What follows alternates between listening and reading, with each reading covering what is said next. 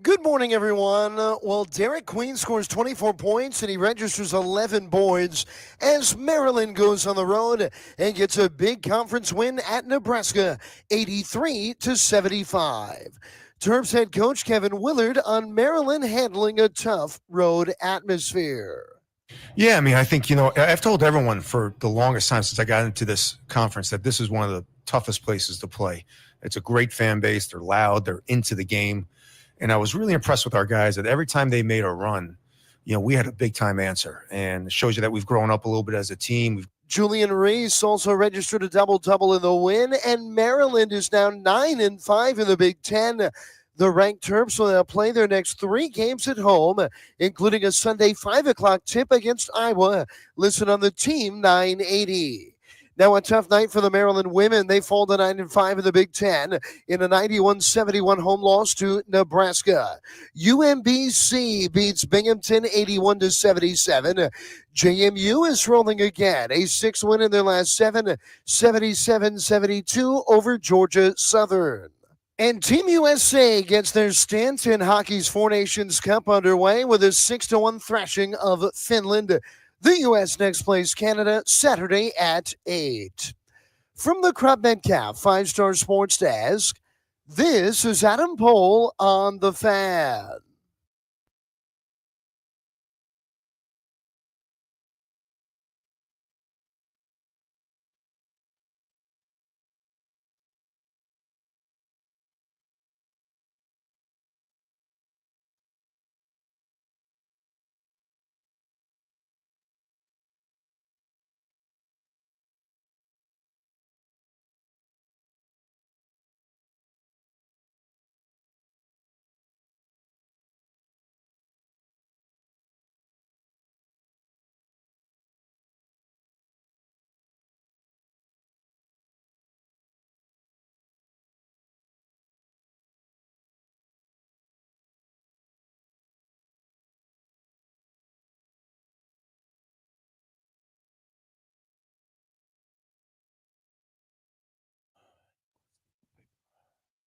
What up, everybody? It is 10 a.m. in the District of Columbia. Points north, south, east, and west. We got a packed show coming up today. Pete Prisco going to join us at noon. Jeff Erman talking Terps in about a half hour, man. Terps, good win last night, man. Fired up for that. Mark Zuckerman from Palm Beach, pitchers and catchers reporting, man. Did you not baseball bet on your Terps last night? You was scared. What was scaring you, man? I didn't like the spot, but you know what? Good teams win in tough spots. They went out there and handled that thing all right. Good teams win in tough spots, man. Saying, dog. I'm going Sunday. Anybody going to be in College Park? Start being a little bit more confident, dog. Not only am I going Sunday, but we got a babysitter. It's just me and Lauren going back to College Park. Oh, boy. I don't know, man. Oh, boy. I've seen Lauren dance, boy. Ooh, Lord. It's going to be fun. The U.S. beat Finland last night in beat the hell out of them. The Four Nations Cup, I believe we're calling this thing. Something like that? Going into 6-1. Well, it had been 6-1. It was within when they 2-1, they were 2-1 going into the third. I think both the and in 3 boys minutes, bam, 5-1. Yeah, beat their ass. Bleep you, Finland. I take it back. I don't really have any animosity towards Finland. I know very little. I believe Helsinki's the capital. But you heard something briefly there. Obviously, the biggest breaking news here on the B. Mitchell Finley program. Happy Valentine's Day to all that celebrate. But Jeff Walker is back. His triumphant return. It's been a hell of a couple days, Jeffrey. Been a while. How are you, bud? What's the latest? What all are we allowed to discuss? Man, what you want to talk about, JP? I'm here, man. I'm alive. So let's start with the day of the snowstorm, which feels like a week ago now. The snowstorm was when? Tuesday? Yes. Okay. So on Instagram, you posted a video of a lady of the night walking down the middle of the street in the middle of the day. That was about 3:00 on Tuesday, correct? Yes. Roughly? Yes. All right. Take me from when you spotted that lady of the night and decided to post it on Instagram until now. What all has happened in your universe? Okay, so first, that lady of the night completely threw me off because it was snowing outside, and she's just walking on the yellow lines in between traffic. She seemed like she had a few. Like she had some substances. Yeah, I'm glad you said a few substances because that wasn't drinks. Then, dude, I had to. So I'm teaching lessons now to kids that troubled kids, and you're teaching lessons to troubled kids. Yeah, I mean, we giving them different avenues. We teach them how to engineer. We teach them how to, do different things. So I went out just because I had to get some stuff done. And on my way back, this dude in a Nissan Altima comes flying down 295. I mean, not 295, BW Parkway. Same thing, it's just the Maryland side. So he spins out. So as he's spinning out, I slam on brakes. I'm like, oh, man, I'm about to collide with this guy. So I let off the brake. I swerve into a ditch. You know I always got something wrong with my tire, right? Something's always wrong with something. Jeff, I know that. Now you fucking like your text to us was on my way home, and I was like, why it took till 9:30 for you to text? You know what I mean? Dude, I was like when I slid off, I was just like, yo, why are you speeding, bro? Dude asked me, am I all right? I was just so blown away. I didn't even argue at bro. I was like, yeah, I'm okay, bro. Just go ahead, bro. Because the dude that made you go into the ditch asked you, yeah, right? He asked me, was going to pull you out of Nissan Sentra? Now, look, I didn't even want him to talk to me. I just wanted him to just drive on because my tire's flat in the ditch now. I can't get no traction to get out. Finally get it out. What road was this on? Like, where is there a ditch? It's not like a ditch. Like where the snowplow pushed everything off? Yeah, okay. It's like I just couldn't get it. And when my tire would spin, it would kick up mud and stuff. So my first specific question was answered with, it wasn't really a ditch. I'm just saying. And we continue. So then yesterday, I'm about to come into work. I started my car. I forgot I didn't lock my door. I literally take 5 steps from my car. And as I'm putting the key in the door to lock my door, I just hear skirt. And then I hear 2 cars skirt off. And I look, my car is being sped down the street by some random guy. My car is gone. I don't know how to feel. So do you think if you went to the car that they were going to try to jack you? No. I honestly think I honestly think they just had the perfect opportunity and took it. Because my car is not worth taking. Like, there's so many cars on the street that look better than mine. It's not worth taking. So I have a question for you, Jeff. Yeah. In the United States of America, liability insurance is required to drive a car, right? Yes. But it's not required to have comprehensive coverage, which covers thetheft. Yes. I'm curious if you have comprehensive car insurance. No, no. Knowing you, so that was my one prediction yesterday when you weren't here. Is like, man, I got a feeling Jeff doesn't have comprehensive on this car. I don't. Good thing is, let's put out an APB on the radio. Maybe the listeners can help. It takes a village. Yes, tell people what they're looking for. It's a 2005 Jeep Grand Cherokee, license plate 1GA4874, and it's like a dark blue. The good thing is, I always thought it was kind of green looking. It comes up. My VIN number registered as dark blue. I don't know why. Plates? Huh? DC plates? Maryland plates. Okay. You know what? I saw one yesterday. It looked just like your car, but it wasn't your license plate. It was a different license plate. I also don't think most of the time, because a bunch of my friends' cars have been stolen out of their driveways. A lot of times, especially now with the push start, people forget to take their keys inside, and so these dudes come around. I don't know who those people are. I don't. It happens, but a lot of times people just kind of take it for a joyride and leave it somewhere. I'm almost surprised your car hasn't turned up yet. Did you call the police, Jeff? Yes, I called the police and my insurance. The thing is, JP, it depends on what level of thief I'm dealing with here. Like, if I'm dealing with a low-level guy who's just joyriding, I'll probably find it. It'll probably be crashed. But because of the engine that I had, somebody could be chopping that thing up right now and convert. You're telling me your 20-year-old car has some super engine? So my engine is the first series of the Hellcat engine. It's a Hemi. Oh yeah, believe me, The year of the car don't make a difference. Yeah, I was gonna say that car was taken care of. Normally, That's the thing. older the car is the one that they really want. I'm about to say my The new engine car and got everything too was much taken stuff care in of. it. Is it Beverly Hills Cop when he's like, "Is this the illegal chop shop?" Let's go around the room. What are the chances Jeff gets his car back, Brian? Where's Brian? You. I'll call White Brian when it's his turn. Well, I'm hoping he gets it, but it's slim. What are the chances Jeff gets his car back, like fully functional, operational? Mm. Just needs a wash. That's very, very rare. Like 10%? Yeah.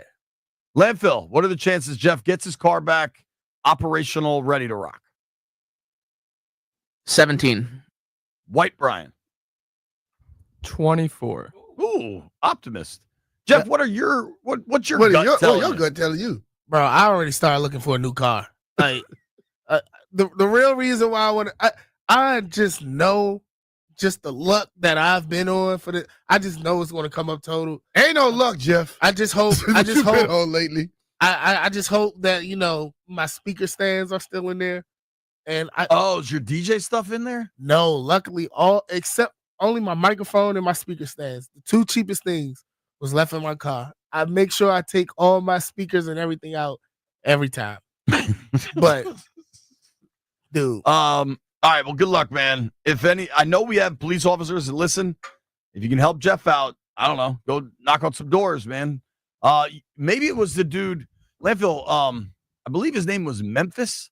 There was a guy that had to steal 60 cars in 24 hours, I think. Who? It's a real story, right? Yeah, it was Eleanor. That was the name of Jeff's car.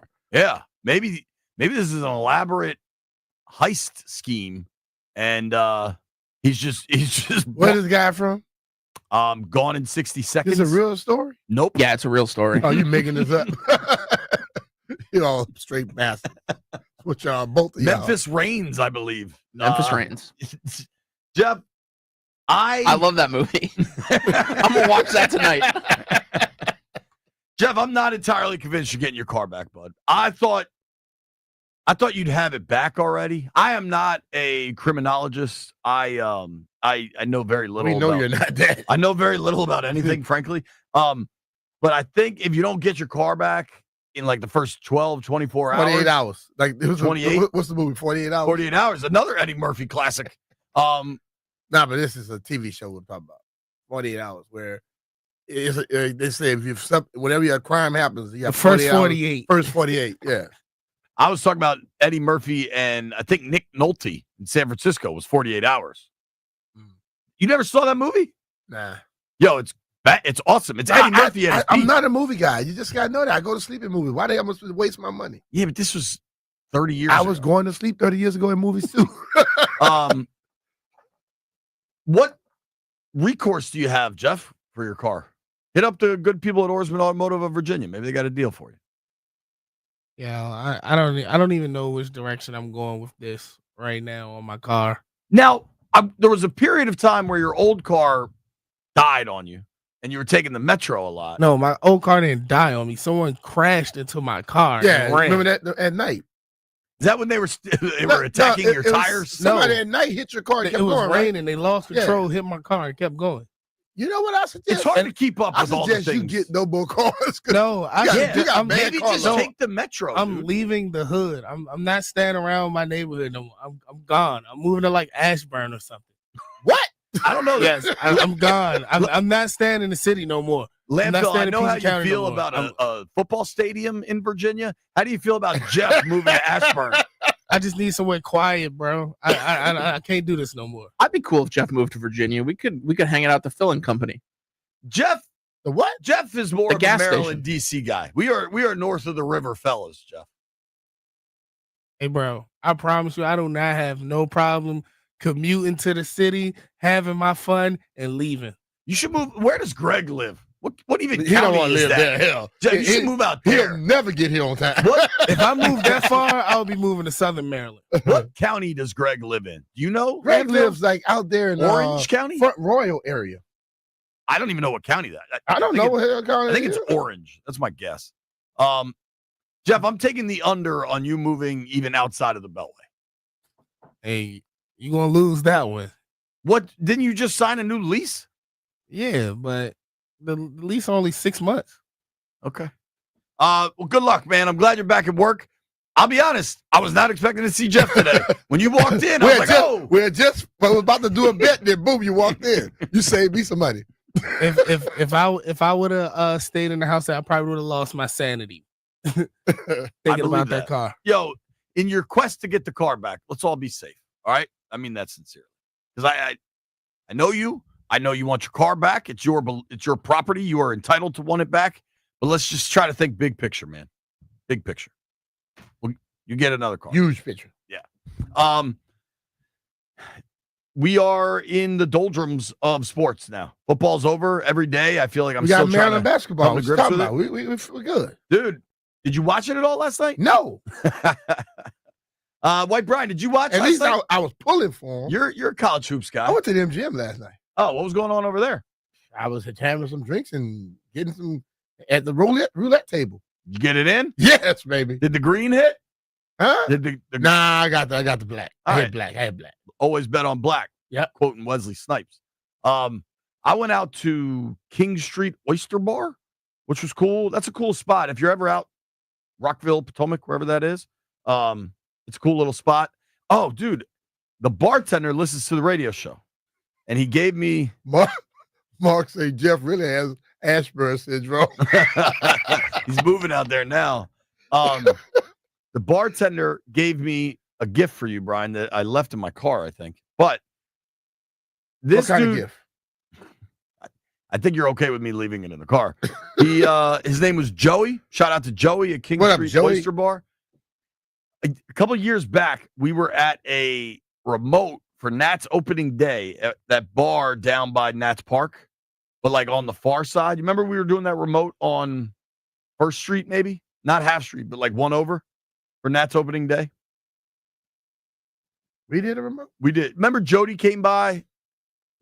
We were there. Oh, we were on the street. We were on the street. Yeah, I remember that. It's over there, though. Well, I never know where we are. all the blinds are drawn. It's very confusing.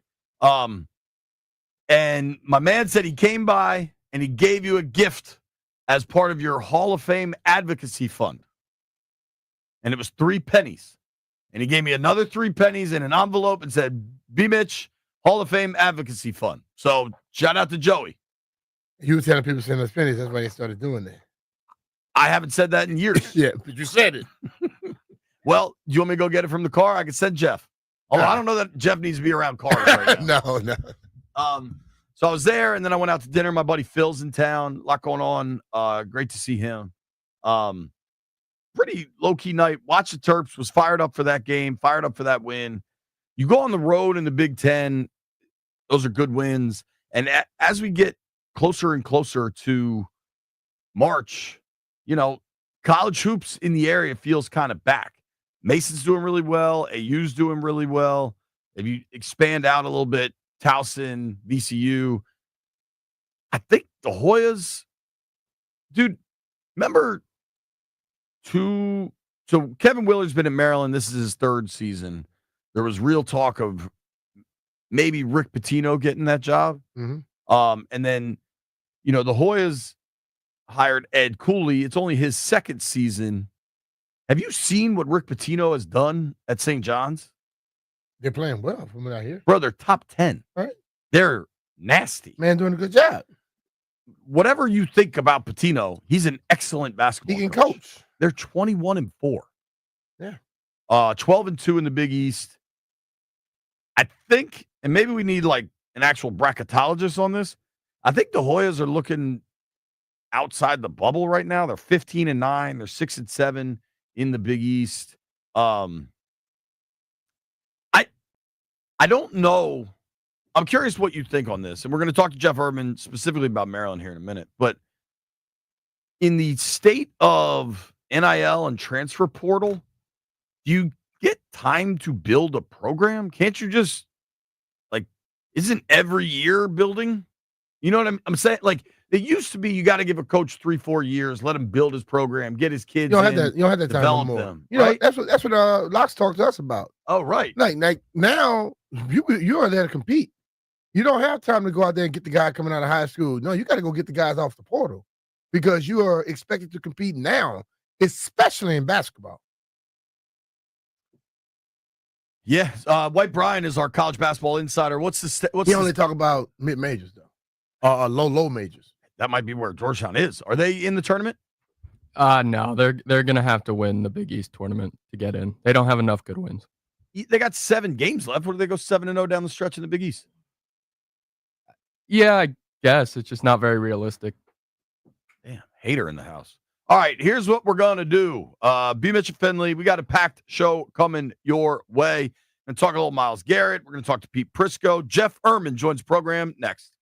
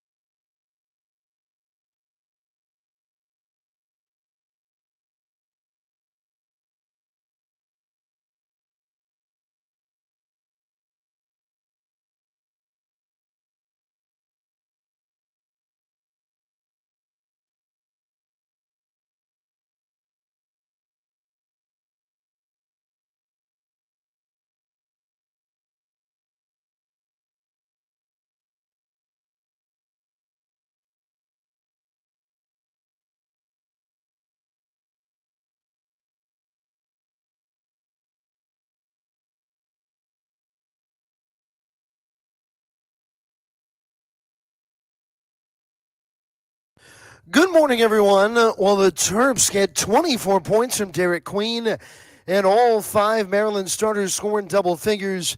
Maryland will win 83-75 over Nebraska to get to 9-5 in Big Ten play. The Terps have a favorable schedule as well down the stretch. They've got their next 3 games at home, including a Sunday tip with Iowa at 5. You can listen to that one on the Team 980. Team USA dominates Finland 6-1 in their opening game of the round-robin Four Nations Cup. The U.S. will play Canada Saturday at 8. And tonight, the Rising Stars game of the NBA All-Star Weekend at Golden State. Bub Carrington, Bilal Coulibaly, and Alex Sarr will all be in action representing the Wizards. From the Crop Metcalf 5-Star Sports Desk, this is Adam Pohl on The Fan.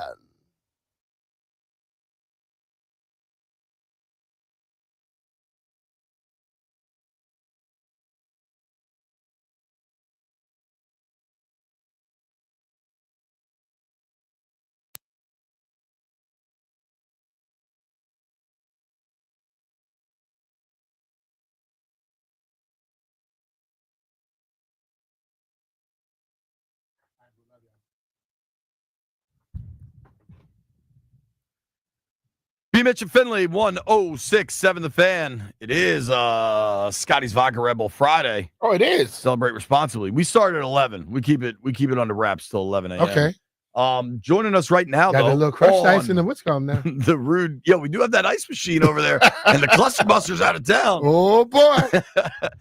Joining us now on the Rude Guest Hotline is our guy, Mr. Jeff Ehrman, covers Maryland basketball, football, everything Terps. Nobody does it better than Ehrman. Yo, Jeff, what up, man? How are you, bud? Hey, JP. Hey, B. Mitch. How you guys doing? Doing good, man. We are great, man. Really good game for our Turtles last night. B called me out on it in the first segment. I was legit nervous about going to Nebraska. I have this theory.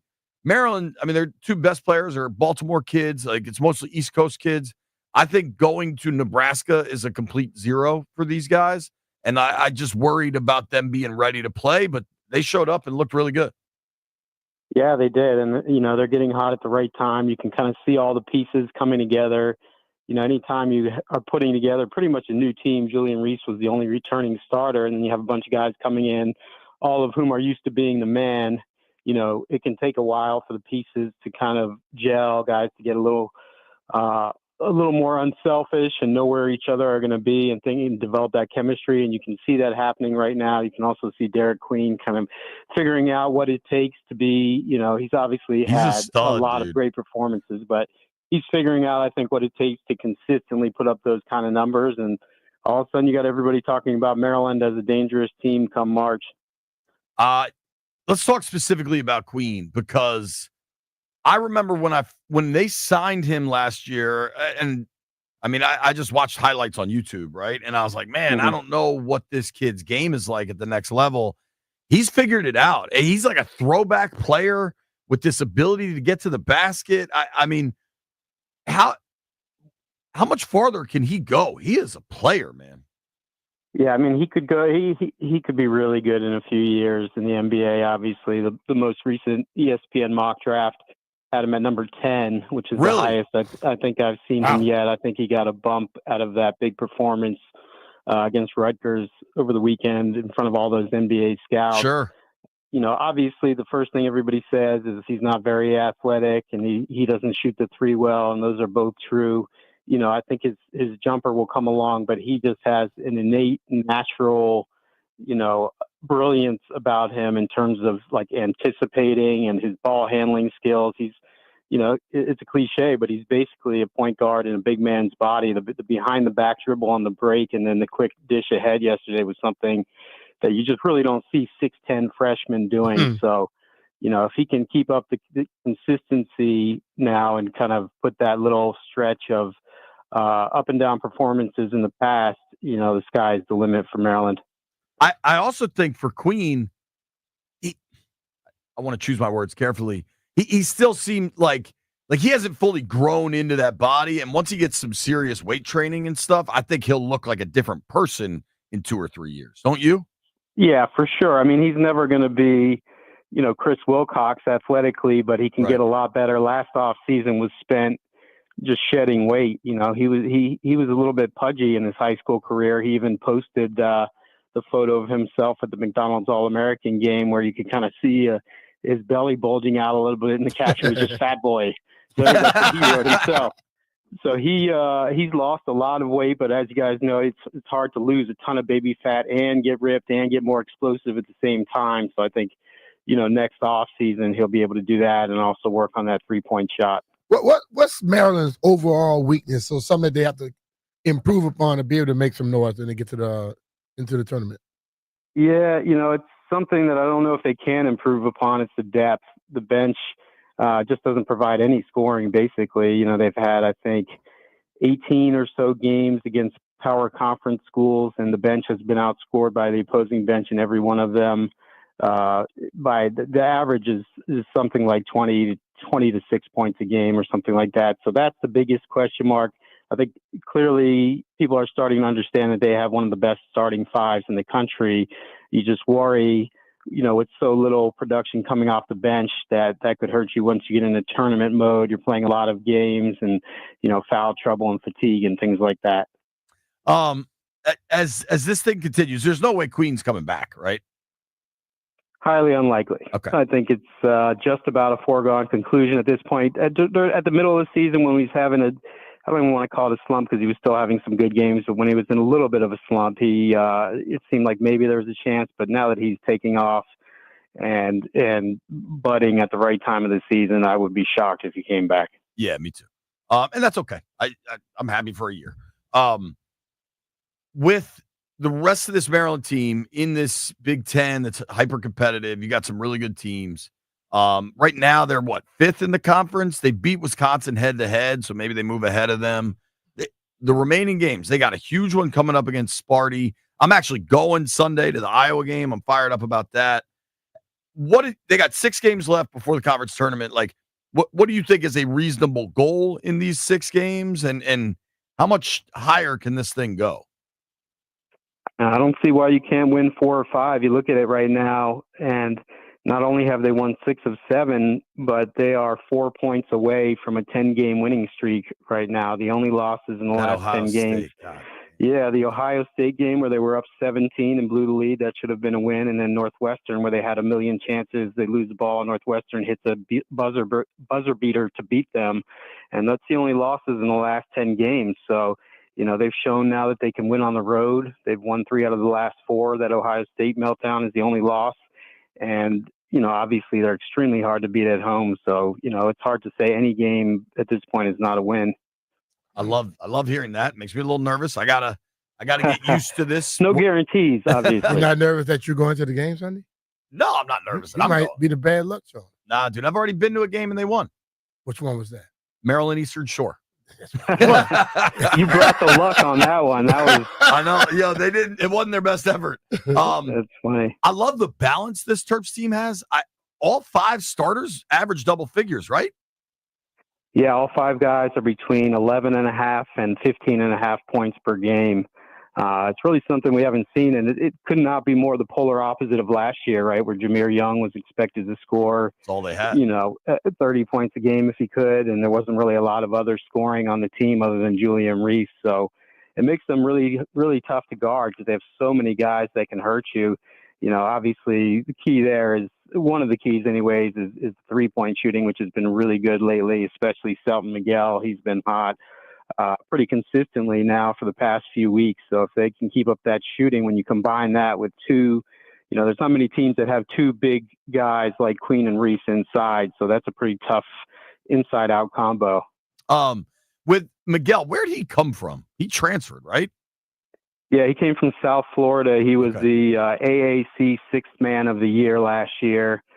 Started his career at Kansas State, and Maryland, pulled some strings or used its connections with Bruno Fernando. Selton Miguel is from Angola. The 2 are friends. They call themselves cousins, from growing up together in Angola. So that helped them get him over to Maryland. So he's been a huge factor in all of this, along obviously with all the other transfers. Got this Angola pipipeline, B. There I you didn't know go. about that. You gotta donate some more money, Jay. Yeah. Get them right, man. We're working on it. I help in the promotions department. Yeah, okay. There you go. Dude, one kid I've been impressed by. So he was the big-time recruit last year, Deshaun Harris-Smith, DHS. And he's the Paul VI kid. I think he was an all-Met. Like, a lot of local excitement about him. Freshman year didn't go well. In my estimation, he's just not that good of a shooter. But I feel like this year he's been helping in other ways and giving them good minutes. Is that kind of how you see it too? How has that unfolded for him? Yeah, I think at times he's made some solid contributions just with like hustle plays. He had a big 3-pointer a couple games ago where, as you said, the jumper just has not been falling. He looks to me like a guy who's a little bit stuck in his own head, kind of nervous, maybe down on himself, not the best body language out there. Last night he had a couple of rough moments, but, at this point, I think you have to write off the 5-star talk and all of that. Obviously, that was all a little bit overstated, and just hope he can give you a little bit more off the bench the rest of the way. But, I don't think he's ever going to be a big-time scorer on this level. It's funny because B always says once you've played a year in the NFL, your draft status doesn't matter. It doesn't matter where you were picked. Yep. Once you played and the tape is out there, you are what you are. I think, college sports are starting to be like that because sometimes these It's like draft status now, to be honest with you. right. I mean, but sometimes these what your high school star ranking doesn't necessarily matter. Specific to Iowa, what do you think for this weekend? Iowa's not that good. They're coming off a solid win at Rutgers. As we know, Rutgers isn't, still in the game this year, but it's, they're never a good defensive team under Fran McCaffrey. Maryland's been pretty much dominant at home. So I think that's one where, I'd be surprised if they don't get a win there. That dude, Sorry, some games to go to, Jay. I know. You want to go to one? Nah, You gonna come with me to College Park? not Sunday. But just in general, they got 6 games left. B. I go. Trying to think which one I could go to. Nah, Michigan State is the just best know game you're left. not leaving early. I can't commit. I'm to not that. going with you then. Michigan State, I am at the Combine, unfortunately. We can go to Northwestern against Maryland Sunday, March 8th at 3:00. Too far away. It's not in Northwestern. It's in College Park. I'm just saying it's too far away right now, man. It may be golf time. Maybe on a road trip. March 8th, you think your golf is going to be 40 degrees? Not where I may go. We could go I to. don't think he wants to go to a game with you, JP. That's pretty clear, huh, Hey, Jeff? look, Jeff, this dude likes to leave early, disappear on people. I Go don't late, hang out with folks like that. Go late, leave early. Okay. It's the right. It's the Yeah, right you path. go to look. He'll say you're going to the bathroom, and then an hour later, you're like, "Damn, I know you're not still in the bathroom." I just text Hey, you. you text I'm on me, my be at couch. home. I don't blame you for being hesitant then to go with him. Yeah. Yo, changing gears. I feel like it's a good. I feel like we've had some kind of deserts in the DC area for college hoops over the last couple of years, where like even the smaller schools weren't good, but Mason looks really good. AU's doing really well. Like there seems to be good college hoops buzz again in the DMV. Are you surprised the Hoyas didn't take a step this year? Was I misreading that? Were they not expected to? I'm not entirely surprised. I mean, look at Ed Cooley's body of work at Providence. He did a solid job there, but there's a lot of resources there. That's a basketball crazy school and never really made a deep run in March or anything like that. And Georgetown just also the reality is it doesn't have the sizzle that it had back in the day. The Big East isn't what it once was, and But is they've been down for quite a while. And It's What's just that? about cash, right? Like, is there NIL just not delivering or something? I'm surprised. No, actually, they have quite a bit of money, NIL money, as far as I understand. I think they spent quite a bit last year. It just hasn't panned out for them this season. So we'll see if they can rebuild it. But they're somewhat off the radar at this point, I would say, locally and nationally. And then you mentioned American and George Mason. That both of them obviously have Maryland ties with Dwayne Simpkins over at American, and Tony Skinn, the assistant under Willard the first 2 years, really good recruiter, and now proving that he's a really good coach. I think they might be on top of the A-10 still. Oh, I knew Skin played at Mason. He was an assistant in Maryland. Yeah, he was an assistant in Damn. Maryland. We got to get you reading the site, man. He was an assistant. Really, he was he was their top recruiter, and for a couple of years he had coached under Willard at Seton Hall also, and so they built a relationship there. And he's killing it at Mason this year in his first year as the head coach. Damn, that sucks. Yeah, I mean, good for well. him, but stay in College Park, dude. What is the biggest factor at Maryland that, like, when these guys are they recruiting high school or just the portal? It's really shifted a lot toward the portal. Willard even came out and said a few months ago that he's not going to take more than 3 high school players in any class. This year, he only has 1 high school player, Wow. which is extremely unusual. Probably won't add another. There's a chance he might. They're only recruiting, as of right now, 1 other high school senior. So, obviously he did an amazing job in the portal this past year to get Rice and Miguel and Gillespie and also Tafar Gapare on the bench. And so he's obviously confident that he'll be able to do it again because, assuming Queen is gone, we know Reese is gone. He's going to have to get 2 really good big men out of the portal. Wow. Yeah. Reese is a senior, isn't he? Yep. It's crazy to think somebody's actually a senior and been in one college for 4 years. That's crazy. Jeff, always appreciate your time. Everybody check out Inside MD Sports. We're going to have to do this once a week, dude. Terps are hot. Anytime, man. All right. Appreciate you, Jeff. All right, bro. Okay, thanks, guys. That's our guy, Jeff Ehrman, Inside MD Sports, which apparently I need to read more often. I don't know how that missed me that Tony Skin was there. You can follow him at Jeff_Ehrman, ERMANN. Terps are hot, man. College hoops is coming. It's DMV time.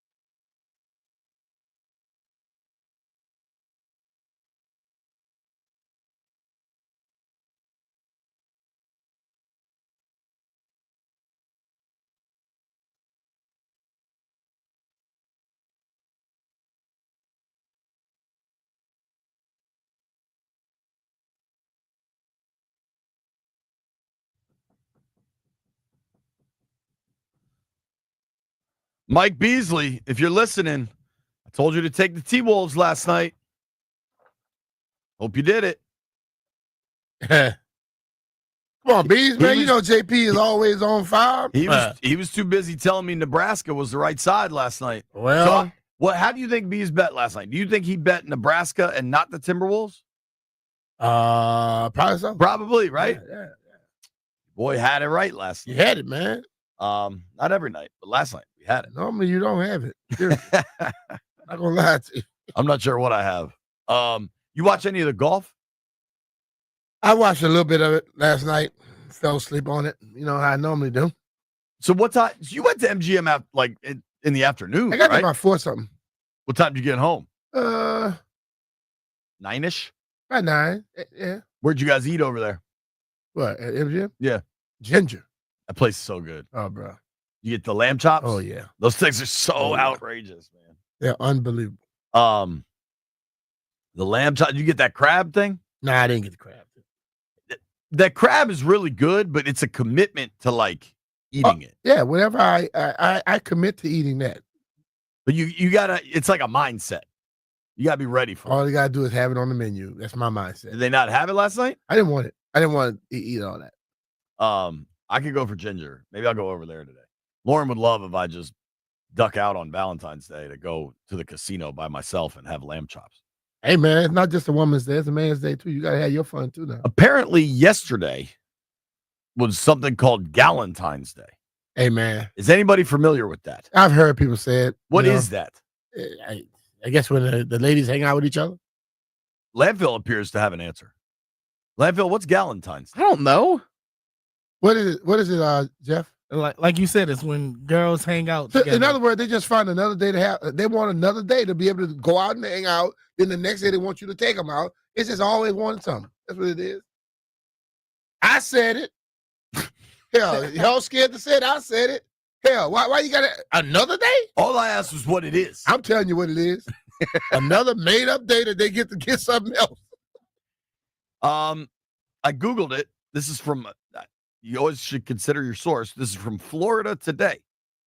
Galentine's Day is for all women, whether they're single or coupled up. It's not a holiday meant to reflect on loneliness or bash the couples who fill up all the restaurants and romantic picnic spots So in the other next words, day. they go hang out with their girlfriends today.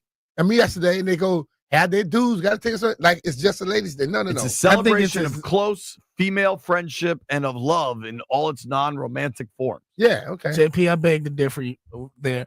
That is just says a woman must have wrote that article. Valentine's Day is definitely for all the single women who bashing the fellas.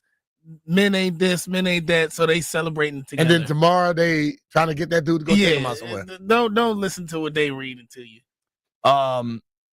White Brian, what are you doing to celebrate Valentine's Day? Taking your wife out? Yeah, we're going to get some ramen. We've never been to a ramen place, and apparently they're good around here. So sounds very romantic. There you go. Yeah. Easy, dog. Pause, B. Say it's ramen, man. Whose idea was it to get ramen? she's wanted to go for a while. So, All So right. he decided to do Which it today. ramen spot? I forget the name of it. I'll have to look it But up. you made a reservation, right? This is I not did. just a show up kind They of don't night. just show Yeah, up. I dog. called them Monday. I think I should probably double check on what I'm supposed to do. I'll be honest. With Well, basically, you did get here and tell me that you forgot it was Valentine's Day today. you. No, I got Lauren socks. You told me you forgot it. I got her socks. No, you got something for the girls to give her. Yeah, Yeah, you didn't get her nothing. bro. Considering the price of the socks, I think Hey, I did man, all right. you got something for the, I'm calling you out, Jay. You got two What'd things you for your get, kids. Monica? Have her own stuff.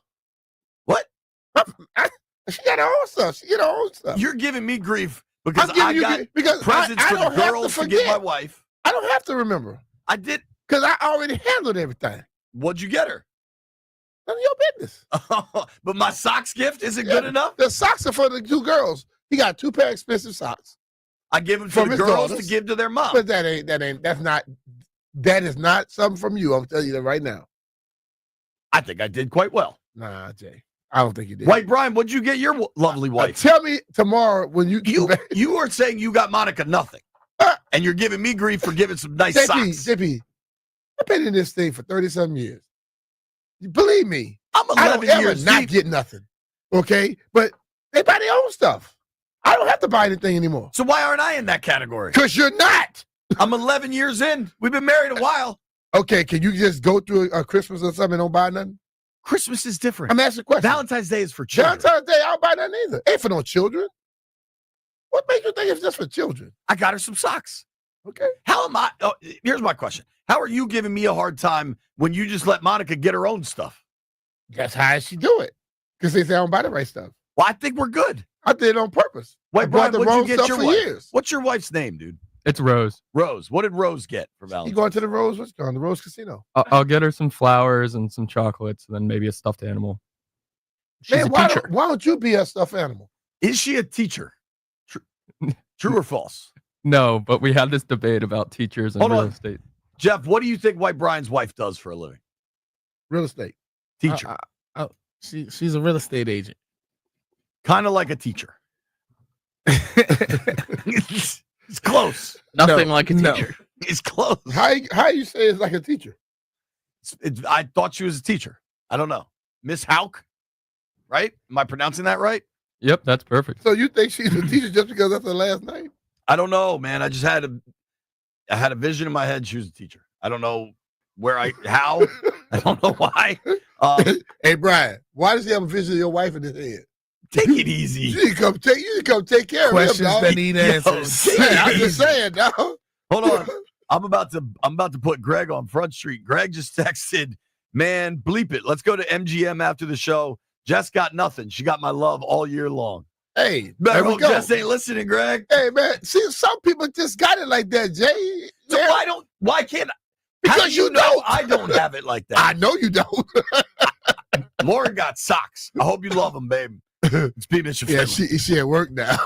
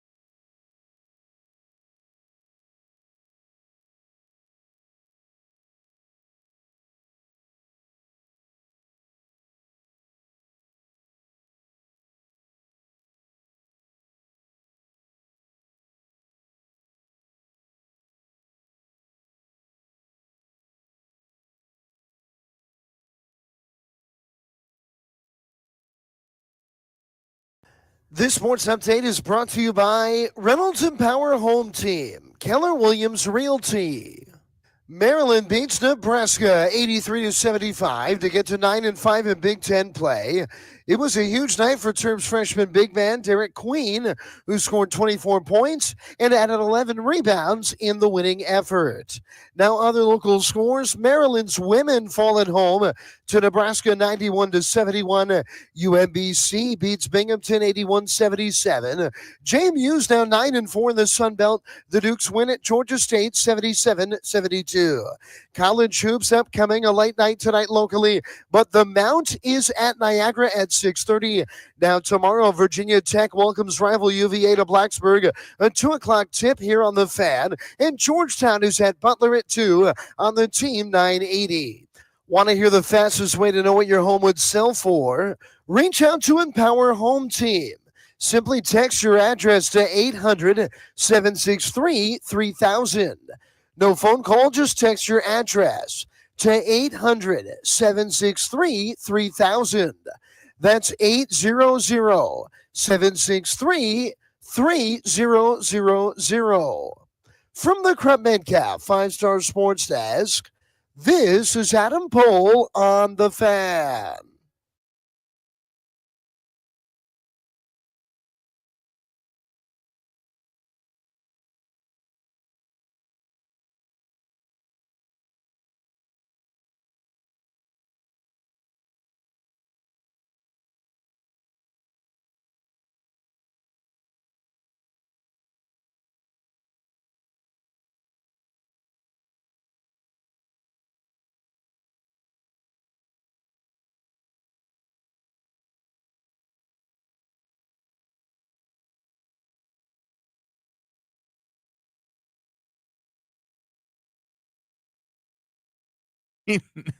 White Brian is dancing. I've never seen White Brian dance. Landfill's dancing. Jeff Hey, was Brian, dancing. this song you do your shots off of? White Brian getting hype. Brian like doing the sprinkler? Has White Brian tried Scotty's vodka yet? Have you had any Scotties? I don't think so. No. Is the Cluster Buster still have that case in there? It's not a whole case because we've been destroyed. We have stuck in there a few times. He ain't here, so we'll see how that Yeah. goes. Shout out to White Brian doing the sprinkler. I didn't know he had it in him. That was funny, dude. I think I asked this question yesterday of Rosenberg, and I think the top 2 targets on the market are going to be Myles Garrett and T. Higgins. If you have to pick one, I don't think I will open the phone 800-636-1067. Okay, that's the phone lines. Phone lines are open right now. 800-636-1067. I don't think anybody's going to say Higgins over Garrett. Like, Somebody gonna say it. Please call in. Call in, people. You think? Well, Jeff standing up right there. Go ahead, Jeffrey. Yeah, heck no. Let's go give. You right, JP. Nobody better call in and say Somebody gonna do it. Miles. I mean, nobody ever goes 100% one way. But Y'all B, know you that. keep saying that you want him to build up in the trenches, and you're tired of people that are talking about not going that way. First of all, you didn't ask me what I say. You said people won't. Nobody would, but somebody will. Yesterday, you said you're hearing a lot of people that keep talking about skill positions. I feel like overwhelmingly, I think Commanders fans are talking about the trenches. Well, there's a lot of people talking about the skill positions. That's all you see. Skill positions, because that's all everybody sells. Offense, receivers, all that crap. No, if you don't have offensive line, defensive lineman, you're wasting your damn time. I legit think most people. I bet it's if the question is specific, Garrett or Higgins, maybe you can make an argument that you don't have to give up draft picks to get Higgins if he becomes a free agent.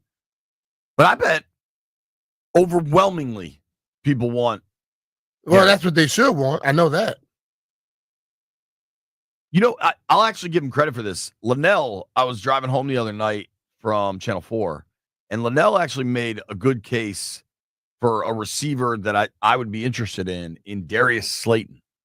Young guy, Not going to cost you much. Has good speed. 6'1", 200 pounds. Auburn guy. Sure why Brian likes that. In various seasons with pretty bad quarterback play up there, he's produced 3 700-yard seasons out of 5. He's been pretty good, and I don't know that Slayton costs you much. Like, I think at wideout, you only have 2 under contract. You're going to have to add people. They will. I mean, I think that's where you want to be shopping. I understand there's only 2 people under contract that's going to be going into it. When they start hitting March and all that, May, they will not be just 2 people under contract. Of course. So it's going to happen. So I understand that, but they're going to be frugal about it. But I will say this, most of your money should go towards those big boys, especially somebody that can consistently get pressure on the other offense. Would you, I think a more reasonable question, would you rather they try to trade for Trey Hendrickson instead of Myles Garrett? No. Just because the cost presumably I don't would think, be lower. I don't think the cost, when you're going for that level of talent, the cost makes no difference. You know, you can't build a team. Like, this is what we did for years. We try to build a great team by bargain shopping. If you're going to build a great team, you're going to eventually have to pay some top-notch person. We have, as a fan base, have always said, man, we got to compete. But every time we want to get the people at the lowest price. The people that's playing against us have some high-priced people. So eventually you got to get somebody. And if a guy is a consistent player that plays like Myles, you take a run at it. Now, if you don't get him, then you go at somebody else. But you don't always look for the bargain. Hendrickson's not going to be a bargain either. If he's going to be living under with Myles, then you may as well go get Myles. Who's the oldest? Hendrickson's they're about to. I think Hendrickson's a year 31. older. Hendrickson outproduced him the last 2 seasons, but Garrett's body of work is far more significant. He outproduced him because he had more sacks. You saying more sacks, more tackles? I mean, I look at a lot of times just because, like, we already know there are people on the football field that may not get the sack, but he's the reason the other guy got the sack. And I think Myles Garrett is definitely that because he gets doubled a lot. Garrett's the better player. Yeah, but Hendrickson's damn good. All right, if they could go for either one. If they go for the best. If you don't get him, you go for the other one. Dave is in North Carolina. Dave, who do you want? Big swing. I'd rather have Hendrickson. I think he'll come off cheaper. I think you can get him for maybe like a 2-year deal. That, front loaded a little bit. I think Garrett's going to cost too much. If it's similar prices, of course, go with Garrett. He's a bigger stud player. But I think Hendrickson, he wants out of Cincy. Give him a little bit of money. You can spread the wealth a little bit. Go get that number 2 receiver. Work on that linebacker core a little bit. I just think it's going to be too much for Garrett. I think the asking price might be too high. I read something. So you're out on Higgins altogether. Yeah, I think he's going to cost way too much. I think you can build to the draft. The kids you like from Miami you've been talking about. Restrepo. He could do a little something. I mean, there's other guys out there. I think Higgins is going to be north of 30 mil. It's just too much, man. You know what I'm at least interested by? I've heard nobody discuss. Thanks for the call, Dave. Phone lines are open, 800-636-1067. You know what I'm curious about, B? Nobody. I legit don't think anyone has discussed Steph Diggs. And you almost always, when there's a local guy that's going to be a free agent, Diggs is obviously produced at a really high level. Somebody will bring that up. I don't think anybody has suggested that. I haven't heard it. But you got to look at the facts. We're on 3 teams in the last 2-3 years? Yeah. And then I think when people start seeing that type of thing, they start to back away a little bit. He's also been injured. I wonder. Yeah, injuries and things of that nature that make people step away. But if he was still playing like he played early on, hell yeah, I think people would bring it up. But not now. I just Googled Steph Diggs because I was trying to figure out when he got injured. And I got this headline. Jeff, maybe you can help me here. Cardi B demands that fans stay single like her despite Stephon Diggs dating rumors. Are Stephon Diggs and Cardi B an item, Jeff? My guy's on it. We got our best guy on it. The Diggs stuff, I think that's a no for me. A lot of people are expecting him to go back to Houston. What was the injury? Do you remember? Who? Diggs. torn ACL on Halloween, basically. Okay. So he could be back for week 1. It's interesting. Nobody's talking about Steph Diggs. And just as a player, I mean, he's been fantastic. From 2018 to 23, he went at least 1,000 yards, at least 6 touchdowns a season. He does seem kind of like a disruptive dude, though. Yeah. Right? And listen, man, I think the ultimate thing is with this team right now, you look at the type of people that they brought on last year. And I think you're going to try to bring those type of people on moving forward. So if you got somebody that's going to be disruptive and whatever, they're not going to deal with that. They don't want that. And listen, that first call was like, oh, it's going to be cheaper. We always talk about how cheap somebody's going to be. We ain't spending the damn money. I mean, if that guy, I would think a guy like a Myles Garrett will elevate your defense. They will have a lot of people going one-on-one, so they should be winning that. It's going to help them out. He still can beat you with a double team. It's fascinating how football fans, NFL fans, really get caught up in salary cap savings. Like, it's not your money, dude. Sign everybody. Look at what Philly does. Look at what the Rams Philly, and how about Kansas City for years? You're like, damn, what? Are they working with a different salary cap than we are? But, Joe, they kind of have gone the other way, too. Ooh. Chiefs. The Chiefs The decision to not pay Tyreek was the decision to not pay Tyreek wasn't all about money. It was about a lot of his antics as well. Tyreek. I think they pay a lot of damn people on that football team, man. I mean, it's interesting because they have let young players walk or trade them away. They're paying Pat, they're paying Chris Jones, they're paying Juwan Taylor. But even a dude like Kelsey isn't making top of the tight end market. Like, it's been interesting how they've kept that together. I'm curious what will happen this offseason. Because one thing I would guess is Kelsey has 0 guaranteed this year. So if he does play, I doubt it's with a 0 guarantee. But you look at how many years they've done it. Okay, look at the amount of people on the Eagles right now. Okay, and that are playing great. The thing about you don't have to pay everybody, but you're going to pay some people. And I think we, for some reason, as a fan base, think we can go out there and get everybody at a bargain price and compete with all the big ones. We're not. Let's see what Alex in Silver Spring wants. Alex, what do you want him to do, dude? Hey, man. What's up, guys? What's up, JP? What's happening? What's going on, Mitch? What's happening, brother? Look, here's the thing, man. Let's stop jerry rigging on these players. Let's get Garrett, all in on Garrett, and watch.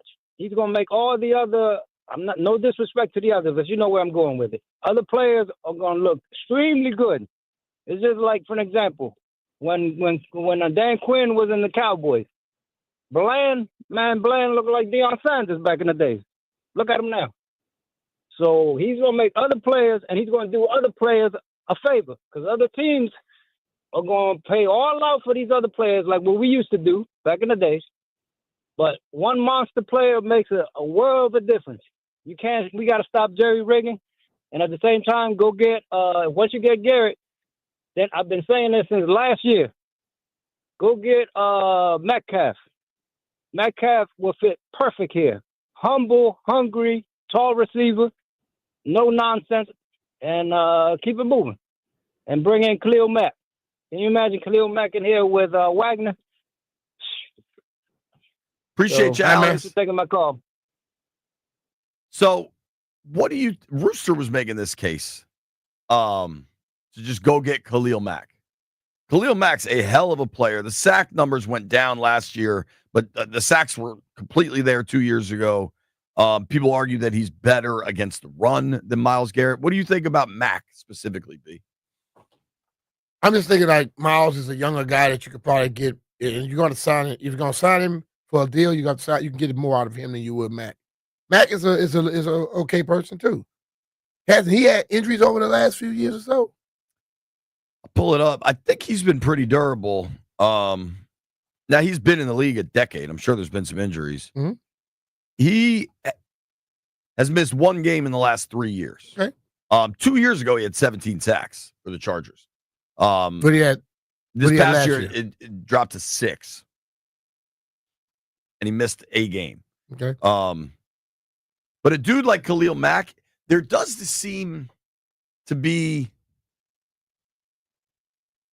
this staff, this front office, we saw it last year, is cool with some veterans that people wonder if they have anything left. Mhm. Like, I mean, they did it with Wagner, Ertz, Eckler. I wonder if that. But see, it's just an interesting. Do you think concept. you think they're going to go with the same approach that they did last year, because they were trying to establish something and establish a culture last year real quick?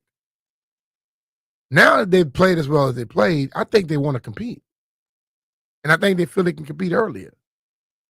Are you going to go after the people that we think they got something to show me for a year or two again, or do you want to get some people that's going to be able to go there for 2, 3, 4 years?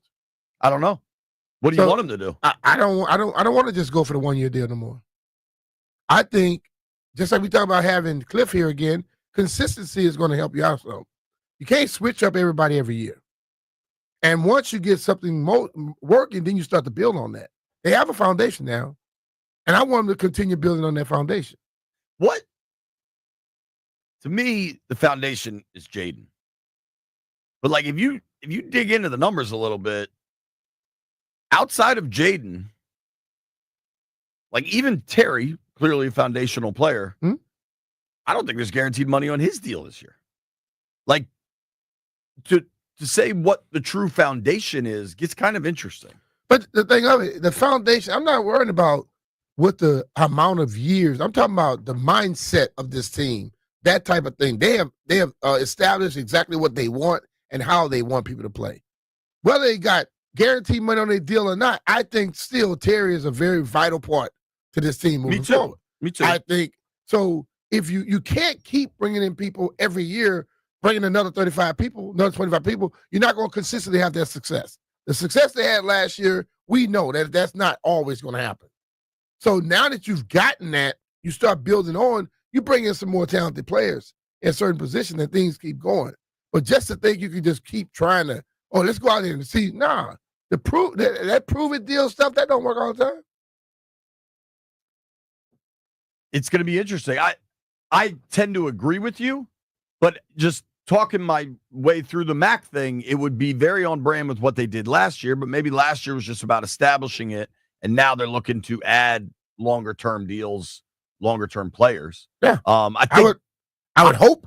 I think the foundation stuff has to come through the draft. I think that's how you build it. Mm-hmm. And Peter's been clear that he views free agency as like a supplement. But that said, I think organizationally they view trades differently than they do free agency. Mm-hmm. And trades is acquiring a player. If you're going to invest the resources required in a trade, then that damn sure better be a long-term figure for you. That's what I'm saying. Our guy Jupe is on the line. What up, Jupe? What do you want him to do? What's happening, fellas? Hey, listen, definitely go after Garrett.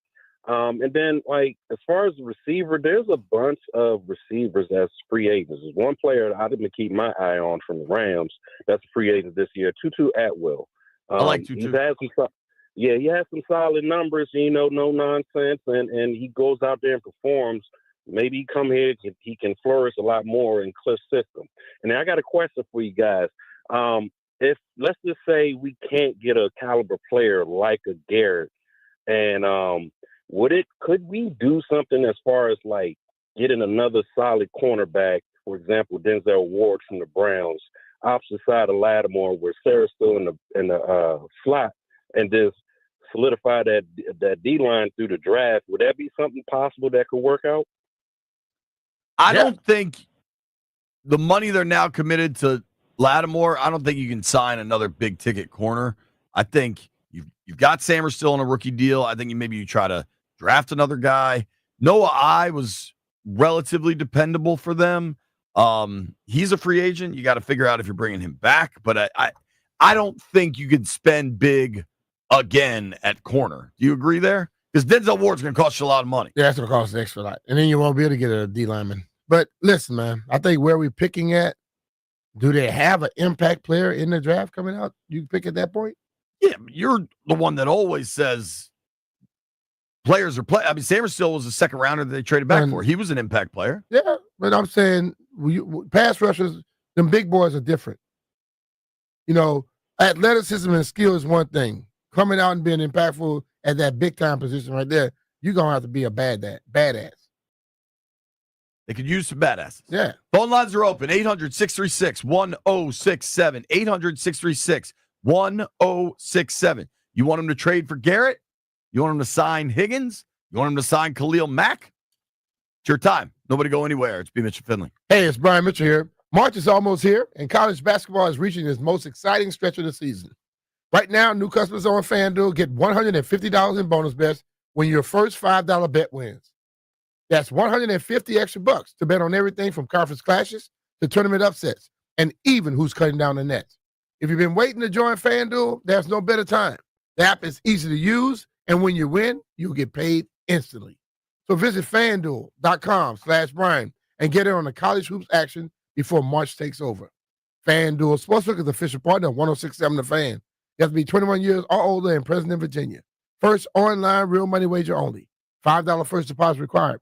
Bonus issued as a non-withdrawable bonus bet, which expires 7 days after receipt. Restrictions apply. See terms at sportsbook.fanduel.com. Gambling problem? Call 1-800-GAMBLER.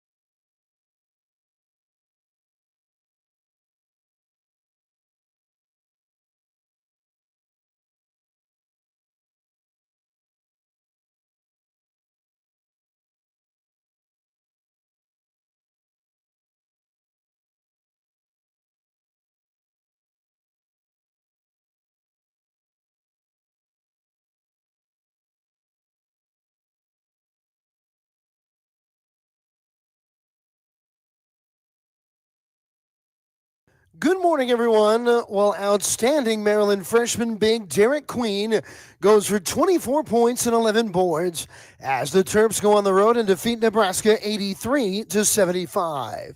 Now, all 5 Terp starters finish in double figures, including Julian Reese, who also added a double-double. The Terps will now head home to play the next 3 games at Xfinity Center in College Park. Iowa will start the swing. That'll be Sunday at 5 o'clock, and you can listen to it on the Team 980. Now, with both the NBA and NHL on break, Team USA won their first game of the Four Nations Cup last night, 6-1 over Finland. And tonight, the Rising Stars game as a part of the NBA All-Star Weekend in Golden State. Wizards, Bub Carrington, Bilal Coulibaly, and Alex Sarr will all be in action. From the Crop Metcalf 5-Star Sports Desk, this is Adam Pohl on The Fan.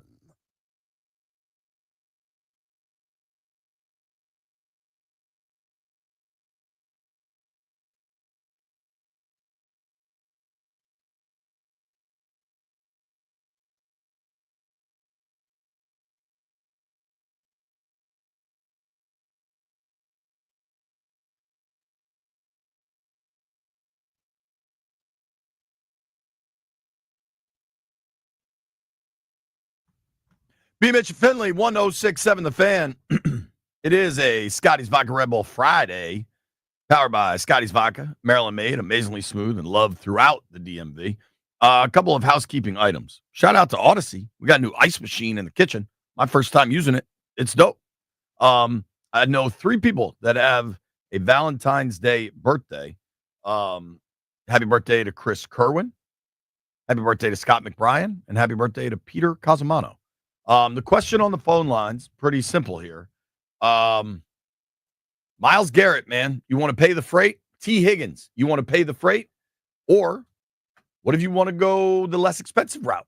What this organization did this past year to a very successful tone has got a lot of veterans that some question how much they had left. They had plenty left. Khalil Mack could fit that paradigm. Let's start with Brad in Manassas. What up, Brad? 8563. What up, Brad? Brad out here giving us his social security. Hey, how are you guys? Good. We're good, man. I think Myles Garrett's probably, if it's just not overly expensive, is probably the way to go. But I also have a question for you, JP or B. Mitch. And it's something I thought I heard on the station the other day about Jaden. If they extend him after his 3rd year, which is the earliest they can do it, I heard that that's the end of cheap Jaden. Is that true? Does that void the rest of his rookie deal or no? What's that? If they extend him after his 3rd year, does that void the rest of his rookie deal? No, it's an extension. It's an the extension. new money takes over after 5 years in. Okay, that's what I thought. But I let thought me- I heard somebody on your radio station the other day said Brad, if they extend him after the 3rd year, hold it was on. the end of cheap Jaden. I want to be very, very clear about something. Cheap Jaden, expensive Jaden doesn't matter. Jaden matters. You look at the quarterbacks in this past Super Bowl, both of them have new giant deals. Mm-hmm. Joe Burrow, Josh Allen, Lamar Jackson, Big all deals. have giant deals. When you have the quarterback, don't worry for the slightest quarter of a second about paying the quarterback. Pay the quarterback all the money. All of it. Is that clear? Thank you, Brad. Yeah. I hope your spaceship is operational. Bones is in Southeast. What up, Bones? Hey, my main man, JP Philly. How you doing, B. bud? Mitch. What up, brother? Yeah, shout out to my man Jeff. I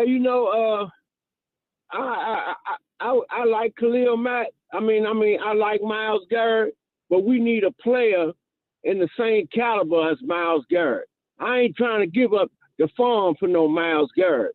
Khalil Mack, I'm gonna pass on Khalil Mack. Hey, JP. Yo. Noah I was getting beat last season, man. Noah I was getting beat all the time. We need an upgrade on that defensive line.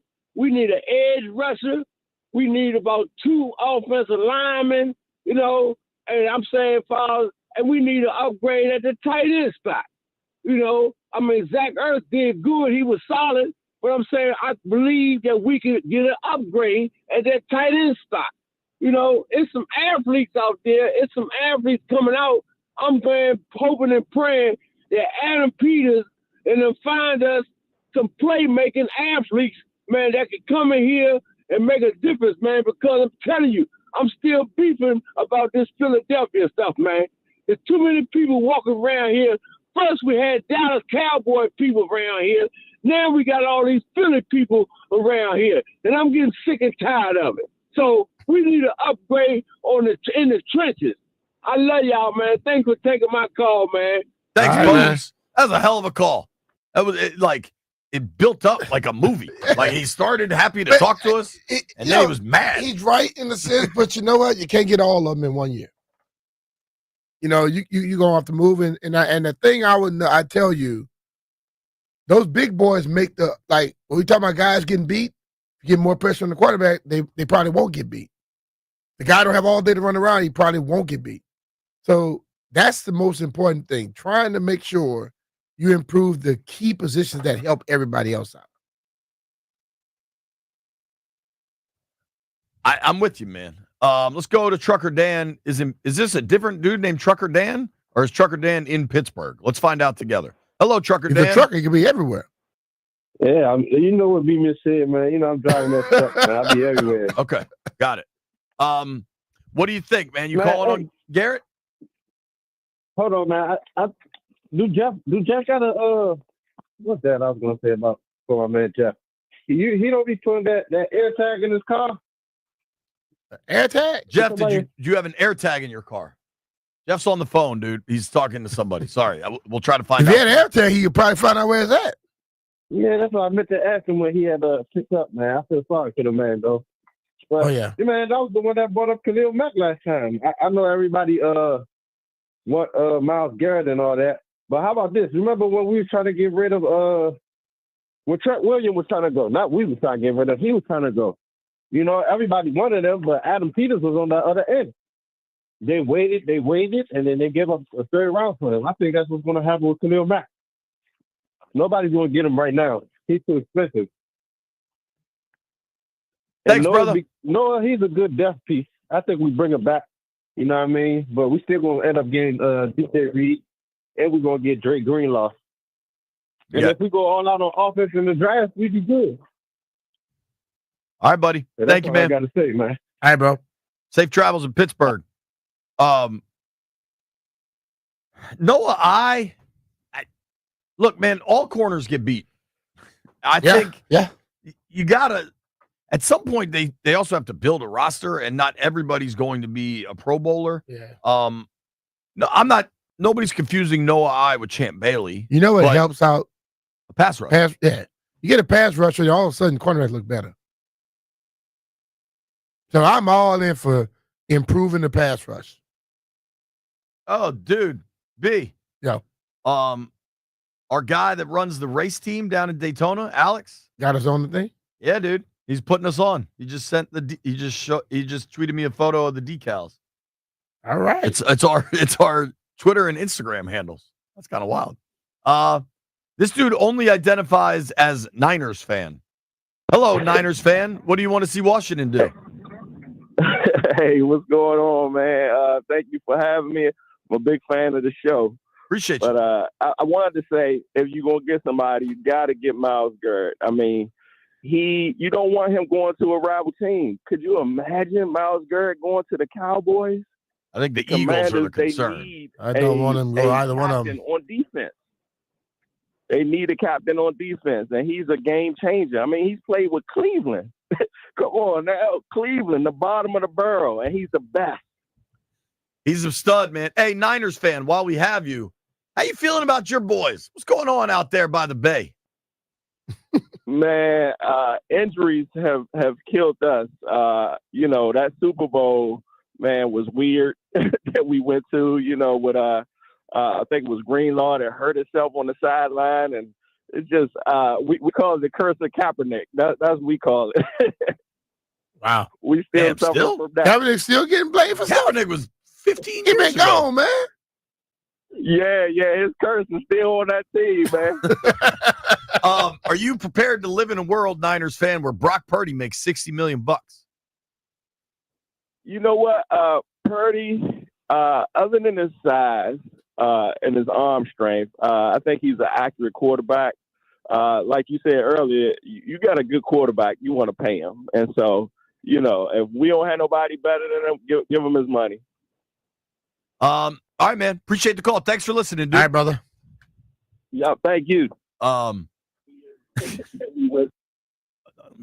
we go. It's interesting. I tweeted out, they had a lot of success last year signing veterans. What do you think about Khalil Mack?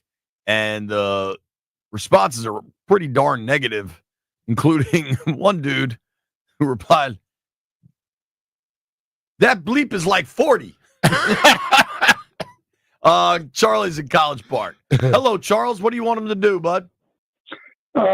Miles Garrett all the way.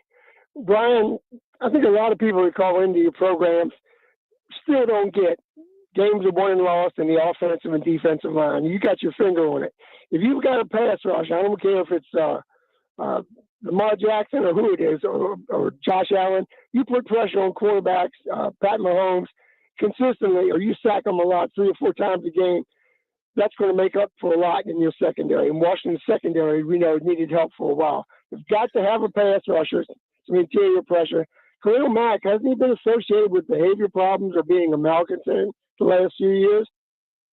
That'd be news to me. I'm not saying it hasn't happened, but I'll get my best guy on it. White Brian. Okay, Look Brad, up Khalil Mack, malcontent. Because I know he's almost on a par with Miles Garrett, but I remember in the last few years, though, he had problems. I think he plays for Chicago, right? Yep. He's been with the Chargers for a few years. Oh, okay. Well, I'd take Garrett over him right now if he had one player, but you got to have a pass rush. Thanks. Got to have a pass rush. That much we agree on, Charlie. Here's what I'm thinking. We can have a specific Khalil Mack discussion. Pete Prisco is going to join us at noon. He just put out his top free agents across the NFL list. Prisco's a longtime CBS reporter. Find out who you think the Commanders should go after. I think that's what we're going to have to ask him. Pete Prisco at noon, taking your calls. Plus, RFK news. Mark Zuckerman's down in Florida. Florida sounds pretty wonderful right now. Nobody go anywhere. It's B. Mitch and Finley.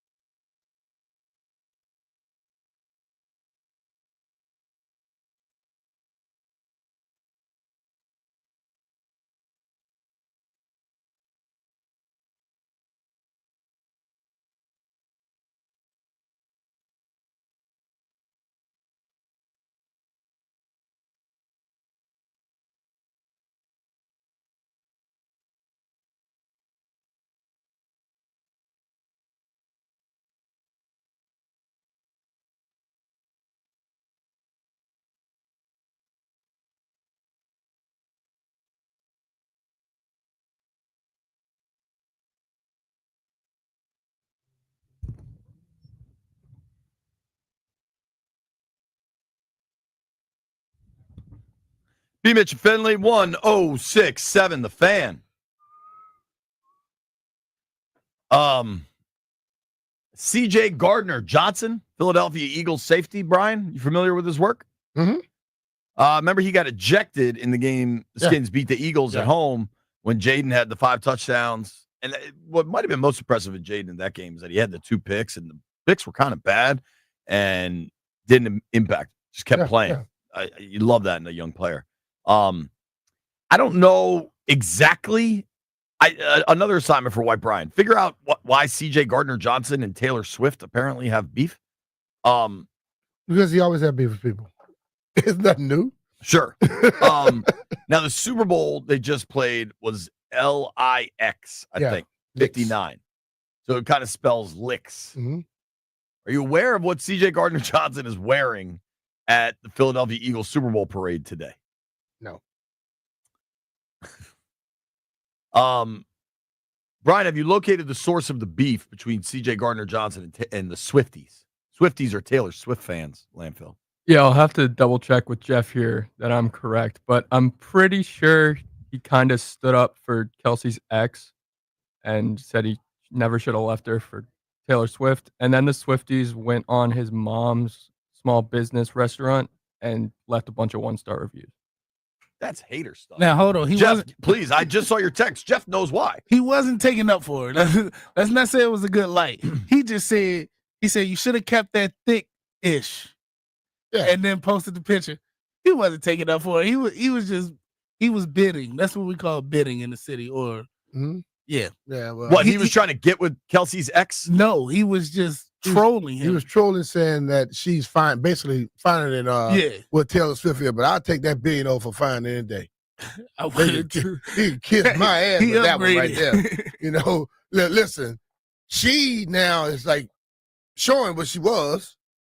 So I mean, we can sit up here and it's a lady. So people gonna try to make the black-white thing. No, he went with the best investment. Go after the billion. Hang out with the billionaire. Not with the person that want your cheddar. Yeah, she was there because she works like social media or something. Yeah. I'll confess, I've gotten confused now. But what I know is C.J. Gardner-Johnson is definitely going after the Swifties today. They don't care. He's wearing a sweatshirt that says, now remember, this was Super Bowl LIX, licks. Swifties can licks my blank. He's wearing a sweatshirt. Honestly, if you're C.J. Gardner-Johnson and you've made a lot of money at this point, all this will do is drive your notoriety up. Like, I think it's smart. Whether he actually cares or not, whether he's mad they left the bad reviews for his mom's restaurant, like, it'll only increase the interest in his brand, for lack of a better word. It may not. I don't know. I think it's kind of funny. I don't think everything that you just pop and do something is going to always increase your brand. I don't believe that. Dude. It's depending on who you are, how you are. What is it? Hold on. Jeff just retweeted a picture from somebody named Scooby6951. What the hell is going on here, B? It's you, Jeff, and Greg in the background. That was Burgundy and Soul. You see this picture? B is out in these streets. Yeah. I'm showing my ring. Yeah. I show people my ring like that sometimes. When you know. That Burgundy and Soul party must have gotten pretty. We had a lot of fun. You were out of town. I was working, dog. I was in Minnesota watching it all go down. I think what do you think the scene is like in Philly right now for that parade? Yo, I hope they greased and put some that what's called that razor wire on the damn poles. Now, I don't want to see nobody else fall and bust their head, man. That's your hometown. What do you think it's like up there, White Brian? Getting nuts? Brian don't act like nobody from Philadelphia. Nah, Brian's chill. Brian seems like he's from like some other part. He's not from Philadelphia. Yeah, I know a couple of my friends that are going. I fully expect everyone to be blackout drunk by like 1 p.m. Yeah, I think they went there blackout drunk. You know the dude Dove Kleiman, who may or may not be a robot? So some of the Eagles fans are like tailgating for the parade, which is incredible. I'll give them credit for that. And what they roasted a a pig and put a 15 on the side. Yeah. It's funny. It's fans being fans. Yeah. This nerd Dove Kleiman decided to get very mad about that. Said it was inappropriate and there's no place for that in sports. Doug Kleiman, I'm gonna stay cool. Yeah. That Get a dude, grip, you dork. There's nothing is wrong with that. Yeah, They I have agree. fun. All right, Pete Prisco's joining us in just a minute. White Brian, was there any malcontentness with Khalil Mack? Did you look that up for us? I couldn't find anything specific, no. Yeah, okay. That seems like it would be news to me as well. Now, that's not to say a veteran player with a long track record of success doesn't want to get paid. He should get paid.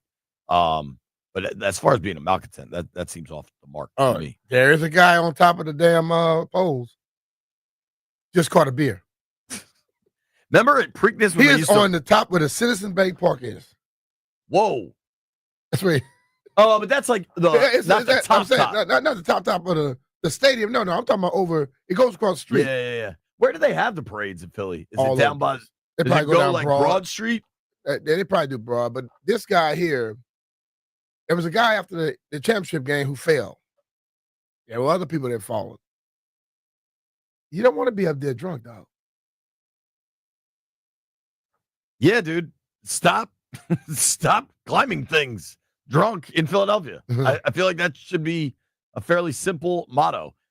Here's what is dope, though. The Weekend, great performer. We got tickets. Caller number 10 right now, 800-636-1067. 800-636-1067.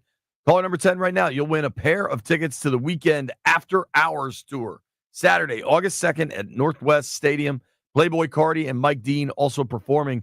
For tickets and more event information, visit 1067thefan.com. Tickets giveaway right now, man. Call in. Jeff's ready. Haven't said what's up to the stream yet. Good morning, everybody in the stream. I did want to alert the folks. Now, we really have gone all out to decorate the Prison Cell studio over the years, including this Tutty towel right here and this Prince poster. I got this Prince poster when I bought a Purple Rain record a few years back. Somebody vandalized our studio. Yeah. When we came in the other day, the Tutty towel was on the ground and the Prince poster had been knocked down. I don't know who it was, but know that we're watching. We're looking for you. And we find out, we'll put something in your food. Knuckle Up Records. Never forget. Pete Prisco joins us next.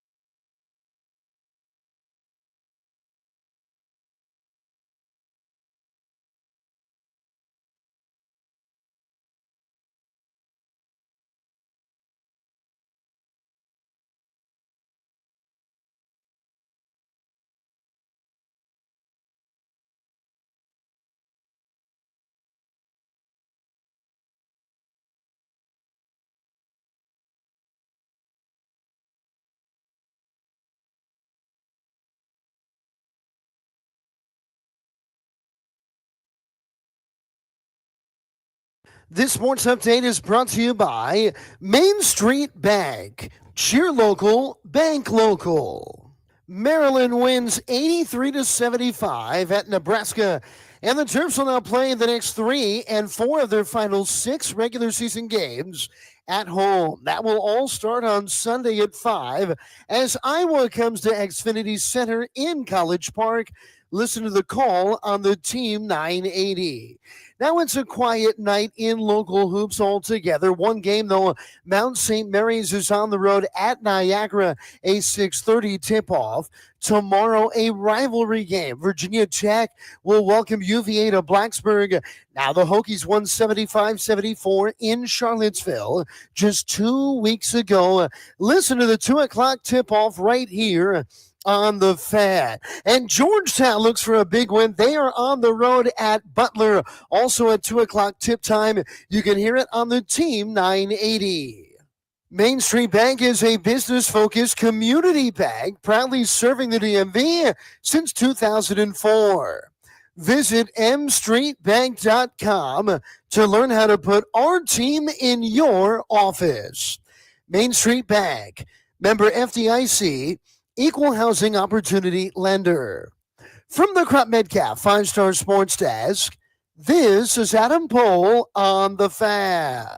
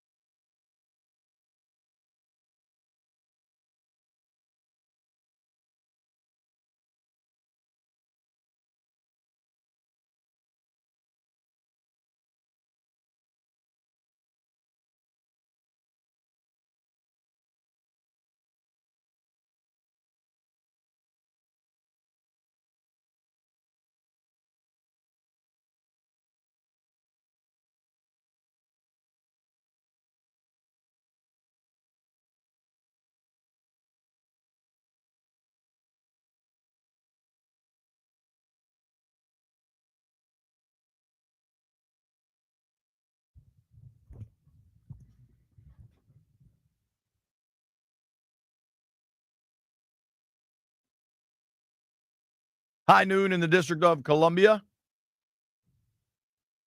B. Mitch Finley, 1067 The Fan. I'm trying to track down Pete Prisco right now. Now, I'm going to address something in the chat. I said simply in the chat, what's up, guys? Happy Valentine's Day. It's Valentine's Day for everybody. Man. I'll say it to you. Happy Valentine's Day, Brian. Say it to me. I mean, I would say it on St. Patrick's Day. I would say it on you won't. Arbor Day. No, you won't. You forgot it was Valentine's Day for your wife. You're gonna say I got her socks. Nah, that's what you told me. You're gonna say it to a dude. Nah, that's just like drinking mimosa with guys. I'm not out here drinking mimosas. I will tell you, a buddy of mine this is a life hack. He says his office building gives out flowers for the dudes to take home to their wives. Now, that's A+ office management right there. I think that office building is great. Because they know all the guys gonna forget anyway. All the dudes gonna go home. But they're like, let me make sure that they can come to work happy tomorrow instead of sad. It's gonna be interesting, I think, with the with Valentine's Day going forward. There was some serious news yesterday. Mayor Bowser had a press conference. Mm-hmm. And I got this from my dude Mark Seagraves. Seagraves all over. Like when Bowser talks, that dude is on it, man. And she had some like banger quotes yesterday. She said straight up, we will have Super Bowls and World Cups at RFK Stadium when we get this thing built. Is it going to be RFK still? I don't know that answer. We're going to talk. I want to get into this RFK stuff, but right now we got Pete Prisco from CBS Sports on the line. Pete, what's up, dude? How are you? Good. How are you? Doing good, man. We are doing well, man. It's interesting for us in Washington to have the discussion about the draft and what they need to do to get better, but it's with these serious approach of how can they become a Super Bowl contender because they've figured out quarterback. It's been a long, long time since that's been the case. Yeah, no question about it. You guys know how I felt about that kid. I told you last You were summer all in. that, yeah, I mean, he's special, and he is every bit as good as I thought he would be, and even more. And you can tell he loves it and he lives it, and they follow him. And again, you don't have to worry about it for the next decade plus in DC, which has to be a real comfortable feeling for all the Washington fans. Absolutely, What man. do you think their next move should be as they try to get better and make sure they can maintain this? Well, after watching the defense get gashed, they got to, get better on that side of the ball. A pass rusher. They have, Fowler's an unrestricted free agent. I know he had the sacks last year, but he really wasn't as productive as the sack numbers. They need to get better at rushing the passer, and I think that's a number one priority for them.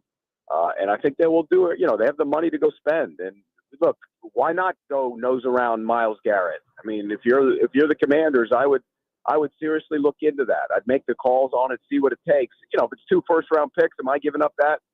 Probably not, but maybe, a 1 and a 3, and I'll make that deal. So I think they have to improve the pass rush. Yeah, for sure. It's interesting. You have the article on CBS Sports about the top 100 free agents in the NFL, right? And Darnold's at the top of your list. What's nice for Washington is they're not in the quarterback market. Second on your list, T. Higgins, then Josh Sweat. Both guys that there's at least been conversations regarding Washington. Brian and I both strongly feel like invest on the defense, let the offense kind of do its own thing. What do you think ends up happening with Higgins? Do you think Washington will be a player in that? I think, though, obviously you got to look at it. If he hits the market, by the way, there's still a chance that, they tag him or sign him before. I doubt it, but, there's always that chance. But if he hits the market and you're Washington, you have to make a call on it. I mean, you give him another playmaker. But I'm with you guys. I think the focus has to be on the defense. They can score. They scored all year long. It wasn't an issue. The issue is on the defensive side of the ball. So I do think if, I had to look at it from a priority standpoint, I think it has to be the defensive side of the ball. Whether you get pass rushers, help in the secondary, whatever, you need to find help on that side of the ball because offense wasn't the problem most of the season. The problem was the defense. Mm-hmm. Absolutely. Totally was. What do you think Josh Sweat's market is going to be like? It's an interesting thing because he's 28 years old. Remember, he kind of gambled last year, went back on a 1-year deal, and then led the team in sacks during the regular season with 8, didn't have any in the playoffs, and then was fantastic in the Super Bowl. Yes. So, how do you grade that? I think there's a premium value on pass rushers at that age. You'd like them to be a couple years younger, like 26, but still got a lot of good football left in him. So I think the market's going to be very robust for him, and I think he's going to get a big contract. I said this after watching that Super Bowl. Obviously, Sweat was impressive. He was impressive all season.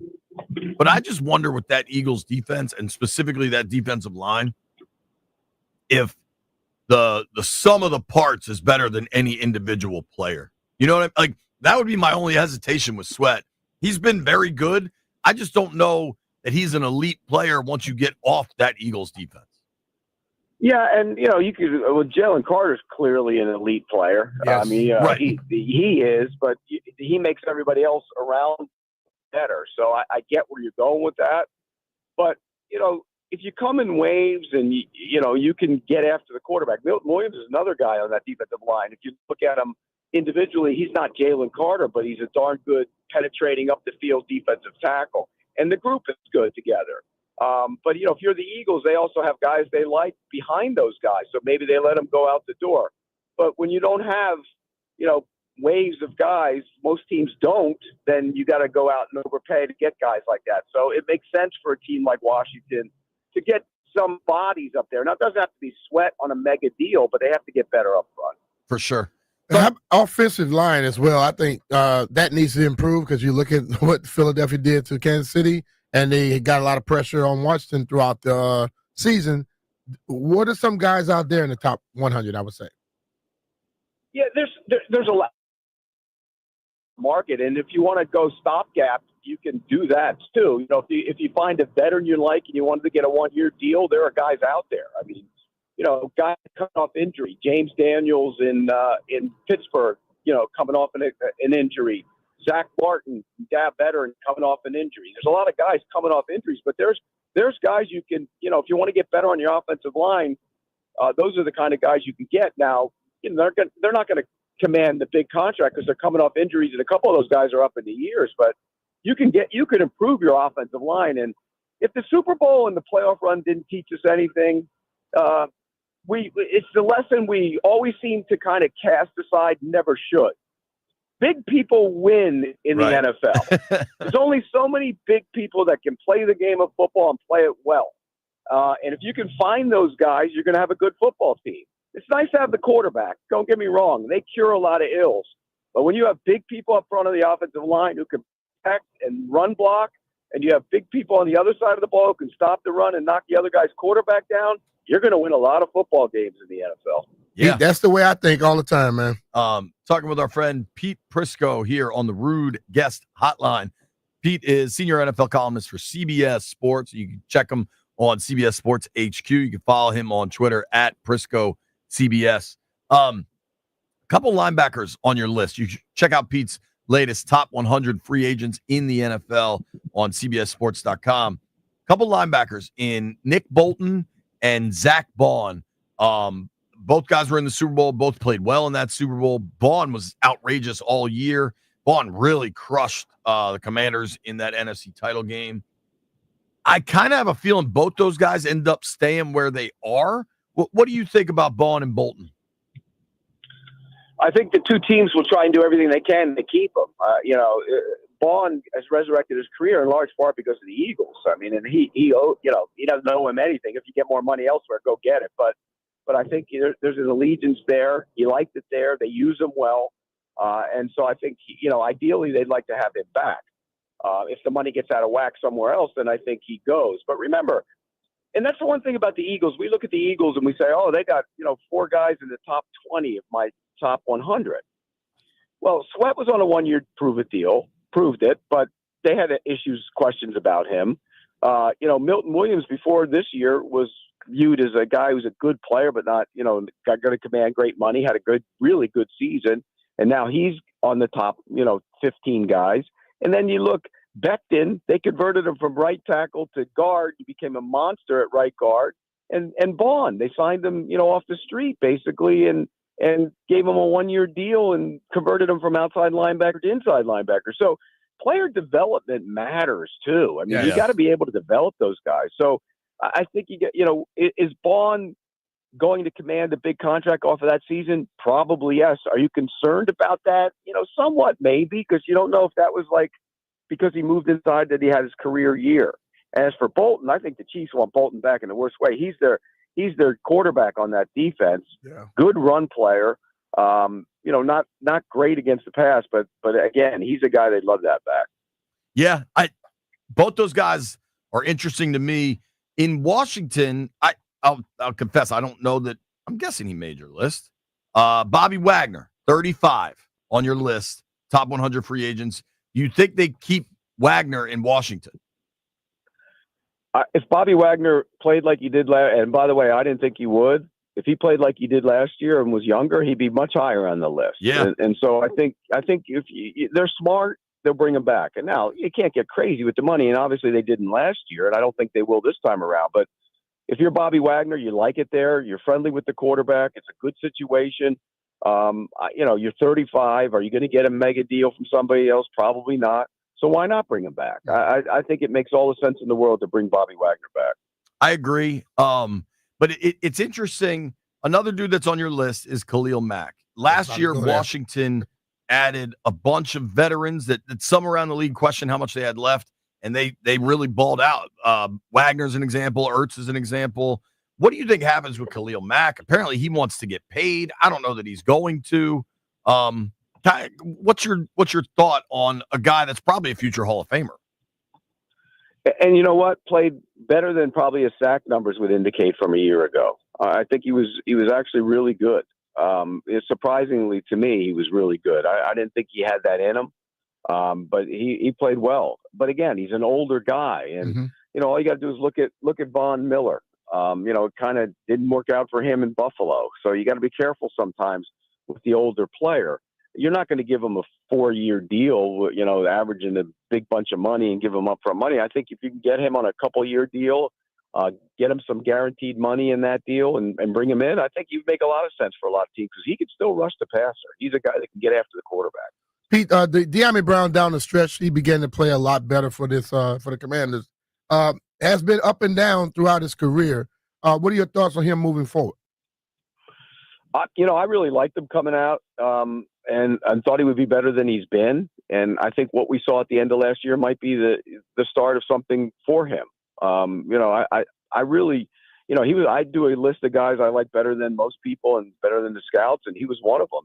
And I expected big things from De'Ami Brown, and I think at the end of last year we started seeing bits and pieces of that. And that's the one thing about free agency. You want ascending players. You don't want descending players. As one coach told me a long time ago, he goes, ideal age for any free agent is 26, and because his best football is probably the next 3 or 4 years until he turns 30. You don't want to pay, usually, particularly the big contracts, you don't want to pay them if they're 29, 30 years old because you're never going to get your bang for your buck. So I think a guy like De'Ami Brown is an interesting one to keep an eye on because he's an ascending player. And I think those are the kind of players teams target. Yeah, in a big way. It's interesting, though. There's a couple guys. You mentioned Garrett earlier. What do you think? There's so much uncertainty with Cincinnati. What do you think happens with Hendrickson? Well, I think in their master plan, they bring all those guys back. Now, is that reasonable? Probably not. But I think Hendrickson is one, and Burrow's talked openly about Hendrickson. If they don't have Hendrickson, they don't have anybody who can really rush the passer, and you can't win that way. Yep. So I think they have to find a way to make that work. Joseph Asai is another young player who had 5 sacks last year. He came into the league. They expected him to be a big-time pass rusher. Well, he's now an unrestricted free agent on the market as well. So, and by the way, another one of those ascending players, a younger player who might, you might get him for a decent rate and be able to cash in on that. But I do think that the Bengals have to find a way to keep Hendrickson. Yeah, I mean, it just seems like Cincinnati is in the process of tearing down a team that could have been fairly great. One dude on your list, if you want to check out Pete Prisco's top 100 free agents, it's not just one thing I always like about your work, Pete, is it's not just the same stuff you read everywhere else. Like you have your own opinions. You obviously watch the tape, all of that. Cowboys D tackle, Osa, I don't know how to say Odazigawa, I think. It's Odazigwu, I think it is, but you're close. I'm probably wrong. You're probably wrong. But, yeah, probably. But that's a dude that Dan Quinn knows well. He's only 26. He's disruptive. Maybe not the biggest dude. Where do you think he ends up on a Dallas team with some questions themselves? Yeah, he is actually really disruptive, and that's what he is. He's a disruptor. Is he great, holding up against the run when you're running right at him? Probably not, but he does play the runs. He's not a bad run player, but they've had problems over the years stopping the run. I think this is one of those situations where if you want a guy who can get up the field and get you some sacks and get you some penetration and get into the backfield on run plays, that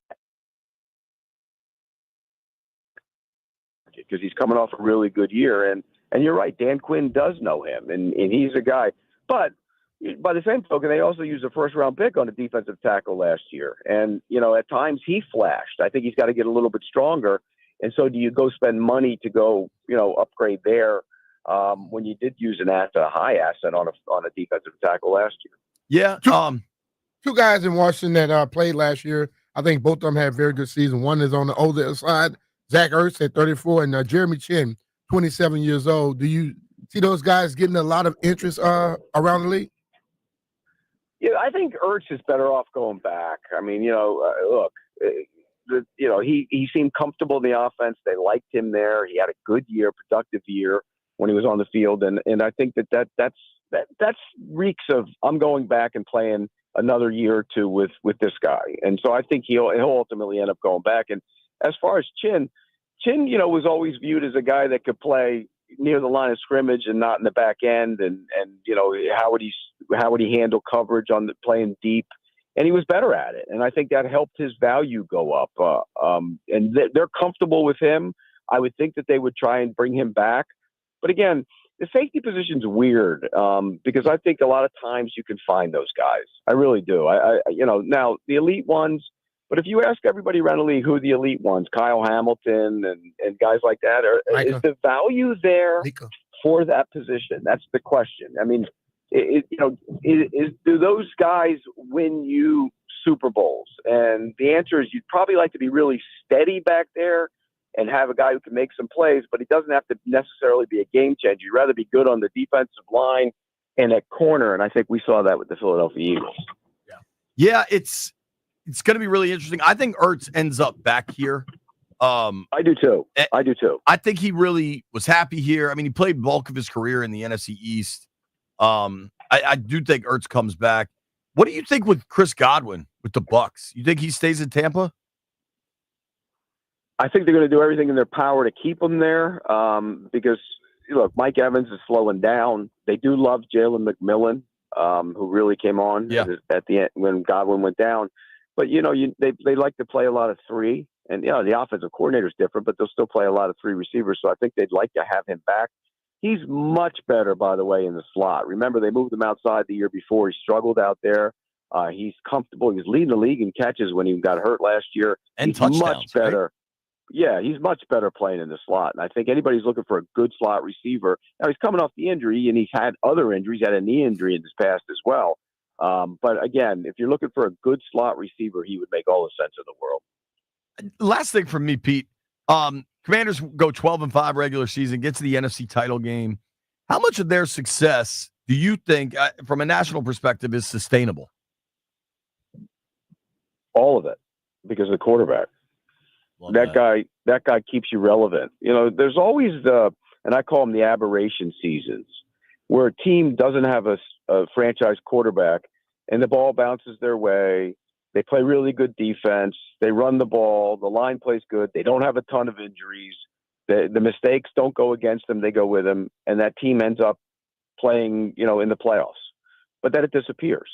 And then you're gone. You don't have sustainable success. Minnesota. The Commanders have sustainable success because they have that guy. Yep.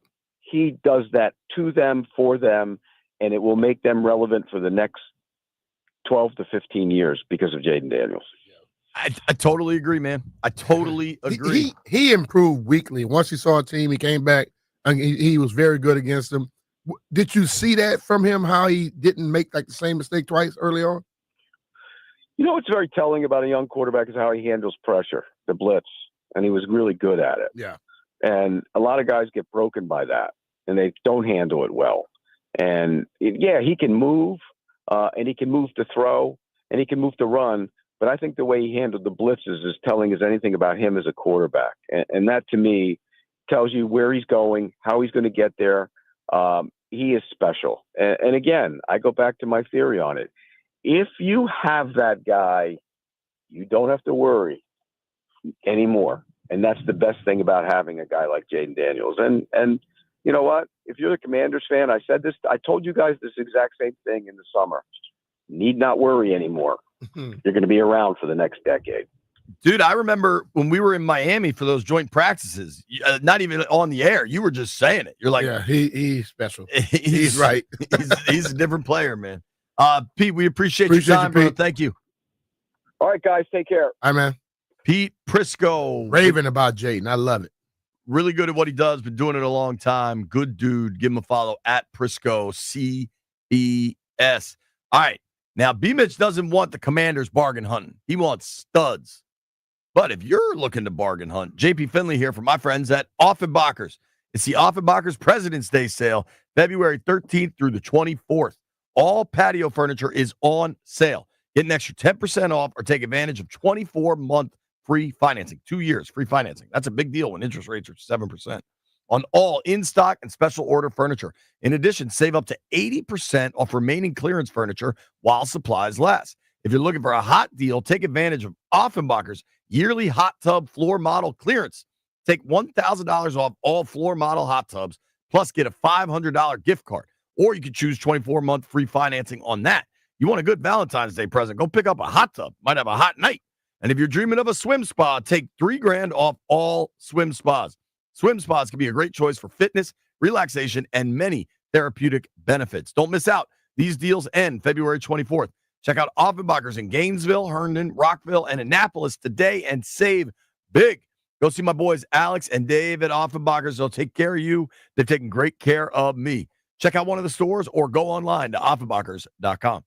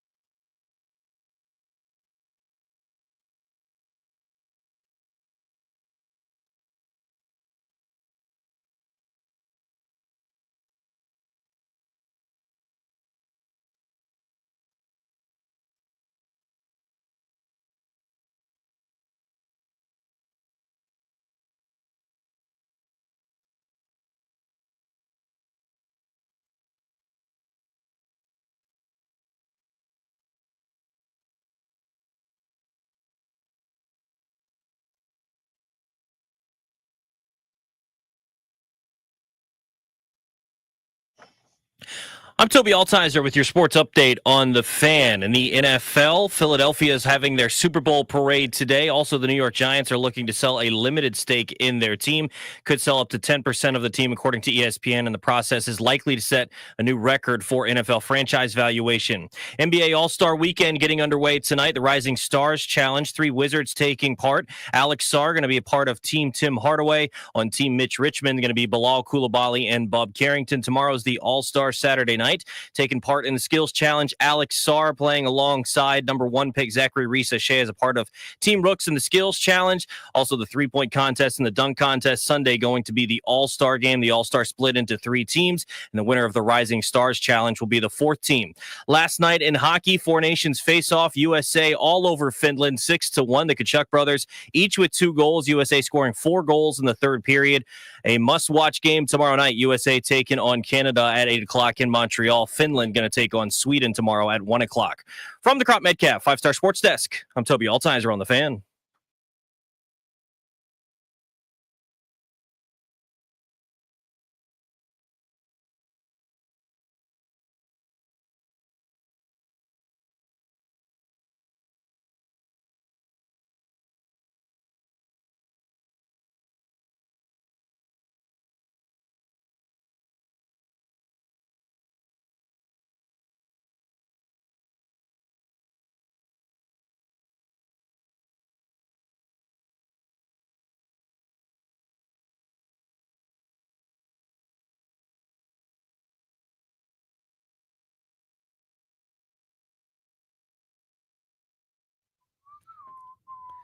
Out of context quote from the text thread.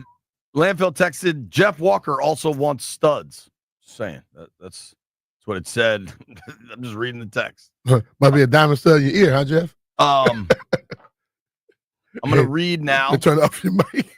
Yeah, he talking about a diamond stud in my ring. I hope he talk about that. Pause. There was a meeting yesterday. Ward 7 council member Wendell Felder and D.C. Mayor Muriel Bowser. D.C. residents got the opportunity to ask city officials questions and express concerns about the RFK Stadium site on Thursday during a meeting at Eastern High School in Northeast. I am reading from NBCWashington.com. Say byline. Walter Morris wrote this story.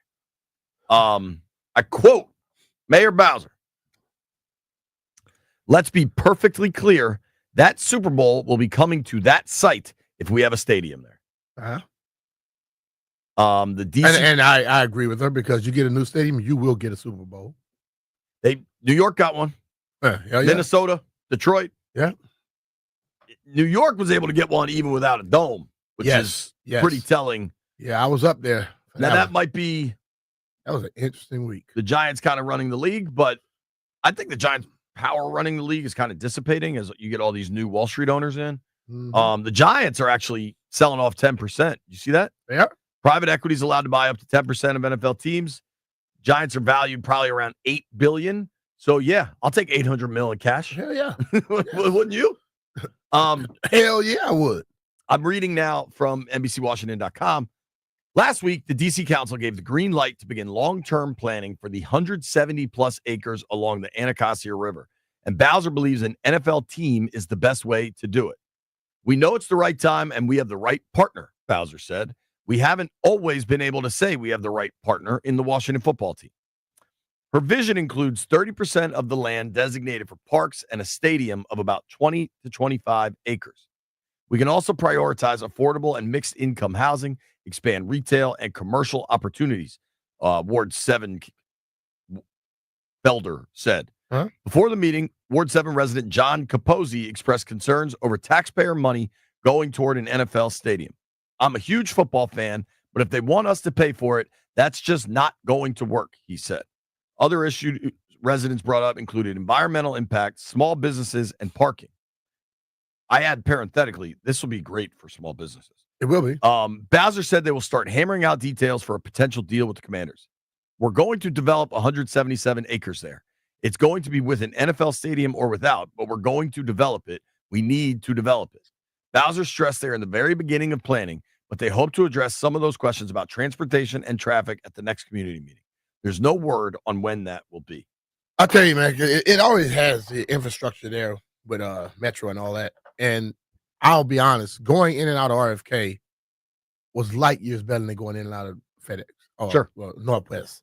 When I would go over there, they got the day at the park. They do it every year. Events DC. Yep. And when I'm over there, Events DC representatives. I've been looking around, and I'm like, people saying you don't have enough room to do stuff. You got way more than enough room. And I believe the waterfront area makes it even better to have restaurants and stuff on that water right there. You can build it up to where the boats can start coming through in there on Sundays and stuff like that for games. The park, the area that they use now for all the fields, that doesn't have to be as big as it is. Right now, it just looks like it's astronomical. You can make it into something that's much more easier to handle. But a stadium can definitely go there with everything that they talked about. Housing and all that stuff can still be there in that area. Dude, where this office is, this whole part of town, largely a creation of building that baseball stadium. Yeah. And the actual money, the actual finances involved, the baseball stadium has paid the city back on their investment, I believe, twofold in taxes. You can make the argument of the housing around here. I don't know how much of it is affordable. I frankly don't even know what constitutes affordable housing. What it is, like a lot of these buildings here, everything around here is expensive a as certain hell. percentage of the ones inside, like they have that right across the street. We step out our front door. Certain percentage of those condos or apartments, what we call them, are affordable. They have to be affordable housing. Right. I think every one in the building. I think I don't know when this happened, but I read something interesting. There was what ended up being a really, really bad kind of public policy in the 50s was when the government built projects, housing projects, where they built these places for really poor people to live all together. And it created lots of problems. Yeah. And what these anthropologists and sociologists have figured out is you're much better off trying to spread out poverty and letting people live around non-impoverished people and see if there's some version of a rising tide, right? Like if you live in a nice neighborhood, ideally you keep your house nice and then you go to school because everybody else goes to school and you go to work because everybody else goes to work rather than putting a whole lot of poor people in one spot. So there's been like this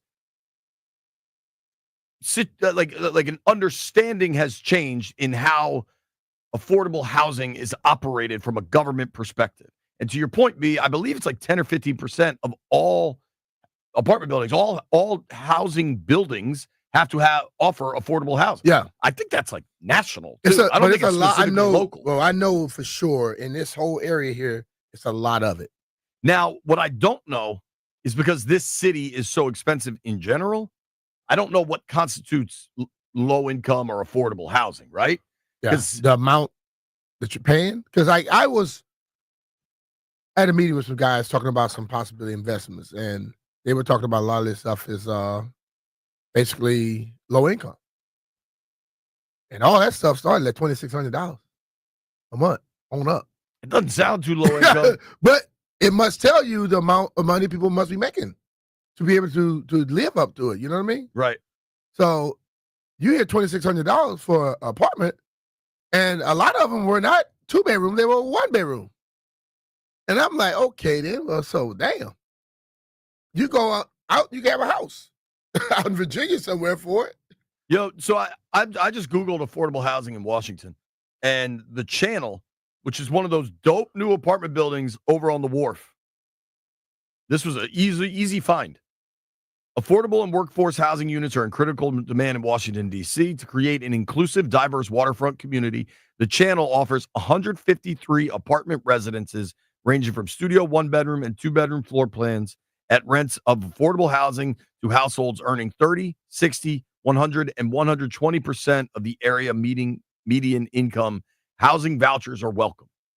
So this is like the new mentality trying to get folks into better houses is I think the government gives a voucher. Yeah. Yo, go find the apartment you want, and we'll cover it. And maybe they cover some they of it. cover up to it, and you pay the difference. Right. Yeah.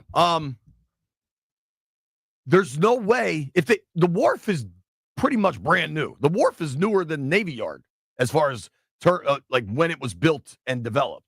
The wharf was probably built within the last 10 years, wouldn't you say? And it's like still ongoing. There's Right, still, yeah. Like But there's it was there before they just started putting new stuff there. right. Because I can The remember old wharf with Captain Campbell. Yeah, not Campbell. No, Captain Pell's out in Fairfax. Captain White. Captain White's was yeah. over there. You had But all the development, I guess, east of Holgate's that. way back.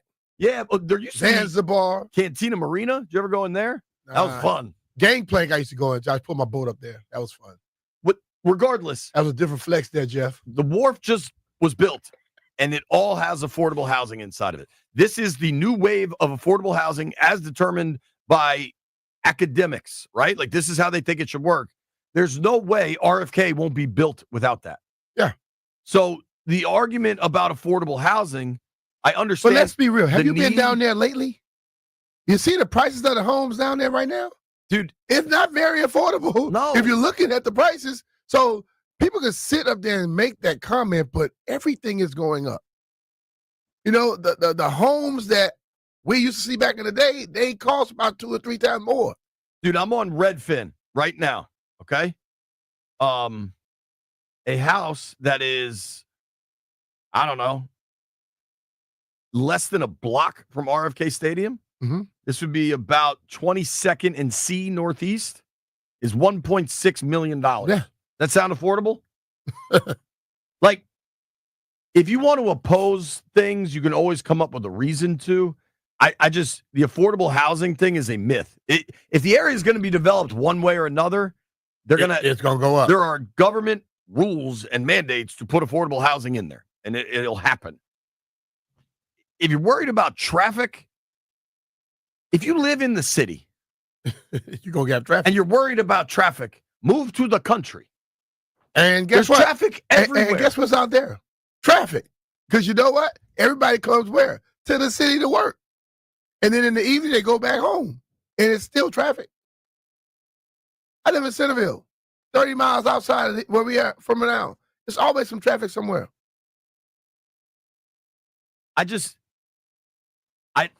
I don't know how. You know, people used to making those excuses and those That arguments. area is just vacant and right now. nobody ever says anything in defense of it. But now you got a lot of people that who understands this stuff. You know, and I think the more people pay attention to it, you know, like I can remember when I first got here, you had to come to DC to have any type of nightlife. It was nothing in Virginia. Then Virginia said, you know what, to hell with that. So we're going to start building Western Town Center. You got South Riding, got their stuff out there. You got all the way out to North Riding. Okay, over at Ashburn, they got everything. What's One Loudon? You can go places and not have to go to DC every time to go out. Because people build stuff. And guess what people were saying back then? Oh, it's not going to be good. We don't want it like it. Now they can't help but have it. And in the houses out there, those condos and all, condos go for 7 figures. Let's be real. Totally. Oh. Dude, I'm just so tired of the pearl clutching for folks. Mark Seagraves was at this meeting and tweeted a bunch of stuff. And the mayor said the anchor for this development is an NFL stadium, and it'll be beneficial to all residents of DC. There's no grocery store over that part of town, right? You think the Harris Teeter or the Whole Foods were in this neighborhood before the baseball stadium? Yeah. It wasn't. From our office, from the prison cell studio, I can walk 3 blocks to the center field gate of Nats Park. I can walk 4 blocks to a Whole Foods, or I can walk 6 blocks to a Harris Teeter. Yeah. None of that was here. Oh, none. I can tell you what was here. I used to be around. But it's going Tell the truth, man. Yeah, it's just like, you know, people say things. But then again, a lot of times they argue knowing that it's coming. Because, you know, they're trying to position themselves to benefit off of it. I applaud. If anybody in the mayor's office is listening, please let the mayor know. I applaud Bowser yesterday. There's an activist, a DC activist. I'm not familiar with this dude's work, but I will say his name. Adam Eidinger, hopefully I got that right. Adam Eidinger asked Mayor Bowser if she will commit to no public subsidy for an NFL stadium, to which she replied, no. That's how deals get done. Stop pearl clutching. Build it. It'll be good for everyone. Be Mitch and Finley.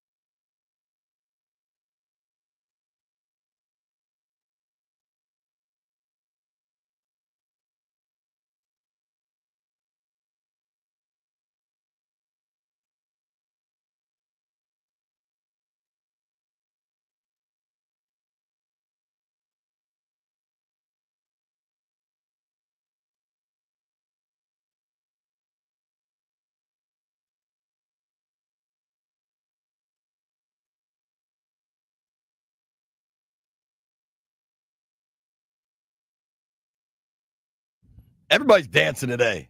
Caught White Brian dancing earlier. Now we got Chris Russell bobbing his head to Sandstorm. Darude. You big Sandstorm guy, Roost?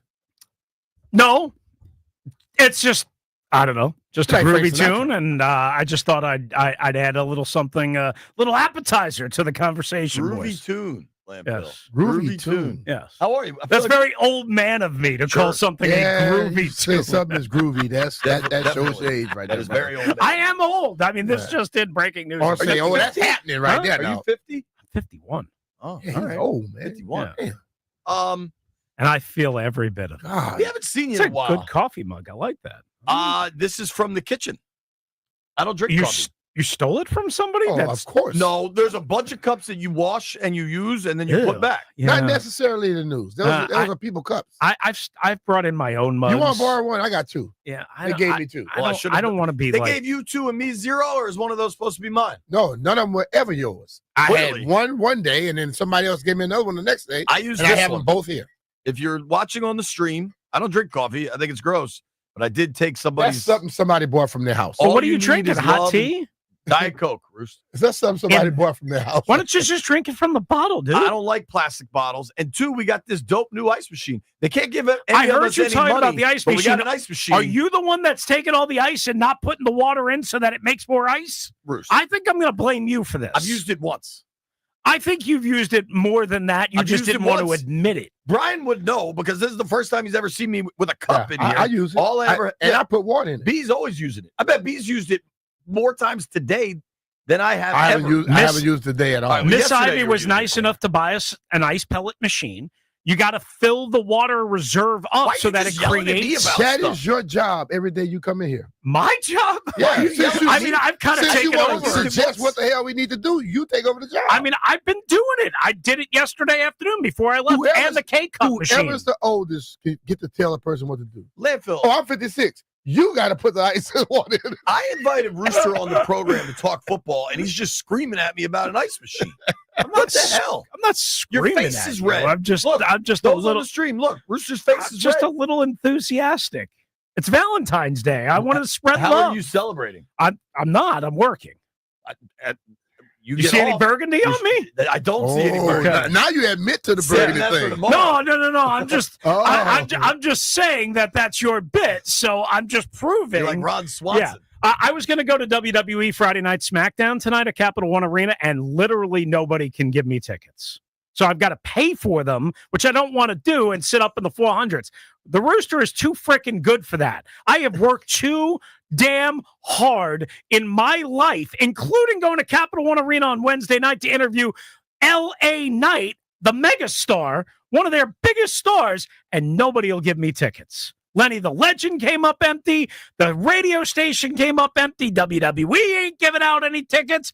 Come on, people. Landfill, what is Brian? Buy I'd like, one? I'd like you to. And wind up in the 420s? Well, No, hell, thanks. I mean, if you don't have one and they 420 don't now. have it, you may as well buy one. I'm too good for that at this point. I Wow. want to be in a suite. I want to be ringside. Well, You know, I'm just. You better I'm- start spending some of that damn money Hold you on, got. Bruce. I don't got any money, B.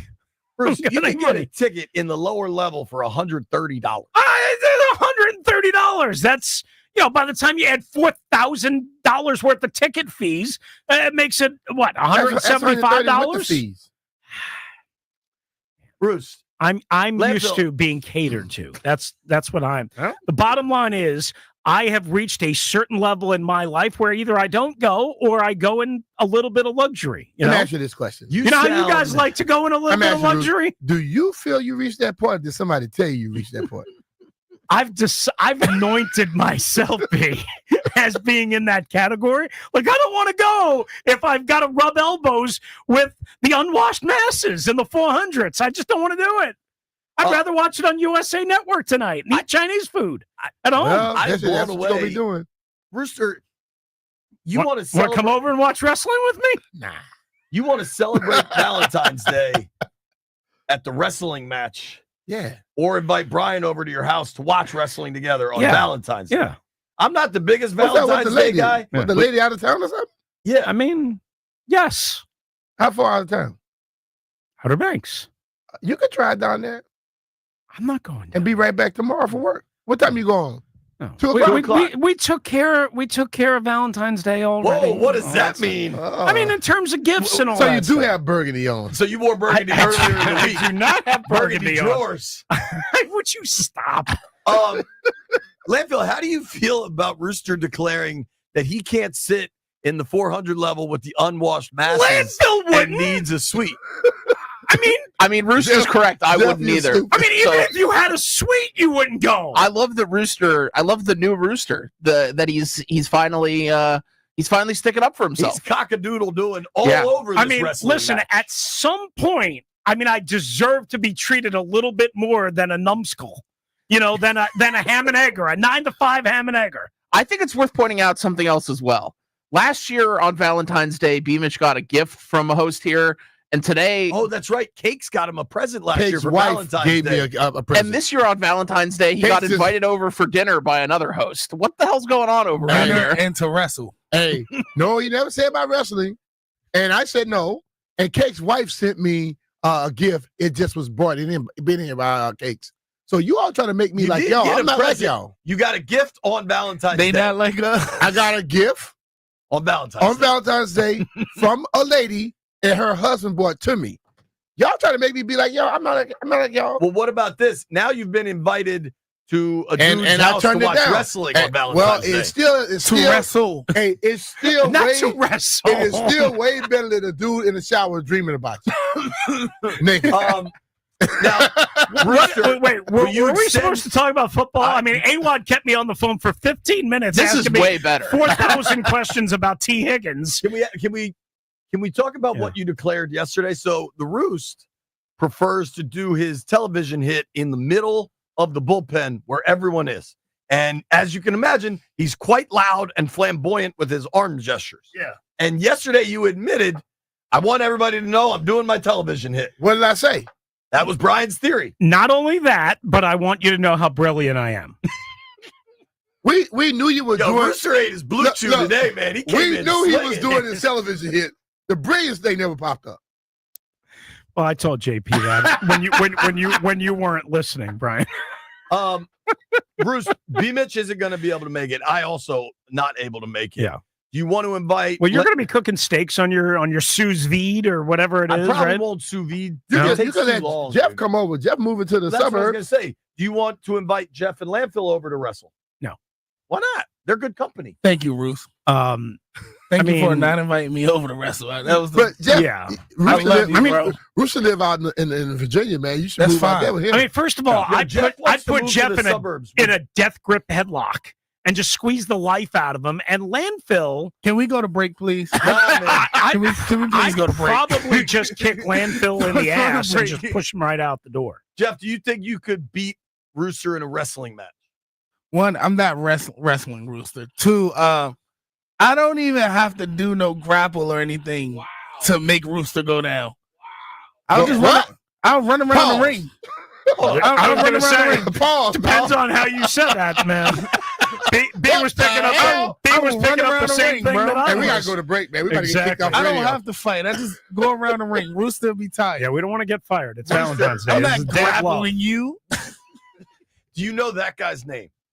Yeah, White Brian. Yeah, bang. I Rooster's listen on to the fire. show all the time. Rooster's on fire today, man. I mean, it's either she and about the Terps for 3 hours, or it's you guys. talking about God knows what. Exactly. I'd rather God knows what. Have you texted Tischler yet? No. Was I supposed to? No, but he's a monumental plug, baby. You really want some wrestling tickets? Oh, Text that's the big Good man. idea. It's a good idea. Yeah. He's got some stroke. Maybe he's got some what? Stroke. Power. Hey. Juice. Hey, Stroke. go to break. Go to Rooster break. just said Tischler has some stroke. He have a show to go to. You guys stink. Ask B. Mitch anything. Phone lines are open next.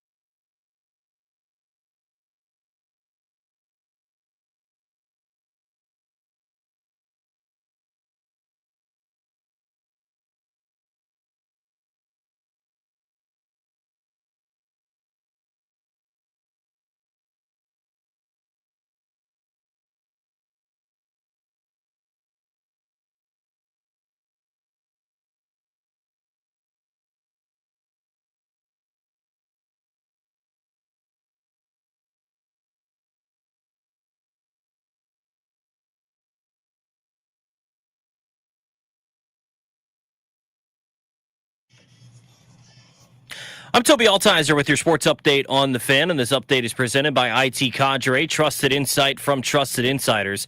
ITCadre.com. In the NFL, Philadelphia is having their Super Bowl parade today. The New York Giants are looking to sell a limited stake in the team. It could sell up to 10% of the team, according to ESPN, and the process is likely to set a new record for NFL franchise valuation. In the NBA, All-Star Weekend getting underway tonight. The Rising Stars Challenge, 3 Wizards taking part.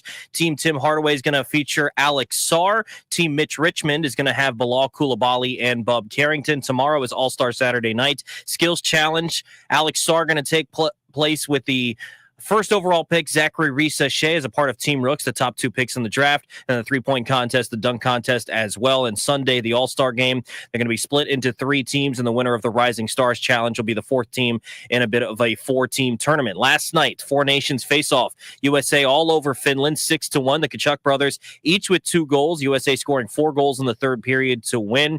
Tomorrow, Finland and Sweden at 1 o'clock. And get your popcorn ready. USA and Canada tomorrow night at 8 o'clock. IT Cadre's trusted insight, helping leaders of the nation's most important organizations understand complexity, align efforts, and make the best data-driven decisions to achieve success. IT Cadre, your vision, our purpose. To learn more, visit itcadre.com. That's itcadre.com. From the Crop Metcalf 5-Star Sports Desk, I'm Toby Altizer on the Fan.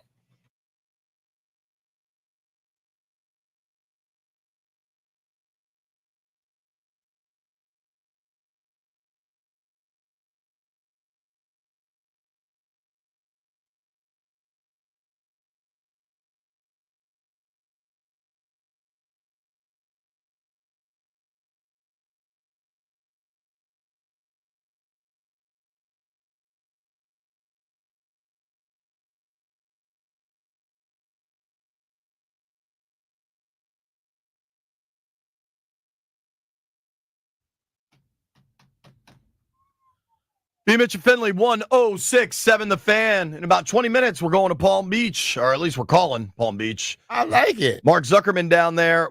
Nats, pitchers, catchers, the whole 9 yards. Spring training's coming, folks. Shout out to Scotty G. He put me and B on the YouTube up on the TV at his house, and he said Rooster blew out the speakers. If you missed any of our last segment with Chris Russell, you should. It's a wild ride. Yeah, man, that was a wild ride indeed. Right now, though, it's time for Ask B. Mitch Anything. The phones are open. Shout out to our folks down at Daytona. They got me and B on the side of their car. I love that. Thank you, Alex. Yeah, baby. All right, B. Yeah, my boy Gio is on the line.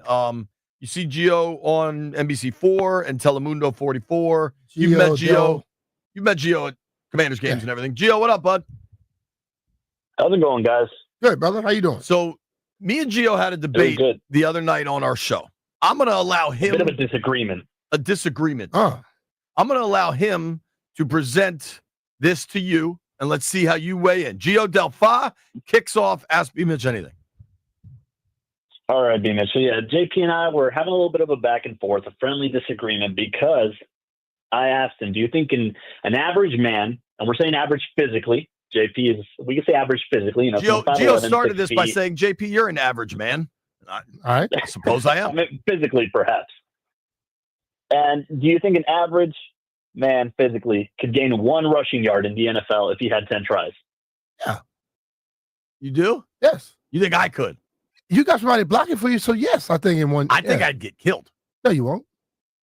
Dude, if you're the average man running behind you get offensive line from the NFL? Yes. All right. That's what Gio said. You took Gio's side. There we go. Do you think it depends on the O-line or any O-line pretty much? I think it's going to depend on the O-line because if that average man don't see any opening, he's not going to run in that full speed. You think Jeff could gain a yard in the NFL? Hey, Jeff crazy enough to just go lower his big head. And where do you draw the line? I mean, 1 yard, okay. First down. But see, the 1 yard's okay, but will he continue doing it after he get hit a few times? Or will he pack it up and say, I'm out, I'm done? And I think after he get hit one hard time by the likes of like a Ray Lewis or somebody like that, he's going to pack it up and go home. The 1 yard. Look, what if that offensive line just fall and that Ray Lewis is in the hole and you got to run straight through Ray Lewis to get the hole? I think that average man will stop. Dude, I don't think the average person's getting a yard. They could. You crazy. It's blocking. Like if you got the block and ain't moving it, you can get the yard. what do you think the chances? A lot a of body times part getting NFL ripped running off? backs don't get a yard with the O-line. Sometimes they don't because that offensive line lost. But if that offensive line happens to move it a little bit, you can get it. You say what's a body part being ripped off? They gonna think someone's ripped off once they put a helmet on their side. That was my point. That was JP's point. Yeah. See, That was what I think is JP was saying. what JP is saying. The average person that hadn't done it is going to be so fearful that they probably won't even run in there. But if a guy played football at some level in high school or whatever, and he's running behind the right offensive line, he will slam it in there. I played football at some level in high school, and You played guard and tackle. That don't count. I don't think I'm gaining a yard, dude. Give yourself more credit than that, dog. Seriously. Gio, what are you up to, dude? I'm on at the station. Yeah, just really wanted to weigh in listening to you guys. I never played football. I regret not playing football. Didn't really get into the sport until after high school. So I don't know. I mean, if you gave me the ball, You're a football man, and then I just feel like a group of guys at the line of scrimmage, I don't know if I could run into the pack really and try to gain that yard. I don't know if I'd be scared after, getting hit a couple times like Beamish just said.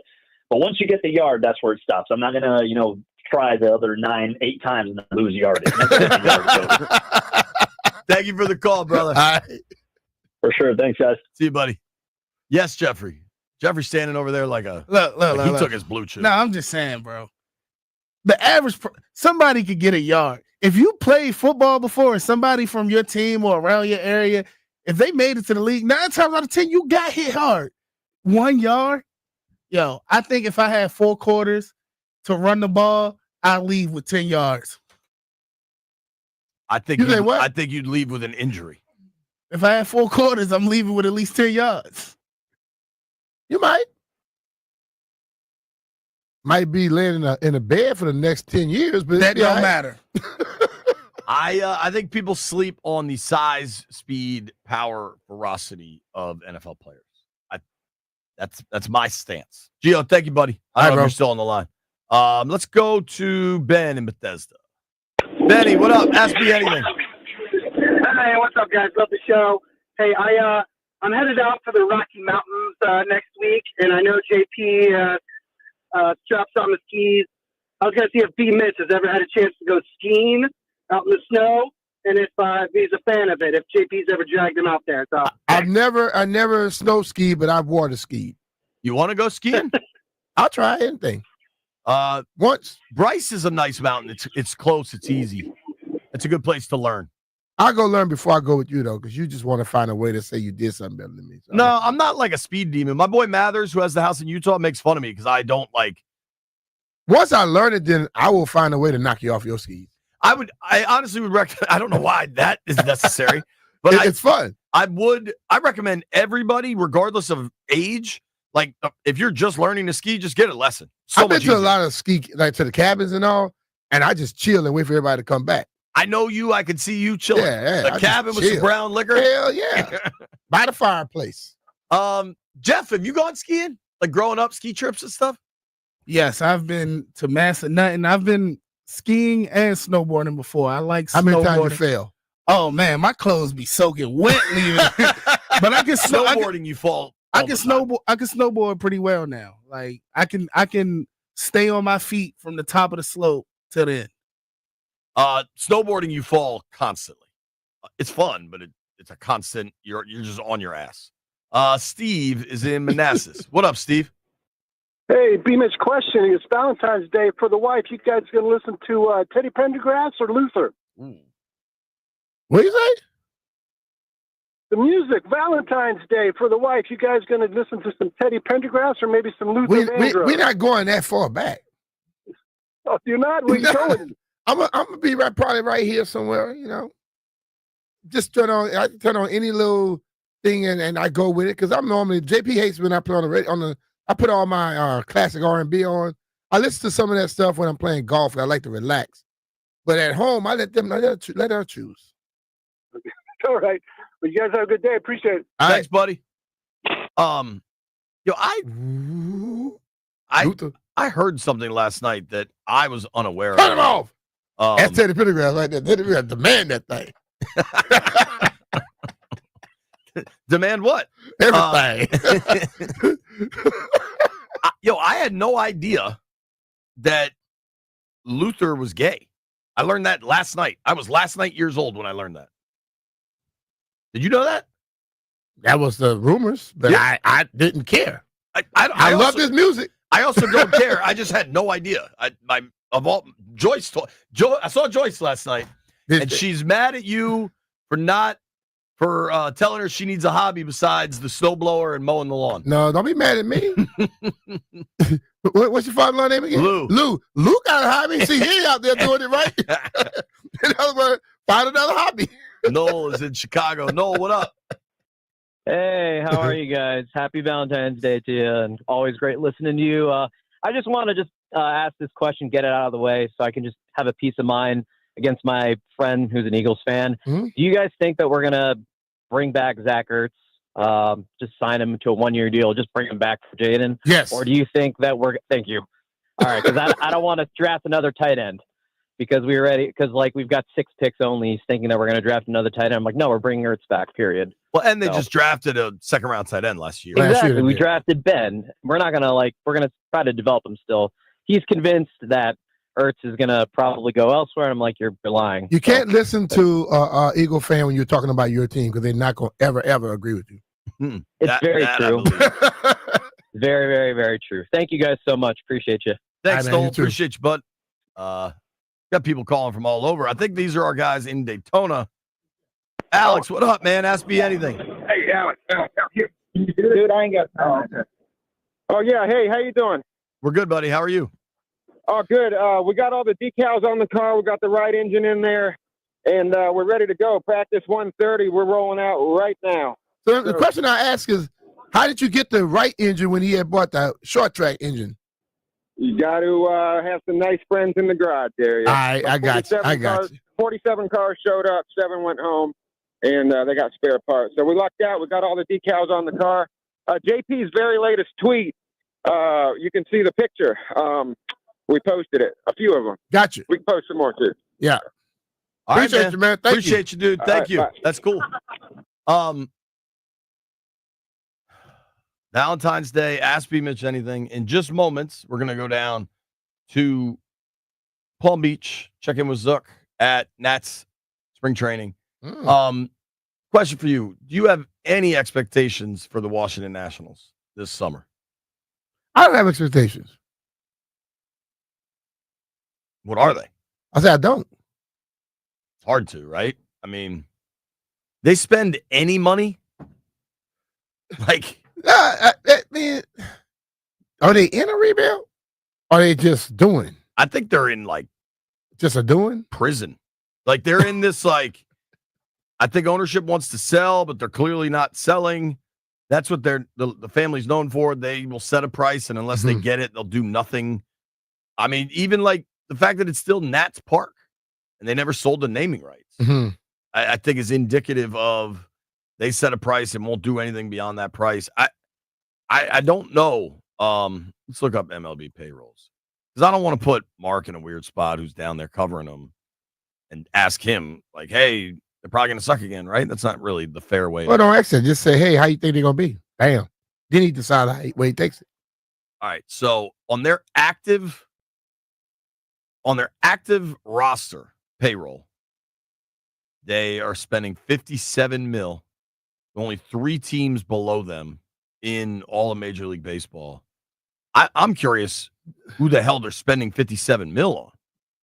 Is Strasburg's deal still on the books? Probably so. I guess this guy's in arbitration. I mean, dude, I think there are multiple players making more than the Nats' entire roster. Oh, I know some people out there. Like, what did Soto just sign? Was it 700, 800 something million? Yeah. I mean, dude, the Mets have a $320 million payroll. The Dodgers are at $311 million.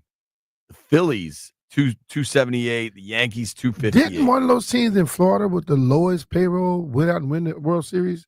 Maybe 2 years or something like that? I think the Rays have gotten to the World Series with the low payroll, and the Marlins have won 2 World Series, which is crazy. Wasn't it a low payroll? I know the first one wasn't a low payroll, but maybe the second one was. I don't know. Well, I'm fired up for baseball season, man. Nats, it's always fun going to the park. O's should be good too. Maybe I'll sneak in an O's question for Zuck. That AL East is just a beast. So's the NL East, man. Think about this. The Nats have the fourth lowest payroll in all of baseball. Right. In the NL East, the Mets have the highest payroll Well, we in know all of that. baseball. The Phillies have the third highest payroll in all of baseball. The Braves have the seventh highest payroll in all of baseball. You still go beat them.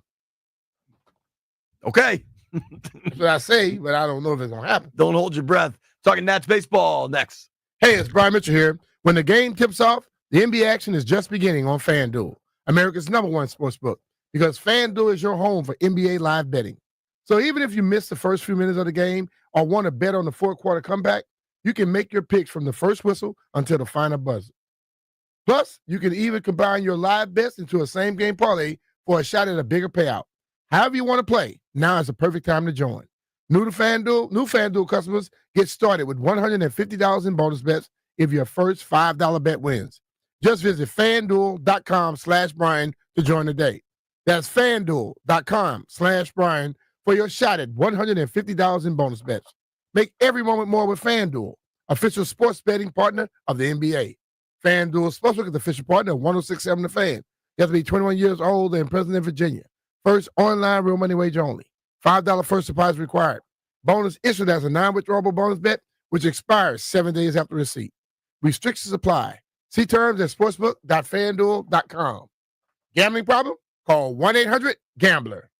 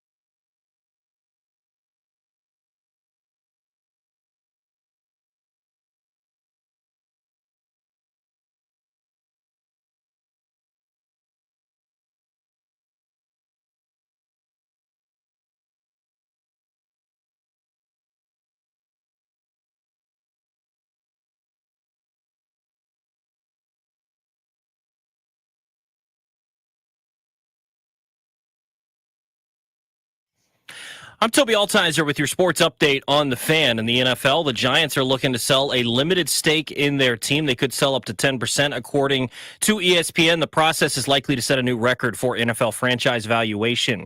And the NBA All-Star Weekend is here, starting tonight. The Rising Stars Challenge, 3 Wizards taking part. Alex Sarr, Bilal Coulibaly, and Bub Carrington will all participate. Tomorrow, the All-Star Saturday night, including the three-point contest and dunk contest. In the Skills Challenge, part of Team Rooks, Alex Sarr and Zachary Reese-Shea, the top 2 picks in the draft, will participate in the Skills Challenge. On Sunday, the All-Star Game, the All-Stars are going to be split into 3 teams. The Rising Stars winner is going to be the 4th team. They'll run a little 4-team tournament for the All-Star Game on Sunday night. In hockey, the 4 nations face off last night. USA all over Finland 6-1. The Tkachuk brothers each with 2 goals. USA scored 4 goals in the third period to win 6-1. They'll take on Canada tomorrow night at 8 o'clock. Finland will take on Sweden at 1. From the Crop Metcalf 5-Star Sports Desk, I'm Toby Altizer on the Fan.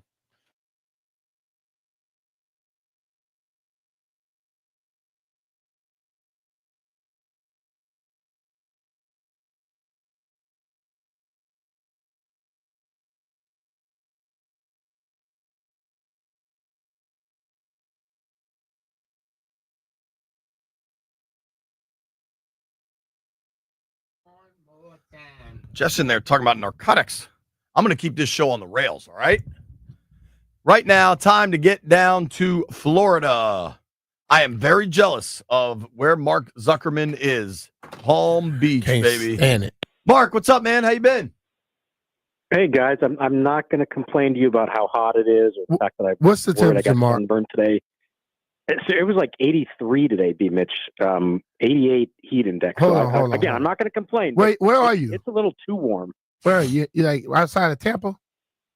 No, West Palm Beach. West Palm? That's the good life, man. So I think I may go. I think I'm taking off next week. I'm going to Orlando. Dude, They got the little concert down there. I may go to the concert. I told you I wanted to take Lauren and the girls to Florida this weekend, and Ainsley insisted on Great Wolf Lodge in Perryville, Maryland instead. That's just Sometimes you just got to make your own decision and say you're going with us. She'll get down there and love it. All right. So, Mark, you are at Nat Spring Training. Is it just pitchers and catchers, or is the whole team down there yet?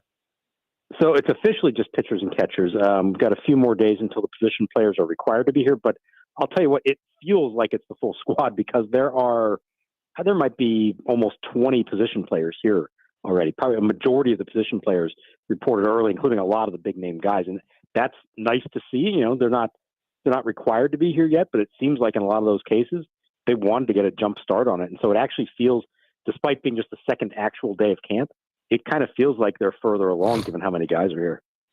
That's cool. That's exciting.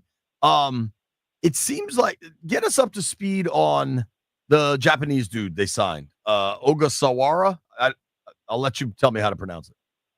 All right, I believe I have it finally. It's Shinosuke Ogasawara. Okay. Ogasawara. What do we need to Ogasawara. know here? Shinosuke Ogasawara. Yeah, there you go. Yeah, good So he flew in yesterday, got in late last night, and was out there first thing this morning for the first time as a major leaguer. He's 27 years old, left-hander.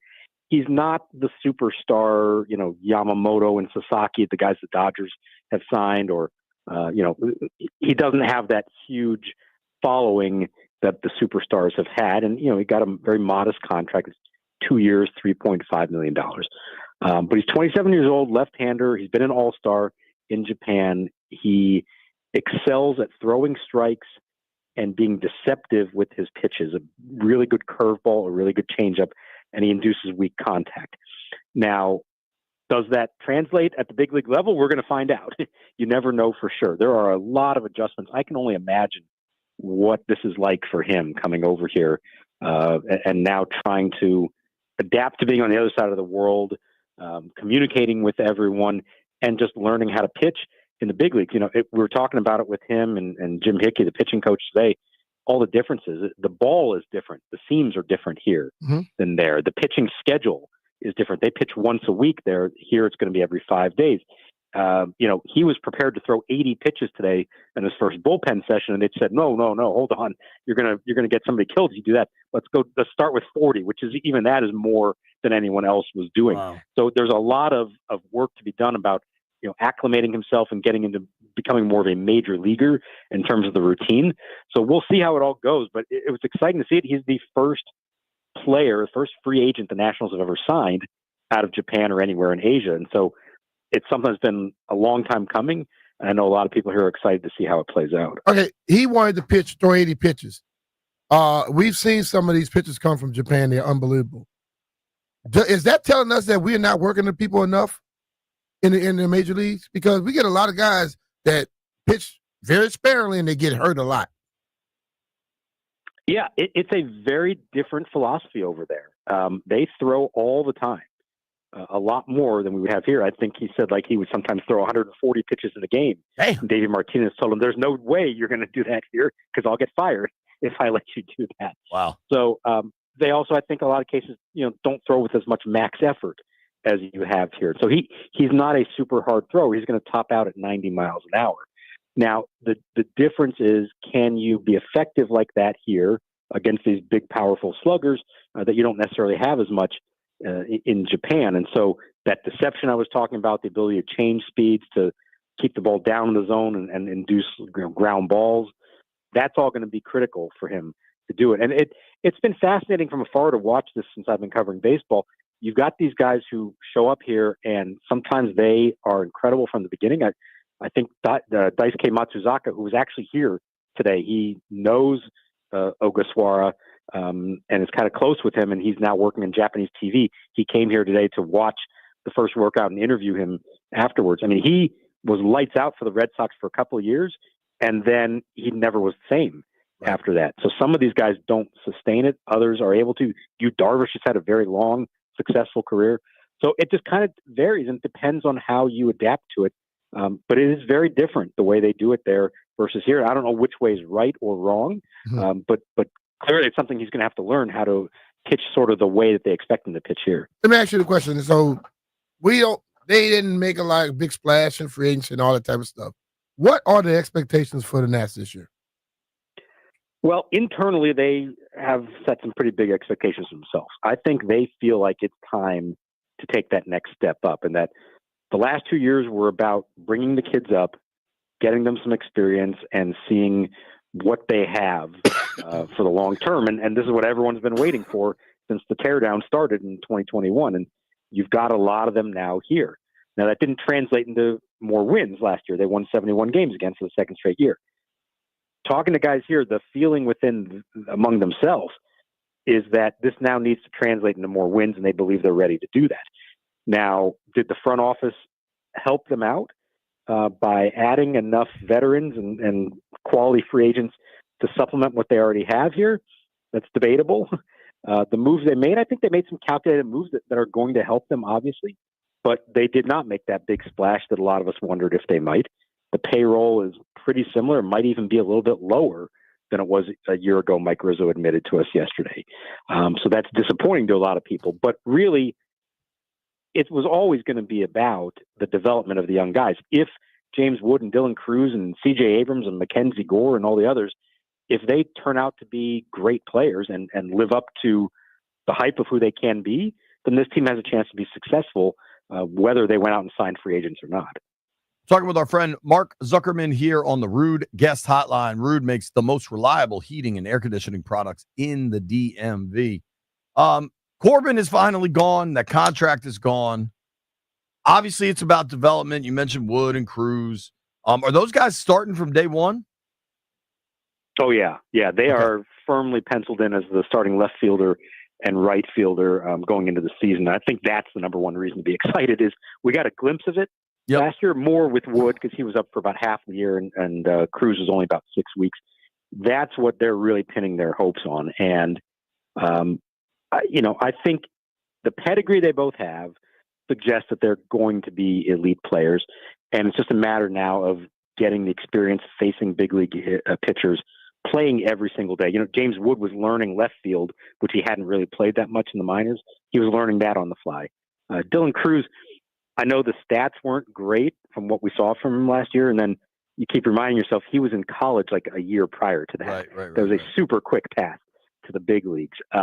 There's a lot of hopes for those two and feeling that, okay, now that they got their feet wet, they can sort of feel comfortable coming in here and take off and really lead the way. And they're going to play every day, and they're going to be batting, if not second and third, they're going to be somewhere close to each other in the heart of the lineup to start the year. Mark, of course, covers the Washington Nationals for Masson Sports. You can follow him on X at Mark Zuckerman. I get the season is about those guys and other young guys. What is this rotation? Like, they kind of surprised us in the first half of last year, I think. The Nats were probably better than a lot of folks expected. And a lot of that was because they got good pitching. What does their rotation look like now? You've got the article out right now on massonsports.com, kind of looking at what the rotation could be. We were the foremost Mitchell Parker radio show in this town. I was like, yo, a big lefty? Yeah, I'm all for it. He might not even start again, right? Yeah, I mean, they have depth they have not had here in a long time, if ever. I mean, even in the years where you had Scherzer and Strasburg and Gio Gonzalez, and those were clearly better rotations than they have now, but they typically just had the five guys. And if anybody went down, they didn't necessarily have that somebody you could call up from the minor leagues to step in and fill that spot. What they have now is 7, maybe even 8 that they feel comfortable with. Now, maybe they don't have that elite guy at the top. They hope Mackenzie Gore develops into an ace. They like what Jake Irvin did last year. But between Parker, DJ Hers, who also as a rookie last year was impressive, the new kid, Ogasawara, they re-signed Trevor Williams. They signed Michael Soroka, former Brave, for $9 million. You have that group. And then you still, at some point, hopefully have Cade Cavalli, a first-round pick from a few years back, who's finally, it appears, ready to come back from Tommy John surgery. Eventually, later in the season, Josiah Gray hopes to be ready to come back. And then they've got a couple more pitchers in the minors that are going to be at AA and AAA that they're talking about, like, could be close to knocking on the door themselves. So obviously there's only room for 5. They also know that things happen. You're never going to get through a season with 5 starters. And so they feel really good about the depth that they have, even if it's maybe not as elite at the top of the rotation as you'd love to have. How difficult, though, for this Nats season? The NL East is just crazy. I mean, 3 of the top 10 spenders are in the division. The Mets obviously had Soto, which just kind of breaks my heart, but whatever. What is the path to some sort of, maybe it's a wild card, but even like August and September with meaningful baseball? Yeah, they're going to have to be better within the division, of course, and it's a brutally tough division for them to be in right now. I think they proved last year they are ahead of the Marlins, so they at least have that. And they actually played the Braves well. They had a winning record against the Braves last year, which was something that I think meant something to a lot of the guys in there. The Mets and the Phillies, they still were well behind in terms of head-to-head competition. They're going to have to close that gap somehow and play them more competitively. The good news, I guess you want to look at it this way, with the expanded playoffs now, you get 3 wild cards per league, and it would be tough to pull off, but I think it's happened once so far. You could have 3 wild cards all come from the same division. So in theory, say the Phillies win the East, the Mets and the Braves could be wild cards, and there's still another wild card spot to have if you can get up there. You're going to have to beat up on the Marlins. You're going to have to do well against teams from the other divisions. The West is tough as well with the Dodgers and the Padres and the Diamondbacks. So it's not an easy path at all. I think they would love to find themselves in the position come July where they are at or slightly above 500 and kind of lingering around in that realm. And maybe then you can convince the decision makers at the top of the organization to make some moves. And instead of trading away guys at the deadline, maybe you're finally acquiring them to make a little bit of a push. They would love to find themselves in that scenario. Doesn't mean it's going to happen. Doesn't mean that it's a lost season if they don't get there. But I think that's the path right now if you're trying to, concoct a dream scenario where it all comes together this year. How far away from being contenders, man? Well, a lot of people hope that it might be this year. It maybe is another year away from that. We need to see, do these young stars, like we talked about, are they who they're supposed to be? Does C.J. Abrams come back and play like he did in the first half last year when he was an all-star and just an incredible all-around shortstop? Can Luis Garcia do what he did last year? Is Keibert Ruiz able to be the franchise catcher they need him to be? And really, it is, I think, about the pitching. If Gore pitches like an ace, if Irvin is like a good, solid workhorse number 2, and if somebody else from that group steps up and gives them a chance to win, I think they're going to be in a decent position to win a lot of games. Now, my biggest concern right now, to be honest, is the bullpen, because they non-tendered Kyle Finnegan, decided not to bring him back. They didn't think he was worth $8 or $9 million. They were going to have to pay him in arbitration, and they have not really replaced him as a closer. They've signed a few guys to lesser deals. They don't really know who their closer is right now. There's still time. There's a bunch of free agents still available, including Finnegan. I feel like they're going to sign somebody here in the next week or two, and hopefully that helps shore that up. But to me, there's nothing more demoralizing for any team than you got everybody does everything right for 8 innings and you take a lead into the 9th and somebody blows it. That could be heartbreaking for a young team that's trying to learn how to win close games. So I hope they address that, because I do think that's a glaring need right now. I'll never understand, or I fear that I understand far too well, the Finnegan decision making. If you're not going to trade him, like if you're not going to keep him, then why didn't you trade? You know what I mean? And my fear on that is that Mike wasn't really in charge of those decisions. How is Riz? Like, how are Riz and Davey spirits wise at this stage of a extended kind of rebuild? You know, I think you're always going to be optimistic on the first couple of days of spring training. Sure. If you can't be that, then what's even the point? You know, they know they have more talent, young talent, than they've had here in quite a while. So they're excited about that. Do they wish deep down that they had been able to reinforce the roster a little bit more? Yeah, I think they do. But they also understand they can only deal with what they have at their disposal. And so they're really excited to see this young group and know that there are still more coming. You know, Brady House is a top pick, the third baseman. We may see him within a few months. If not, you know, if he's not ready opening day, it might not be long after that. Like I said, Cavalli at some point they think is going to be pitching for them, and some others that are in the pipeline. So I think they feel optimistic about it, but they also know the reality of how tough the division is, as you mentioned, and the fact that at least at the moment they're still competing with a payroll that's not on par with the top teams in the division, and honestly not on par with the way this team operated for, you know, almost a decade, right, in the 2010s when they were contending every year. They used to spend. I saw it with my own eyes. Yep. Mark, thank you for your time, brother. Enjoy Appreciate Florida. Zuck. All right, thank you guys. Hi, buddy. Mark Zuckerman, give him a follow at Mark Zuckerman, Zuckerman. Does a great job covering the Nats. Has done it for a long time. Nobody better at that gig, man. When we come back, there is a big sports weekend on tap. Nobody go anywhere.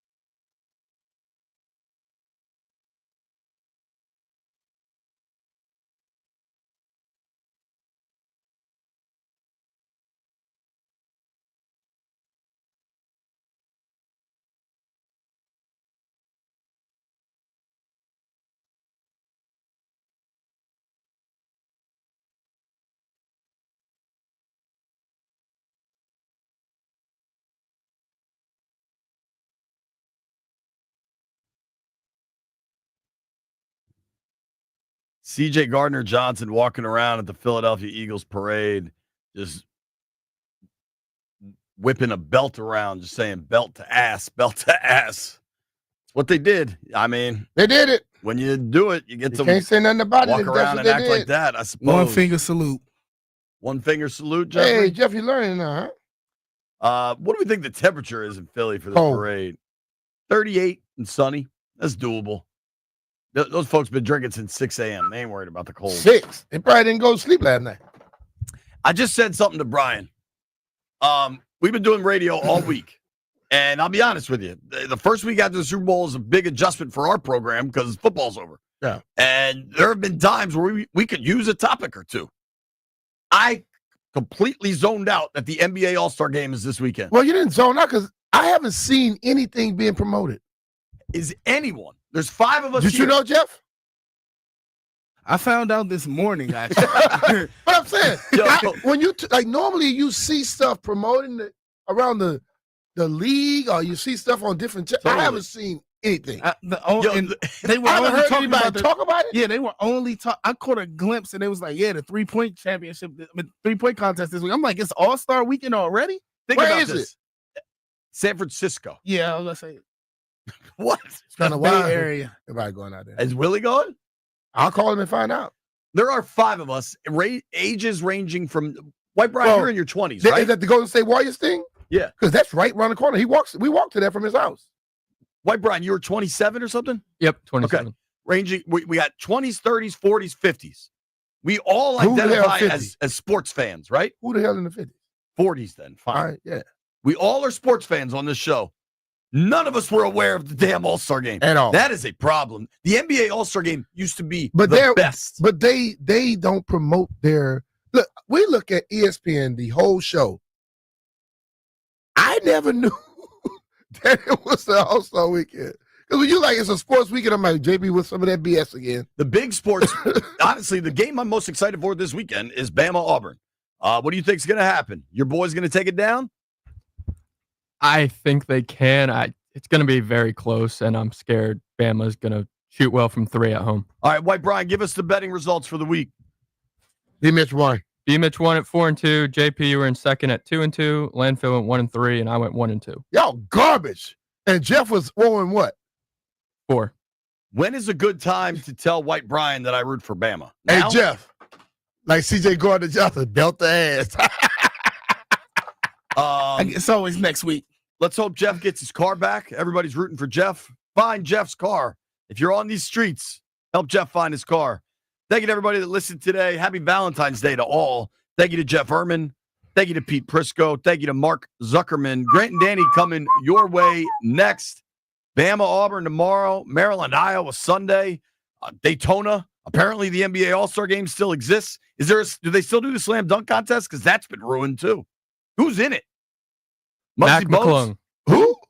Mac McClung. Mac McClung might win it. That's all he's good at. Remember he was at Georgetown and transferred to Texas Tech? I don't even think he's on a roster. Didn't they let him he wasn't even on a roster. They put him on a roster just so he could do the slam They dunk. give him a last time? 10-day just for the slam dunk contest. Wow. We got to go. Made it this far. White Brian owes you a beer.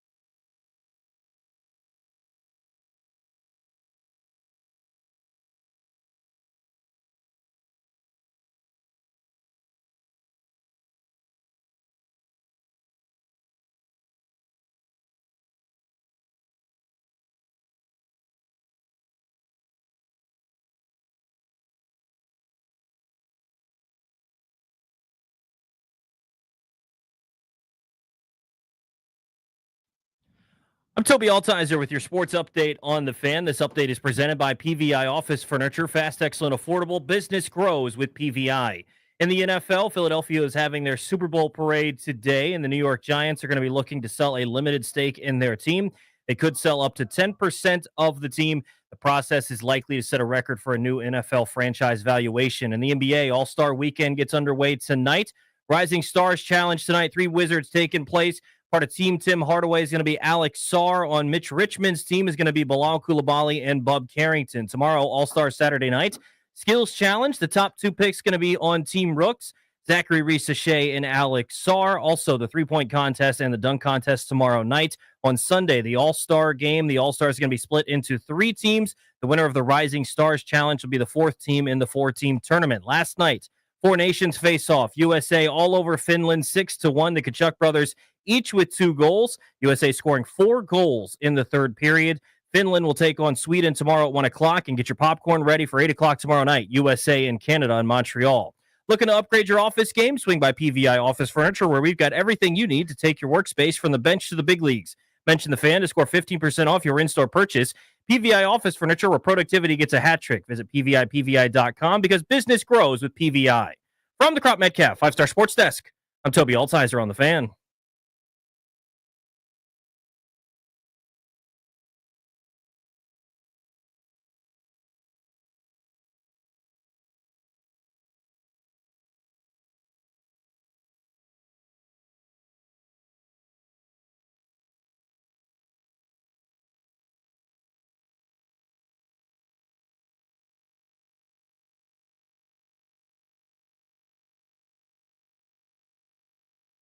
Yeah, Friday. We see you Friday. Let's do this thing.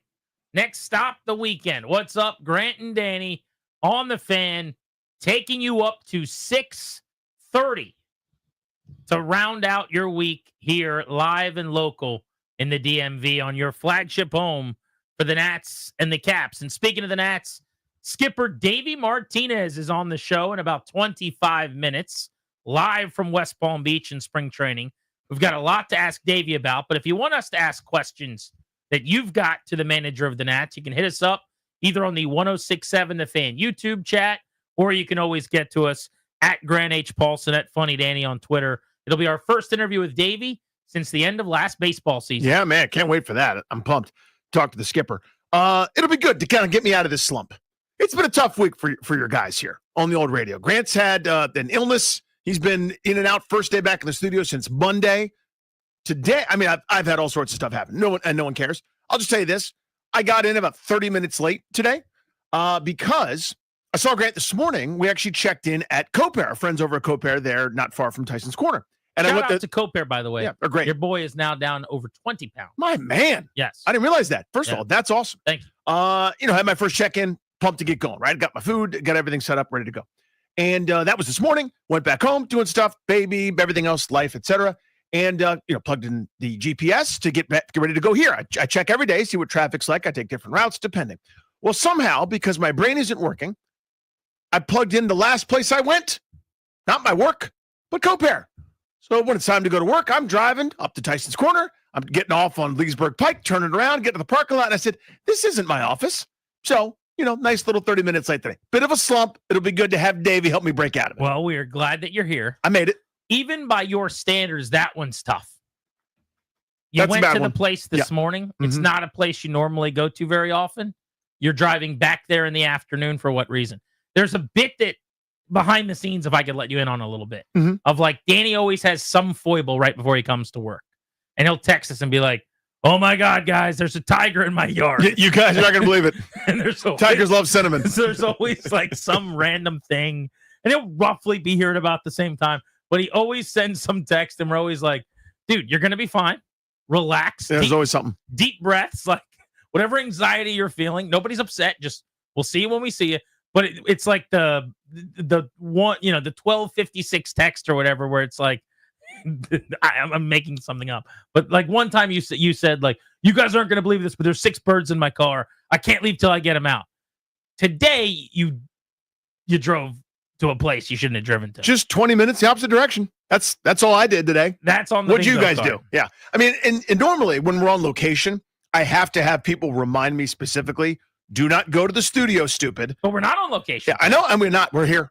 And so it's even beyond that, whatever that is. Again, I'm operating at probably, like over years, a battery is just the max capacity of the battery just wears down. You can't get to 100 anymore. Now max charge is 75, and then your phone will only charge to 50, then it's gone in a second.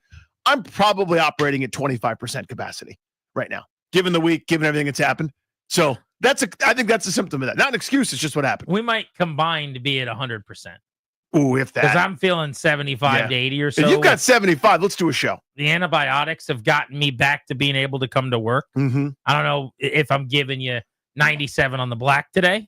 We're going to do what we can do. Still got to get outs. We do have Rod Stewart tickets to give away at Meriwether. We are doing that at 4 o'clock ahead of the Beltway Blitz. So make sure you're listening at that time. And in the back 9 of the show, I'm actually really pumped about this. So I was reading a bunch of stories about the big meeting that had taken place last night. A bunch of the folks that live over by RFK met with the mayor and Ward 7 council member, and they had a conversation about the possibility of a new stadium and whether they wanted it or not. Ebony Payne is the commissioner of basically like the neighborhood committee. And she's going to come on the show at 5 o'clock to talk about whether or not hyper locally that stadium is something they want. I will tell you that there's a poll that just came out that says about 2/3 of people do not want that stadium. So number one, why not? And number two, does that matter respectfully? Is that something that's actually going to be a fly in the ointment? Or do the politicians say, yeah, you elect me, but this is actually more beneficial for me. And because of that, it's more beneficial for you too. So we'll talk to Ebony Payne about that coming up today at 5 o'clock. I think you'll want to listen to that interview because it's directly deals with the future of the RFK site in the stadium. Yeah, it's kind of the running series of subplots to the big picture stuff for the local Washington 53, right? I mean, we're talking matters of football, as we should, after this incredible season just happened, and next moves via free agency, trade, draft, free agent, whatever. And this is sort of the biggest off-field thing for them to handle, the next big domino to fall, especially since Josh Harris more or less put the name thing to rest, right? So now this is it. And this is one of the things I kept saying, don't underestimate this. I still think it gets done because it's one of those, a politician's going to grandstand and let everyone know how for the people they are and whatever else. And then, sure enough, a developer will grease the wheel or, money for this campaign or money for this pet cause. It's how politics works. I'm not criticizing anybody specifically, but I still think it happens. But my point is, don't underestimate the obstacles or last minute curveballs. And frankly, I am team underestimate. Because I think it's a formality. As soon as they got the land, there's just too many powerful people with too much money, both on the team and the city side, that want it to happen. And I think when you have those two things, will there be some ups and downs and ebbs and flows and some media stories that come out that make it look a little less likely along the way? Probably. I don't think it's going to be smooth. This is not a knife through butter, right? But it's going to happen. I think it's inevitable. It's the regular season Kansas City Chiefs of 2024. I don't know what the score is going to be in the second or the third quarter. When the final clock says 0, I think the Chiefs are going to have one more point, and I think the stadium is going to be at the RFK site. It's kind of how I'm seeing it, but we'll talk to Ebony today and see where she's at on this. Before we get into what a weird time this is for sports viewing at home, I should tell you Happy Valentine's Day. Oh, yes. As someone that I spend so many hours with. That's right, yeah. And as someone who I think people assume I live with and do everything with. They do. Very odd. No matter where I'm at in America, someone sees me. I'm on vacation in Florida. People are asking me, where's Danny? I don't know why. So many states away. He would be here. But happy Valentine's Day to you. As a show, we actually have some Valentines that we're going to be releasing on the 1067 The Fan Twitter page, as well as on the Grant and Danny Facebook page that Darius is going to be posting. But our guy, Toby, behind the scenes, was very sharp with graphics. He is good. He's one of these guys that's skilled with things in a way that you and I are not. Correct. And I think it's because of his youth. I think he grew up on computers and on the internet. Is that fair to say, Toby, that you're one of these guys that you have a bunch of skills because as a member of Gen Z, like you've just been around it your whole life? I mean, yes and no. Like it's I didn't get my first phone until I was like 16. So it's not like I was just playing around with it when I was 8 years old, but I have general understanding of technology, I think a little bit better because of my age and just everything kind of geared towards me. So I think that plays into it. Yeah, like he and I competing would be like Batman going against Bane. Remember when Bane's like, you adopted this technology. I was born in it. I was molded by it. There's a time in my life. I think now it's probably even, sort of before internet and after. In fact, now it's probably a little bit more with after. But like there was a huge swath of my existence where it was the biggest deal in the world that our computer lab. I said that again, a computer lab at school, the place you'd go where the computers were, like someone could send an email to somebody else. And we could not believe that. Like the computer science professor and the other computer science teacher, like sent a hello, and then it would popped up on the other guy's screen, and we lost our minds. It was like the coolest thing I've ever seen. And now, of course, Toby's making Valentine's on his cell phone. Well, he's good at it. Yes, he is. And so we have decided after he started playing around with some Valentine's themes today that we would assign him with giving each of us a Valentine to make available for you guys, because you may not have gotten your wife or your husband perhaps a Valentine's Day card yet. And instead of having to stop by CVS on your way home or go to the store, if nothing else, we're givers on this show. That's true, yeah. And we want to give you guys the opportunity by way of our Twitter account, 1067 The Fan, and our Facebook account when we post these in a few minutes, the option of printing and cutting them out, and then you can just use that as your Valentine's Day gift. Do that. Maybe go stop and get a chocolate or something, and now you're good. Now you're a hero. Now you're original. So, Toby, why don't we start with Darius, if you don't mind? What is the Darius Dameron Valentine going to say? And by the way, they look very professional. They're wonderful. You'll see these on our accounts in mere moments. Toby, why don't you start with the Darius Valentine? It says, with a beautiful picture of Darius Dameron in the bottom right corner, it says, "I'll never be allergic to you." I'll never be allergic to you. Yeah. Or peanuts, as we found out about recently. Now, can we get an update on that, by the way? Have you actually eaten all of the things that you're not allergic to yet? Or are you still very scared about those? So I have consumed some seafood. I've consumed shrimp and crab. Seen that in New Orleans a couple times? Yeah, it's been awesome to be able to get back into that bucket. Peanuts, we have not traversed down that. So all the peanut butter cups that me and so many listeners gave you, you didn't eat any of those? My dad and my sister ate all those. Okay. I have peanuts with me. Would you like a peanut? I don't really have much interest in the peanut itself. Okay. Peanut butter, is more along what I'm looking for. No, it's not actually, because you've had months to try it. You've had a long time to try it. Given you an immense amount of peanut butter along the way. Yeah. And you have swatted it away like you were Alex Sarr at the rim. Yeah, he gets a lot of blocks, so I guess I would be on par. Yeah, that sounds right. Darius Wembanyama. You have blocked more people than I have on Twitter this week. Here we go. Huh? Go on. Darius, it is time, my friend. Do you have your EpiPen? I don't. It's at home. Okay. Oh, okay. Two things about Darius. Yeah. One, he's not allergic to peanut butter yet, refuses to try it. And number two, hates carrying his EpiPen with him. Oh, despises Still allergic to a lot of stuff. Mhm. Where do you want your EpiPen? Wherever I'm not, said Darius. Here's another Valentine we could do for Darius. I'll treat you better than I'll treat my EpiPen, because I'll bring you places. I won't with me. forget you at home. Yeah, there you go. I got another good one for Darius, Toby, if you want to work on this one. Darius, they call me Dad. You can call me Daddy. Oh, yeah. How about that? Man, that is suggestive. That's implying you want some relations. I don't know that we were doing edgy ones, Grant. I didn't know we were doing that. I think we could do a little edgy. I think these are legal things to say on the Sure, radio. yeah, fine by me. You might not be the Texans, but I will secretly love you. Because, Darius Because he actually secretly loves the likes Texans, yeah. more than he likes all the other Yeah, Texans. this is true. Yeah. We sleep on that. Mm-hmm. He was so excited anytime we saw a Texan on Radio Row. Commander, not so much. It's fine. I was so steamed up to see Nico Collins. I was like, there's Brian Robinson. He's like, oh. Oh. Yeah. There's Will Anderson. Did you know Will Anderson's here? Where is he? Where is he? All of a sudden, he was Batman. Lastly, for Darius, I'm leaving the Madden League, looking for something else to stream. How about that? Spicy. Yeah. I wouldn't kick you out of my Madden League, girl. That's pretty good. That's a good Valentine. So if you want a Darius Valentine, they will be available. That's nice. In short order. That is very nice. All right, Tobes. Clary is out today, so we'll just skip over him. Although I got to say, the material writes itself, right?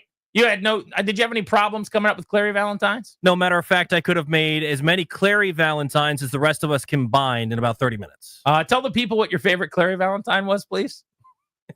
Colony Grill and Chill. Amazing. Colony Grill and Chill? Amazing. Pretty damn good. Amazing. Pretty good. All right. I'll go next. What do you got for me, Tobes? Are you a fourth liner? Because I think I'm in love. Yeah. That fits. Ooh. That fits. I like it. Are you Matt Hendricks? Guys like that. Mm-hmm. Are you not going to be on the Capitals in a few months? Can I buy your sweater? Are you going to stay below 10 points the whole year? Right. If you're going to get 8 points this year, not be a defenseman, get scratched despite being healthy at least 4 times, and definitely not play next season, I'll buy your sweater. Is your aspiration to be on the second line penalty kill? Do we have any Valentines yet for Danny? We've been working on one, and I think we've got a good one. I think we've got a winner. Oh, Grant. very good. We're ready to post this one on the 1067 The Fan Twitter account and on the 1067 The Fan Grant and Danny Facebook page. We had to workshop some, but I think we settled on a winner. And it says, with a beautiful picture of Mr. Daniel Rouillet, I'll be the commander of your heart. Oh, damn it. That's good. You bastards. I'll be the commander of your heart. There's a left hand up joke, I think, as well in there. Sure. But we're going to leave that one on the cutting room floor. Okay. Yeah. That one stings a little bit. That one we'll leave. That stings a little How bit. about when I'm not playing pickleball, I'm thinking of you? Yeah. Yeah. How about I usually don't go around the posts on the first game with the new partner, but I'm making an exception with you. Look at this. You're using ATPs. Look at you. In fairness, Toby and I did Google. You guys looked it up. I know. Pickleball pickup lines. Yeah. You're welcome in my kitchen. Well, we were trying. That was one that we saw. Mm-hmm. We did. Another one I liked for you that we couldn't. What was the thing we were thinking, Toby? He played third base. Yeah. Can we get to third base? Something We didn't know along if those lines. it was known enough that you were a third baseman by trade. Right. But I think. Did I tell you I was a college baseball player? Have I mentioned that a lot? Like something like Yeah. that. I'd like to over talk about you like I do my college career. Something like that.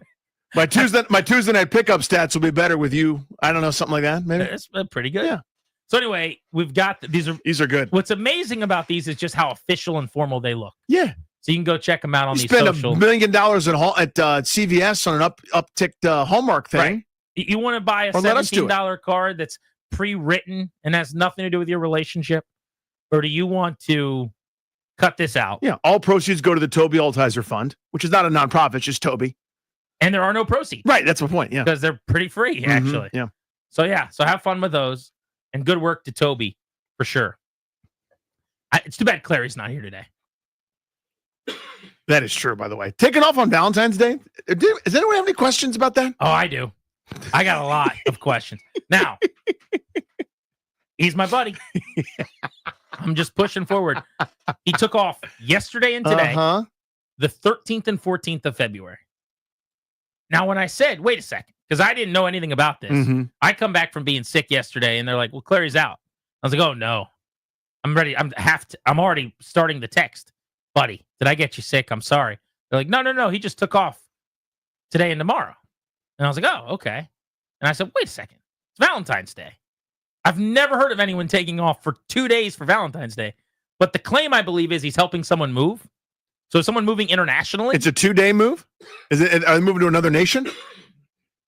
They must have flown out last night. Yeah. And they must be flying back today, I'm guessing. Also, I've helped a lot of people move. That's normally a meet you at your place at like 9 or 10 in the morning thing. Maybe I could see you having to take off a day of work for somebody to move. Maybe. Even that's a little bit aggressive when you work afternoon, evening. Because you could always take a break or whatever. Yeah. Like I got a job, whatever. 2 days, man. Valentine's Day for a guy who's just loves love like Clary does. Yeah. That would be my Valentine's Day card for Clary. I love love. I love you like I love love. It's this 2 days around Valentine's Day is a little fillet of. You know what I mean? It's a little fishy. A little bit. You know what I mean? That's all I'm saying. The move cover may have been yesterday. Yeah. But what's today? What's today? We're in a weird place. Yes. Sports-wise right now. And on the show, too.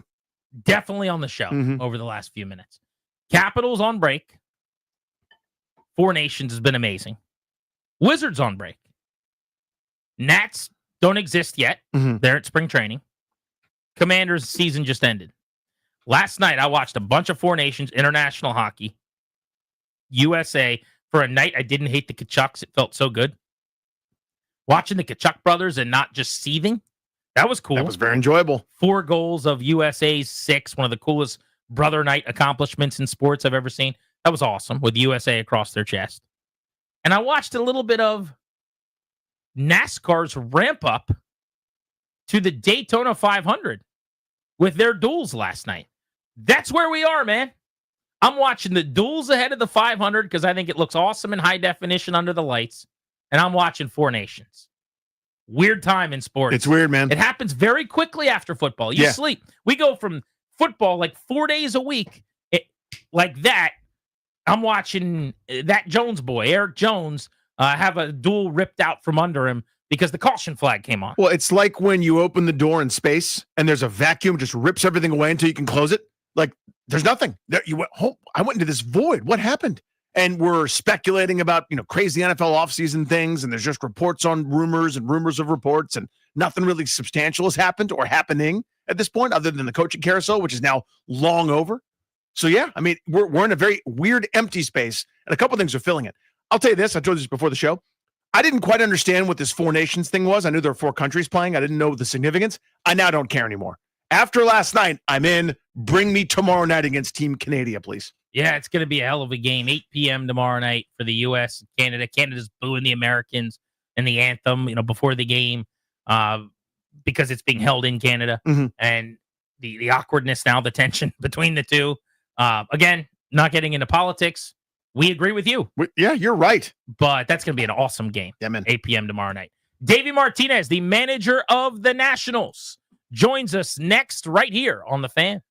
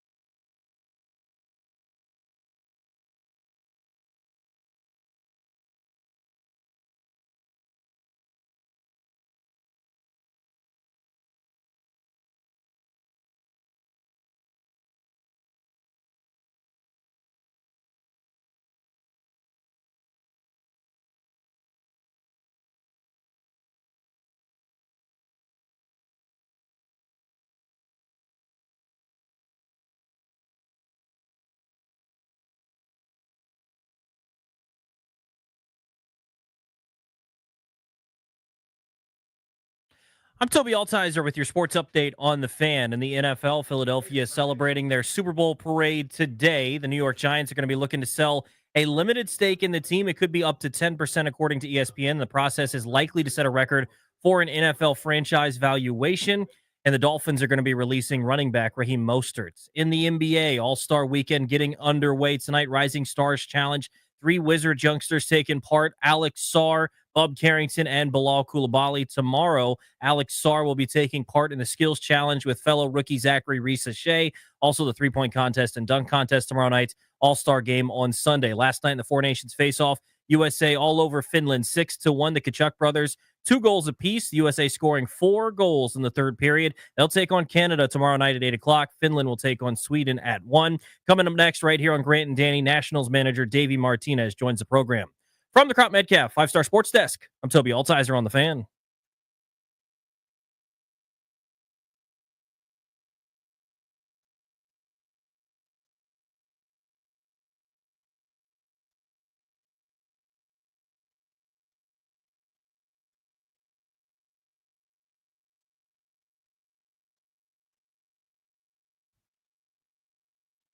Welcome back, Grant and Danny on the Fan. Thank you for making the show part of your day. Who else would we rather be spending Valentine's Day talking to than the manager of the Washington Nationals live in West Palm Beach at spring training, Davey Martinez? Davey, we know your Valentine's Day wish is coming true as well. Being on the radio with your pals Grant and Danny. How are you? It's the big thing for you. What's up, guys? I absolutely love it. Thank you for making my Valentine's Day special. Yeah, I mean, I think you're using the sarcasm font there, David, but always appreciate it. It's very early, day 2 or day. I can't remember what day it is. Honestly, it's been so miserable up here. But just give me early feel, early vibe of camp. Hey, it's been great, man. It's full of energy. I'm excited. These guys are came ready to go this year. It really has. I know it's pitchers and catchers camp, but honestly, we got about 20 position players down here already, so it's been a full day of working out and seeing some of these guys and reacquainting myself to some of the old guys, and some of the new guys as well. Davey, I understand that you're not in the front office, right? But in some sense, I'm sure you're counseled on all of the big moves. Did what you guys get done this offseason in terms of player movement, who you brought in, money you spent, did it meet your expectations going into the offseason? Was it more or less than you thought? No, hey, look, we sit down, we have these meetings all winter long. We talk about some of the players that we want and some of the holes we need to fill. I think Mike and his guys did a great job. We needed a first baseman. We made a trade. We lost a good reliever, but we got an everyday first baseman that definitely is going to help us, and Nathaniel Lowe. We went out, we needed a DH. And we went out and got Josh Bell. And, we all know him from the past, but I think he's going to help us as well. And he's 2 veteran guys that I really think I felt like we needed in our clubhouse as well with some of our young guys. So definitely going to help our younger guys. So brought Trevor back, which was great. We got Jorge Lopez that's going to help us in the back end of the bullpen. I still think that we're still looking for some bullpen pieces. I know we're always looking, so I think that might happen. But we're very excited of the guys that we have in camp so far. Davey, what questions do you have? Be they, playing time competition, roster competition, just things like that. What sort of things do you need to sit back and observe with you and your staff where you kind of go, that's TBD just yet. We're going to see who wins. Hey, one thing about our camp is there's definitely opportunity, right? I mean, we're young. We're still young. We got a lot of guys that we had up last year that we think is going to help us this year. But then again, there's always these surprises out of spring training. So as I told these guys yesterday, there's plenty of opportunity here. So go down there and knock the door down, and let's see how this thing shapes up at the end of spring training. Davey, I saw that C.J. Abrams was one of the first position players to report, which I thought was really cool. This is going to be a huge year for him. Obviously, we haven't talked to him. A lot of people haven't since the end of last year where he got in some trouble and basically got sent to West Palm and wasn't able to finish the season with the team. How are you guys handling that at the start of the year? Did you have a sit down, a meeting with him? Did that happen at the end of last year? And you're just all starting fresh. Like, where are we at with CJ based on how last year ended? we talked when the incident happened, and we know we sent him out, but I reached out to him in the off season, and for me, it's a done deal. I mean, and for him as well. It's a fresh start. I love the kid. I've always said that he's our starting shortstop. He's going to lead off for us. I'm excited about where he's at right now in camp. He's saying all the right things. He looks great.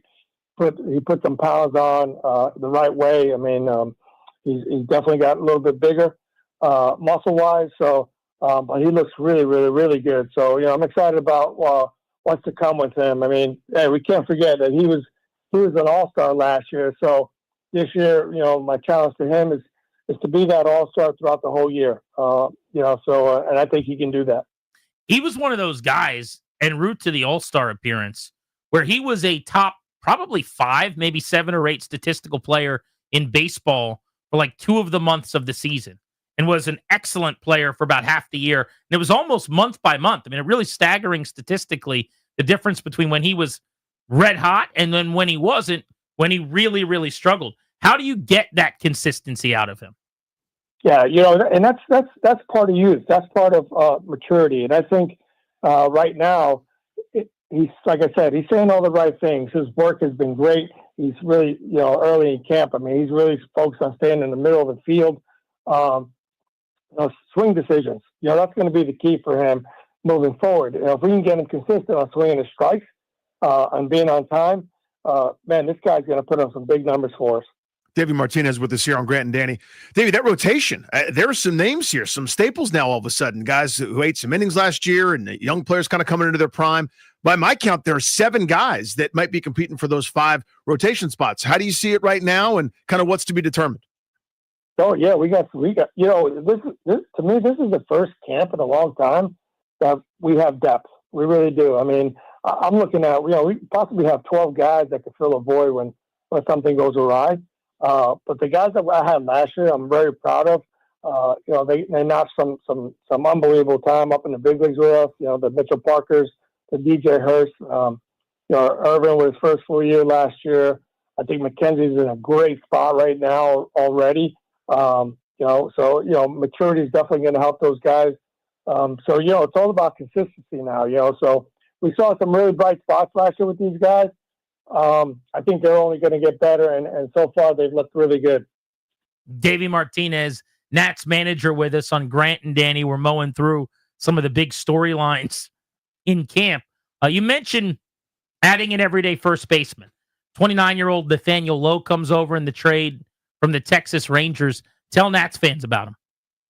Yeah, hey, when I say everyday first baseman, this guy is an everyday first baseman. He does not like taking time off. He wants to be out in the field every day. He's a Gold Glover. We know he's got a lot of upside. He puts the ball in play. He's going to hit in the middle of our lineup somewhere. So I think we got a really, really, really good first baseman over not only offensively but defensively as well. And that's what we were looking for. Somebody that could go over there and play some good defense. Because honestly, when Joey was on the field last year for Gallo, he was a tremendous first baseman, and he helped our defense out tremendously. So we wanted that guy that could play really good defense, but also be able to that professional hitter, be able to drive in some runs for us. And I think Nathaniel fit that role perfectly. David, Keibert Ruiz had a pretty tough year last year. Just, with the illness, losing some weight, just sort of never seemed to start stacking days and getting on track. Still had a bunch of plate appearances and caught a bunch of games. But what's kind of the key for him this year to sort of blossom into the guy we saw a couple years ago that was, hitting 260 and change with 18 home runs and was doing an awful lot of good stuff? Seemed like he was, on a pretty good path. What's he got to do to be different this year versus last? Yeah, for me, it's try to get him going early, and he's another guy that showed up here really, really early in camp. He was here mid-January and has been working. So one is to keep him healthy, but I think he's going to have a big year for us. I really do. This guy, to his own fault, when this guy swings, he puts everything in play. Right now we're working on just another guy that needs to understand the strike zone a little bit better. When he gets the ball up in the zone and he gets the ball in the zone, he hits the ball really hard. So, that's going to be our focus this spring. Davey, Dylan Cruz still qualifies as a rookie, so he has a chance to win Rookie of the Year, which doesn't just mean something to him anymore, but the team obviously, if he did, would garner a first-round pick the following year, which would be a big, big deal. First, I want to know what you thought. You liked, you didn't in his first 120 at-bats, stole 12 bases, hit 3 home runs, ended up hitting sub 220, but there was a lot of good in there for a guy who was in the big leagues just a year after being drafted. And then also, are you expecting that he will be in the opening day lineup at Nats Park? Yeah, I definitely think he'll be, all right field opening day. It's all on him and how he comes to spring training. Right now, he looks good. Last year he got a taste of what it's like to play in the major leagues. I think he learned a lot about himself and the league. So, like I said, part of it was to get him up here so he can have something to make adjustments on over the winter. He did that. He tweaked his swing a little bit, and he wants to be more on top of the baseball and be on time all the time. So I think good things are happening to him. Look, it was by design, I think, a little bit to make sure that he had an opportunity to be the Rookie of the Year this year, because I think he really can.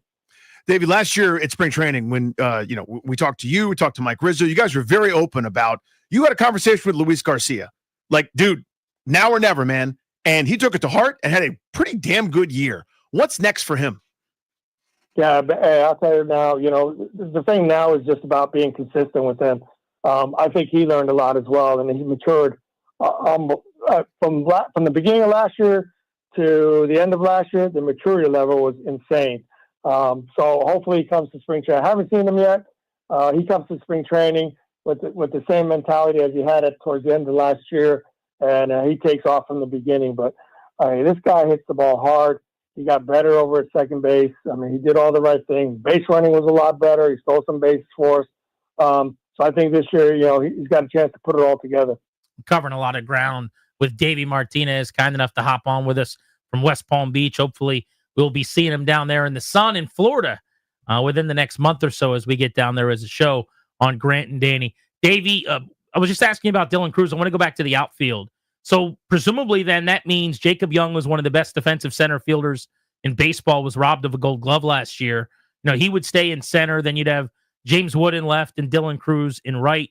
Did you guys give any thought to moving Cruz to center and maybe add in some offense or some pop, in a corner in right? Or do you just like Young's glove that much that at 25 you'll see he can get a little bit more out of the bat, but you need that defense up the middle?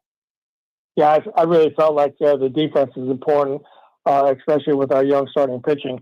And I really do like Jacob. I think Jacob is going to hit a lot better this year, even though he didn't hit awful last year. But we need him to get on base a little bit more for us. But his defense, you're absolutely correct. I'm with you, man. He should have won Gold Glove hands down. So, but he's definitely a Gold Glover. He helps out in the outfield.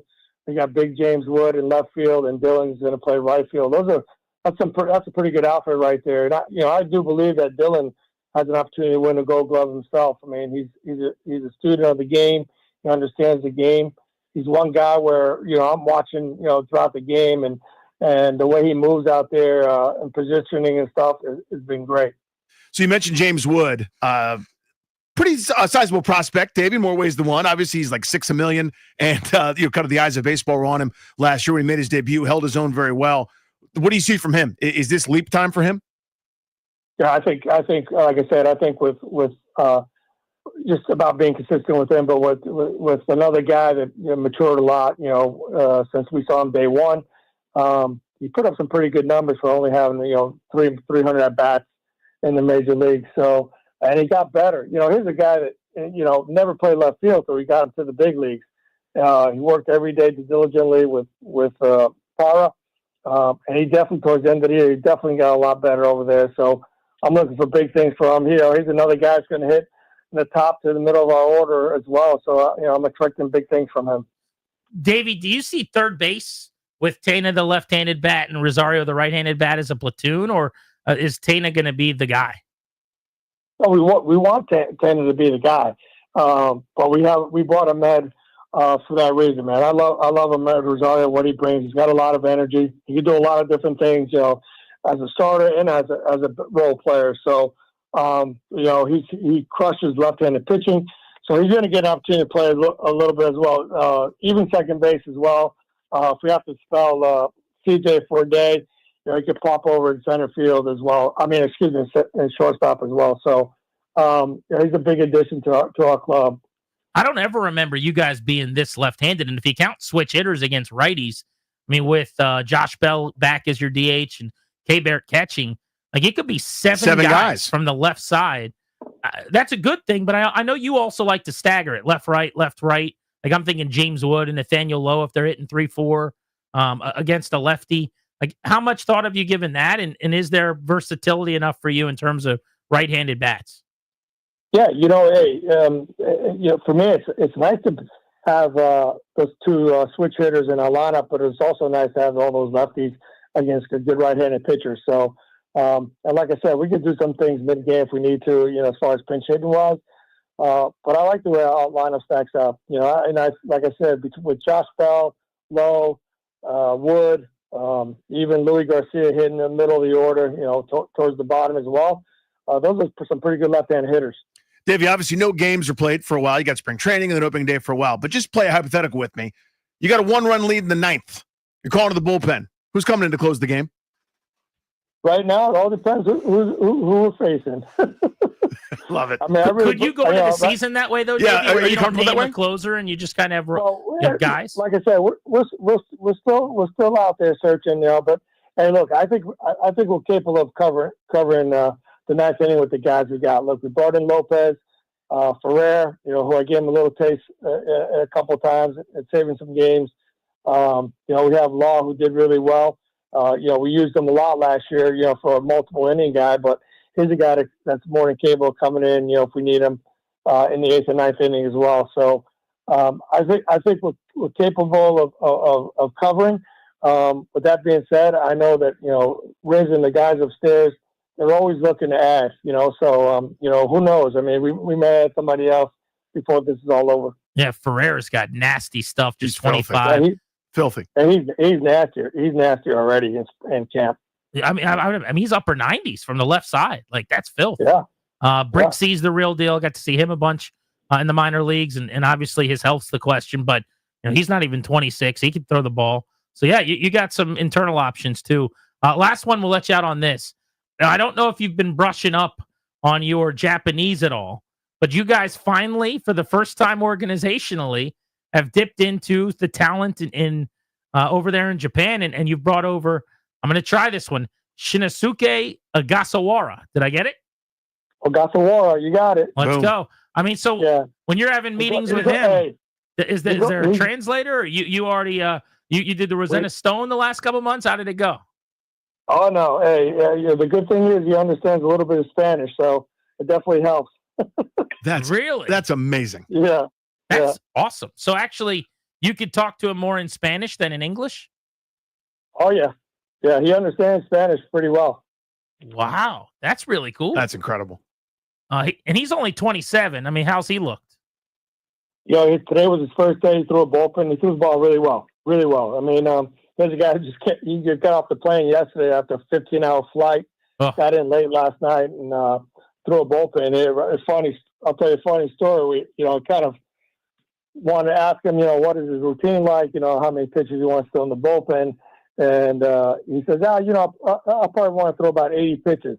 And I said, okay, well, today we're going to throw about 40. How's that? That's funny. That's a good thing when you're having to give me the ball, Skip. Stamp him down a little bit, huh? Yeah, he's he pitched every 7 days here, so the five-day rotation is going to be a little strange for him. So we're going to. I talked to Hickey. We brought him in today. We talked about his routine.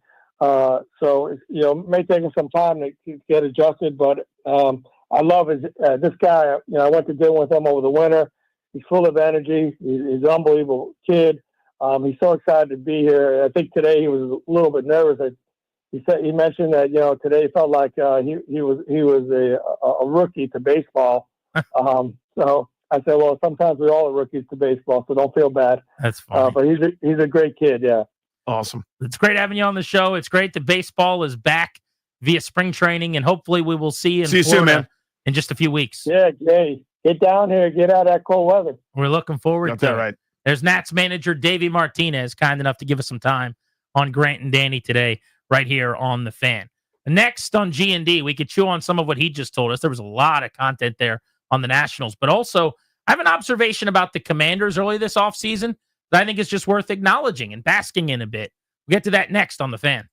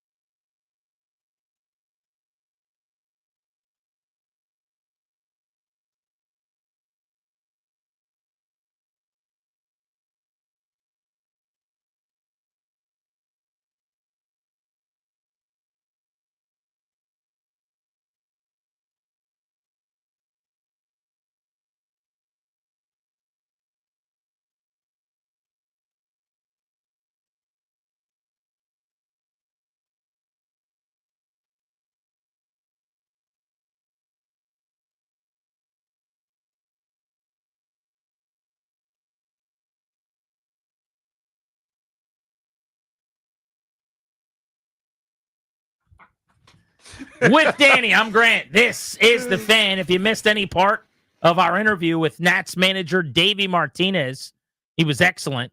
You can grab that at thefandc.com. Here's my Commander's observation.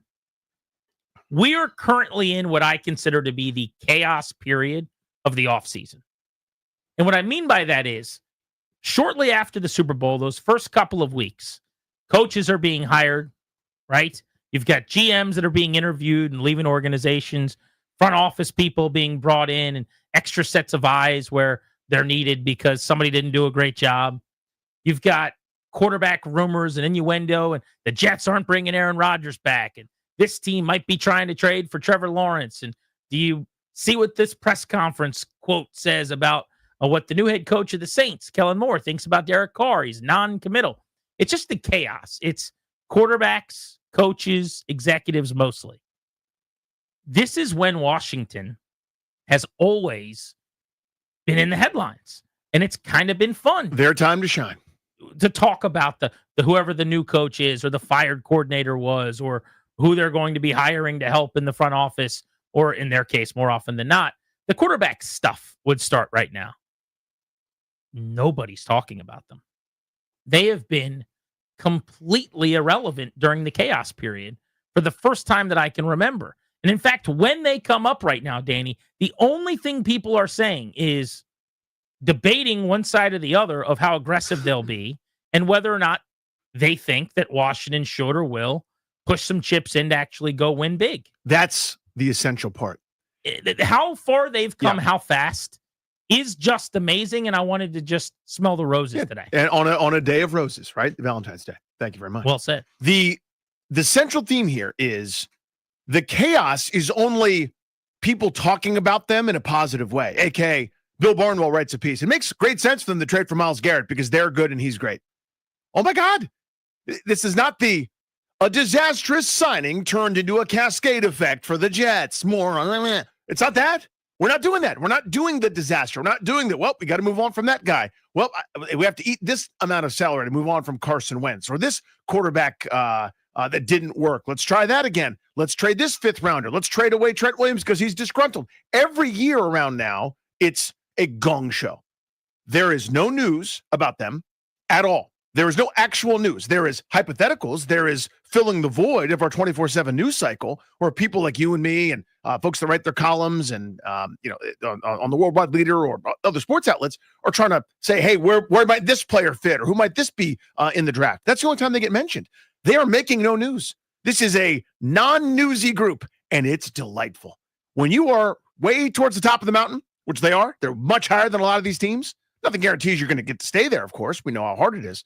But when you've done that and you have the darling of the league and then, one of the top executives in the sports, the envy of a lot of different cities, this is what happens. A calm, stable organization, the likes of which so many of us, I don't want to speak for you, but have just begged for. Results vary. Results fluctuate. You could do everything right and be the Ravens or the Bills and have no Super Bowls to show for it because you played at the same time as Pat Mahomes. There's a million things that can go wrong. All a reasonable fan can ask for is a healthy, smart, cohesive process. And you got it.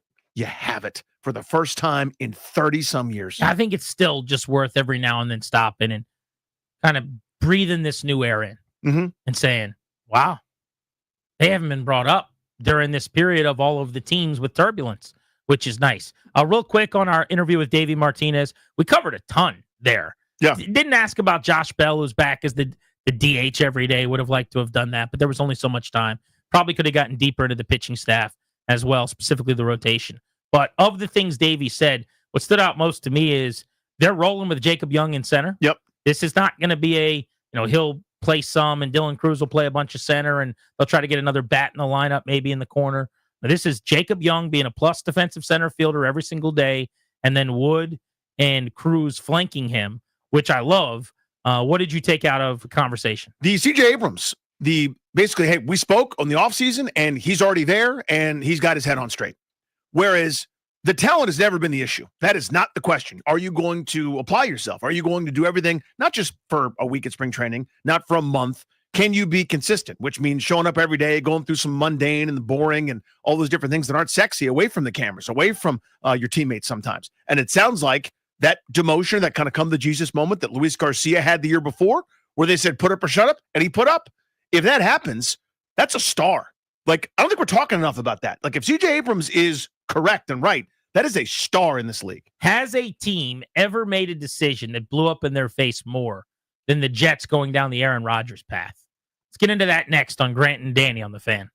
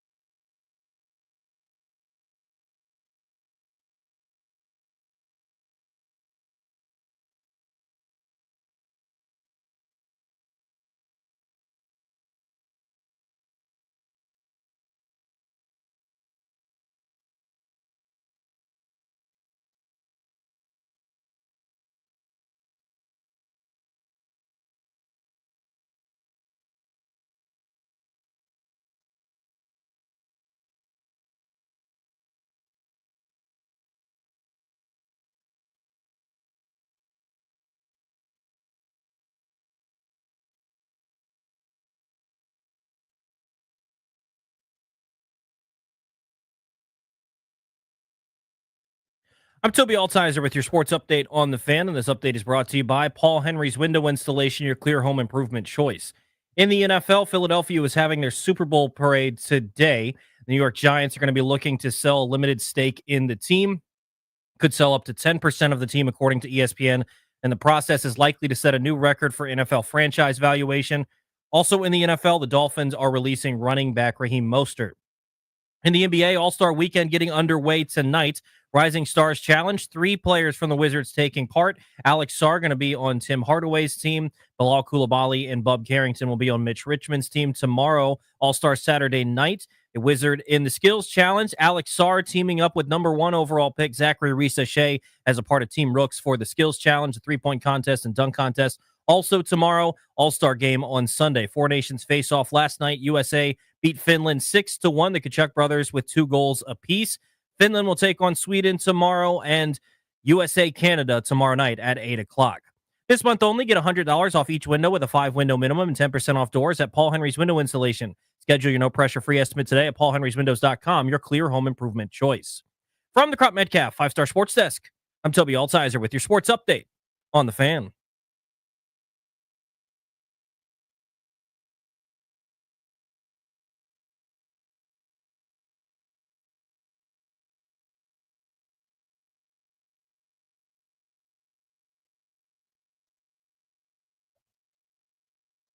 In 1 hour at 4 o'clock, we're giving away tickets to Rod Stewart at Meriwether.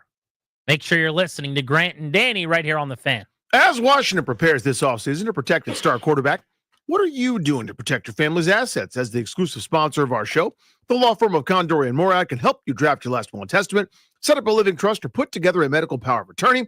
Schedule a free consultation with their attorneys today by visiting kmlawyers.com, and be sure to tell them that we sent you. That's kmlawyers.com. I have done my best to avoid all content on the Eagles having a Super Bowl parade today. It's not my job sitting in this seat as part of the Washington, D.C. 106.7 The Fan radio station and airwaves, broadcasting live right now to the DMV and to our friends in Richmond. We welcome them for the next 3 hours. Hi, Richmond. AM 910, FM 105.1. It's not my job to pretend to be impartial. I'm not an Eagles fan. I don't like it when Eagles fans are happy, okay? So I'm not going to sit here and watch you guys all party and high five and act like everything's happy, and that's great. But I do have to tell you that I have seen several videos just via my timeline today. I didn't mute words. So there are things that are finding me. They're crossing my desk, if you will. The desk that is the internet. Sure, yeah. The 2 best things I've seen as far as content from the Eagles parade that I will give credit to and I will shout out. Number 1, I love Saquon Barkley as a guy. I don't know how you couldn't. The little things that I have seen about him for years, I've really, really liked. He's got a cute little daughter that he has this great relationship with, and there's all these amazing videos, but he just seems so damn likable. I saw a story the other day where Jimmy Fallon invited him on. He's like, I'm happy to come on, but the O-line's got to come on too. So Jimmy Fallon invited the O-line, and Saquon came on with the O-line. That's great. He's walking the parade route, high-fiving people. He's like down off the bus doing that move where you go meet some fans. Yeah. And as he's running along, he like stops and grabs this guy.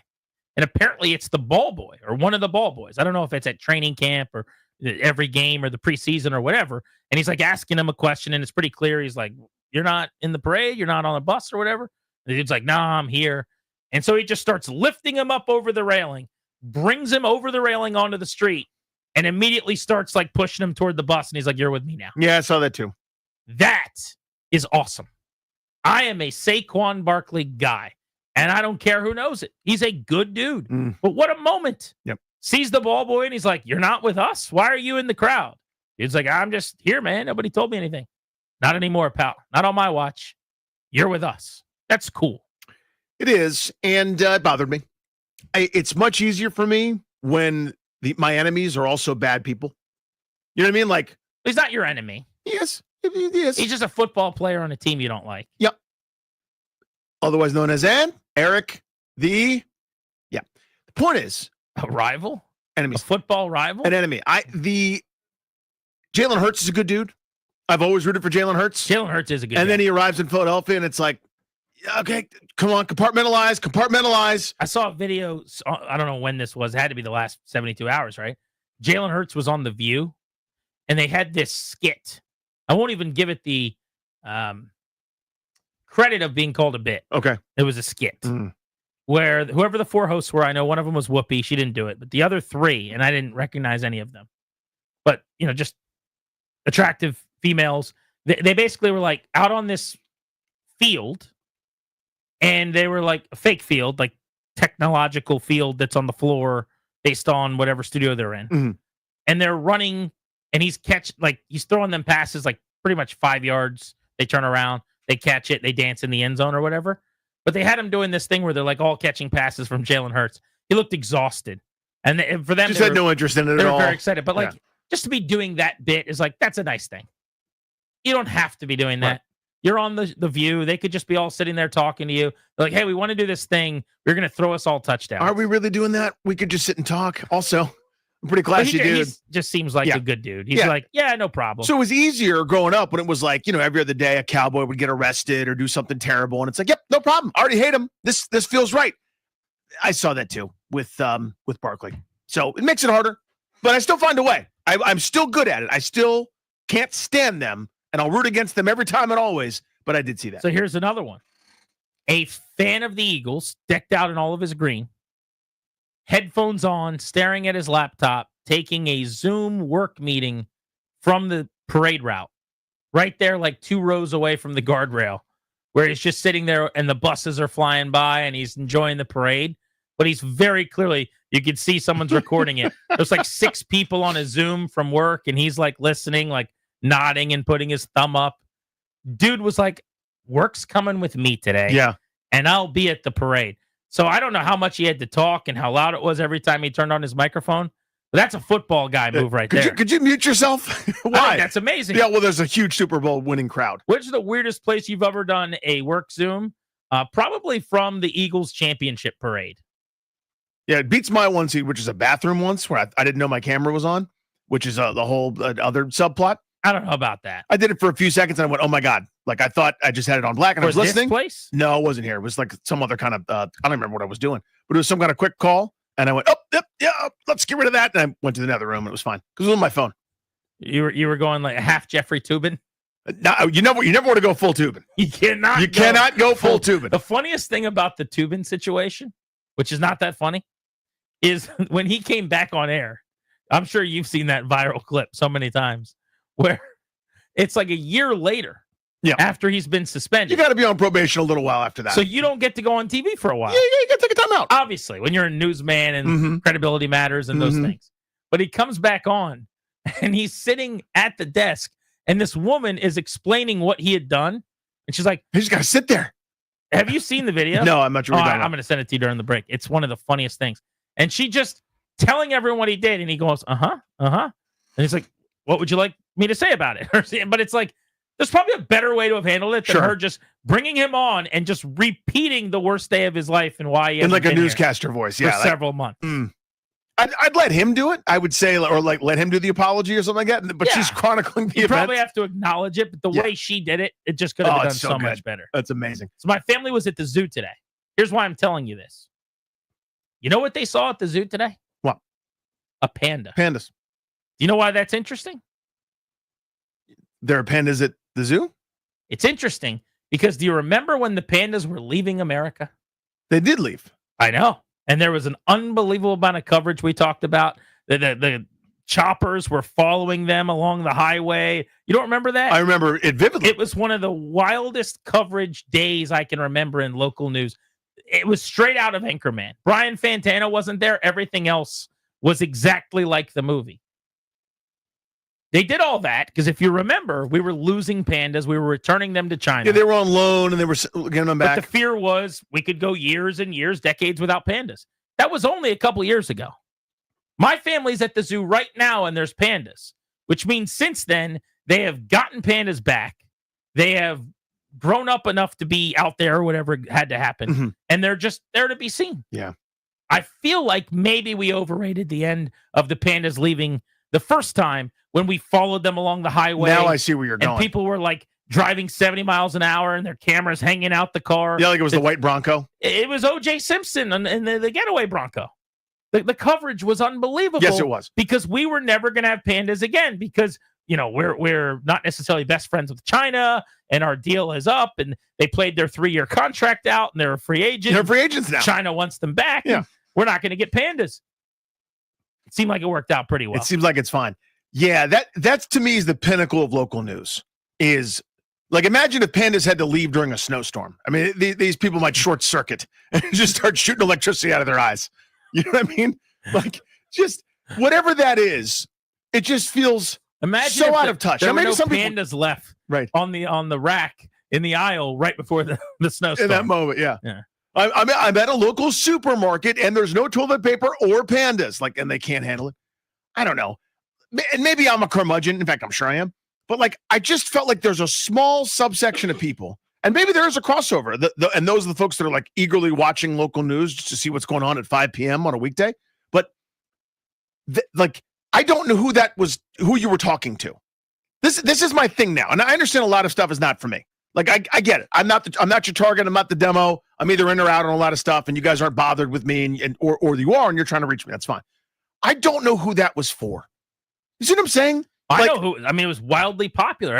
Every where I went, people were talking about the pandas. So then maybe I'm the weird one, I guess. I don't think you are. I think young people, and in this case, I'm considering you young. Wow. So that gives you an idea of the age bracket we're All right. talking about.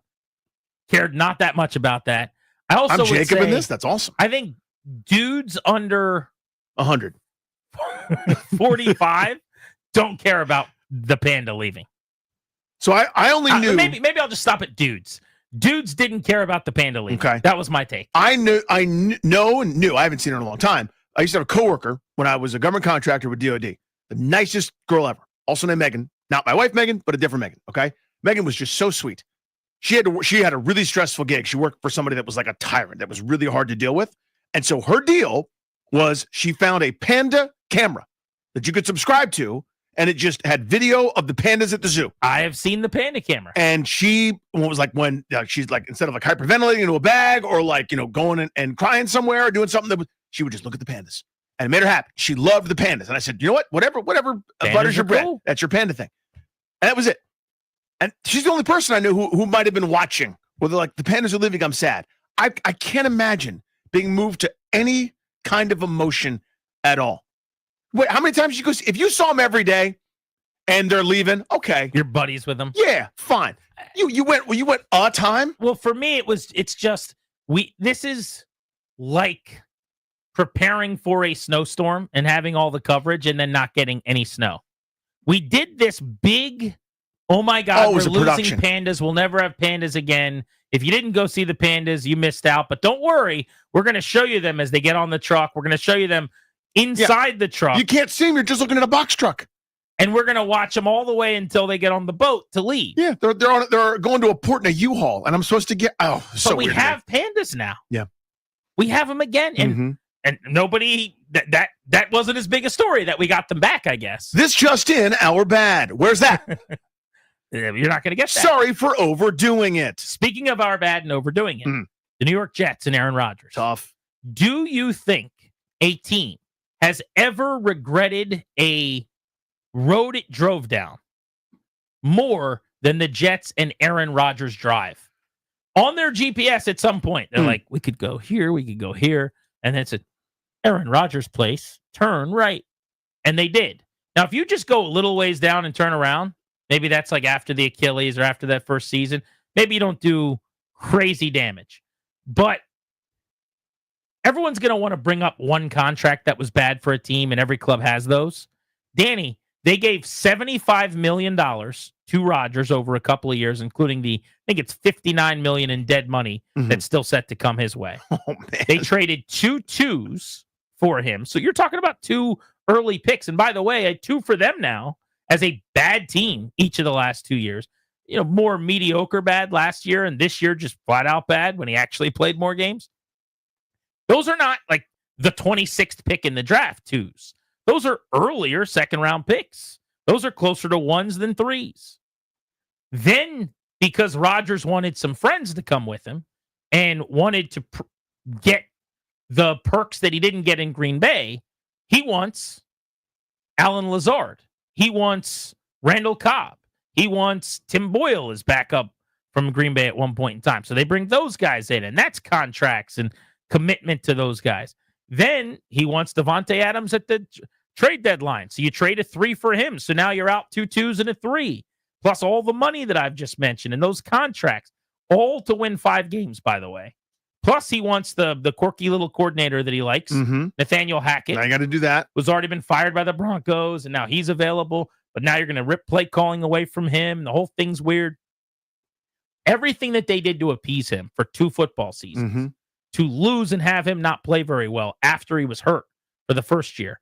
You cannot convince me that a team has put itself in a worse business position by going all in on a guy at any point. Like, So come up with one example. I racked my brain trying to, what do you search on the Googles for this? You know what I mean? Like, worst team decisions. They're all the one bad contract.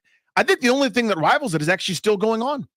The only thing that rivals this, and it may exceed it depending on your perspective, is Deshaun Watson in Cleveland. Think about what they gave up for Deshaun Watson. 1st and 4th round selections. 1st and 3rd round selections. And 1st and 4th round selections in 3 consecutive years.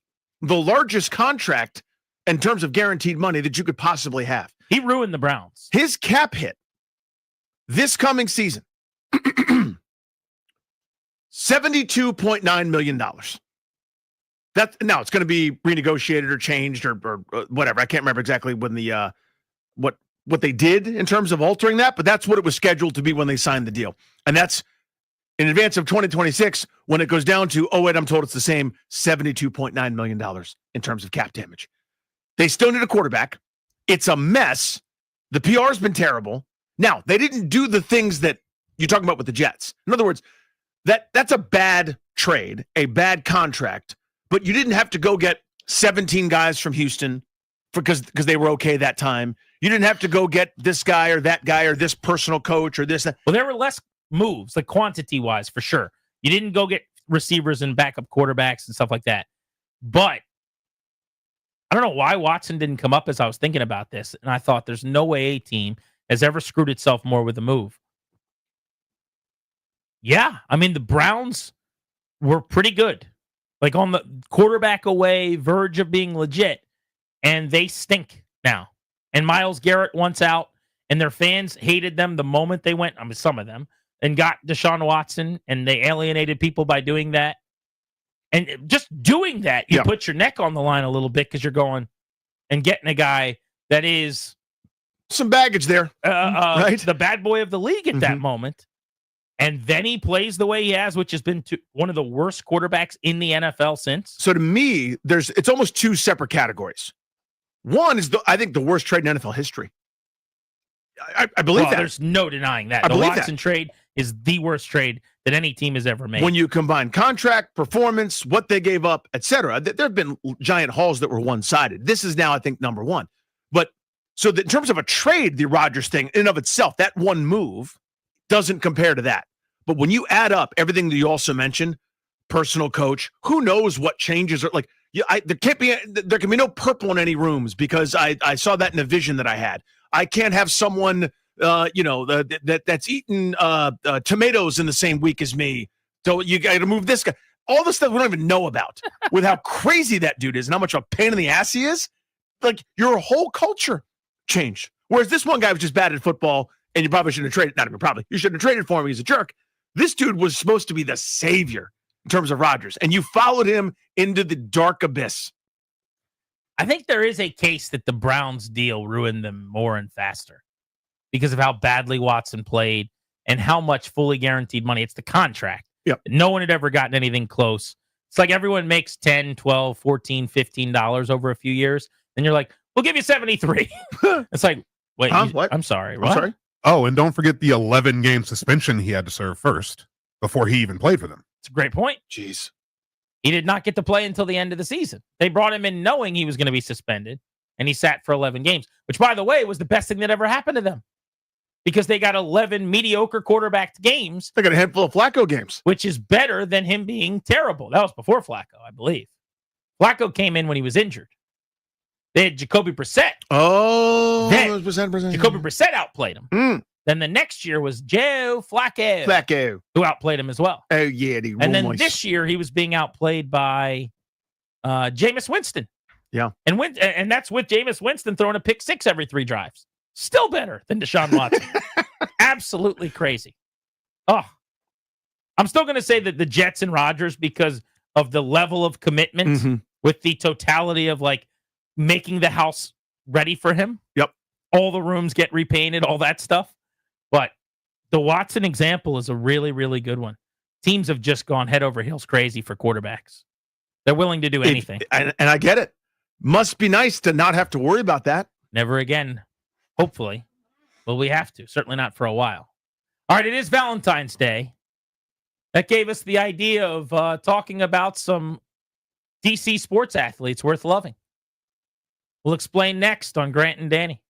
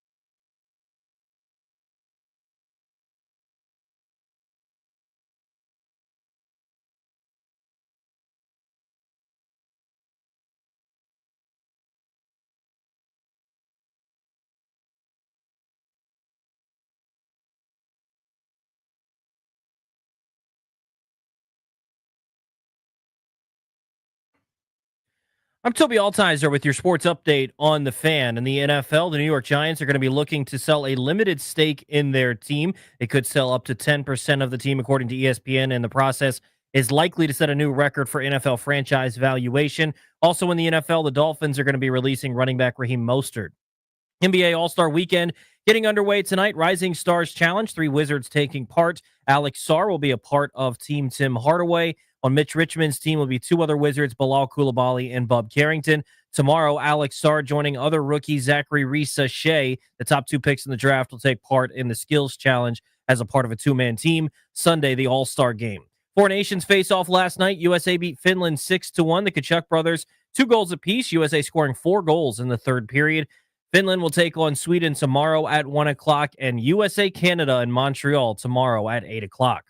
From the Crop Metcalf 5-Star Sports Desk, I'm Toby Altizer on the Fan.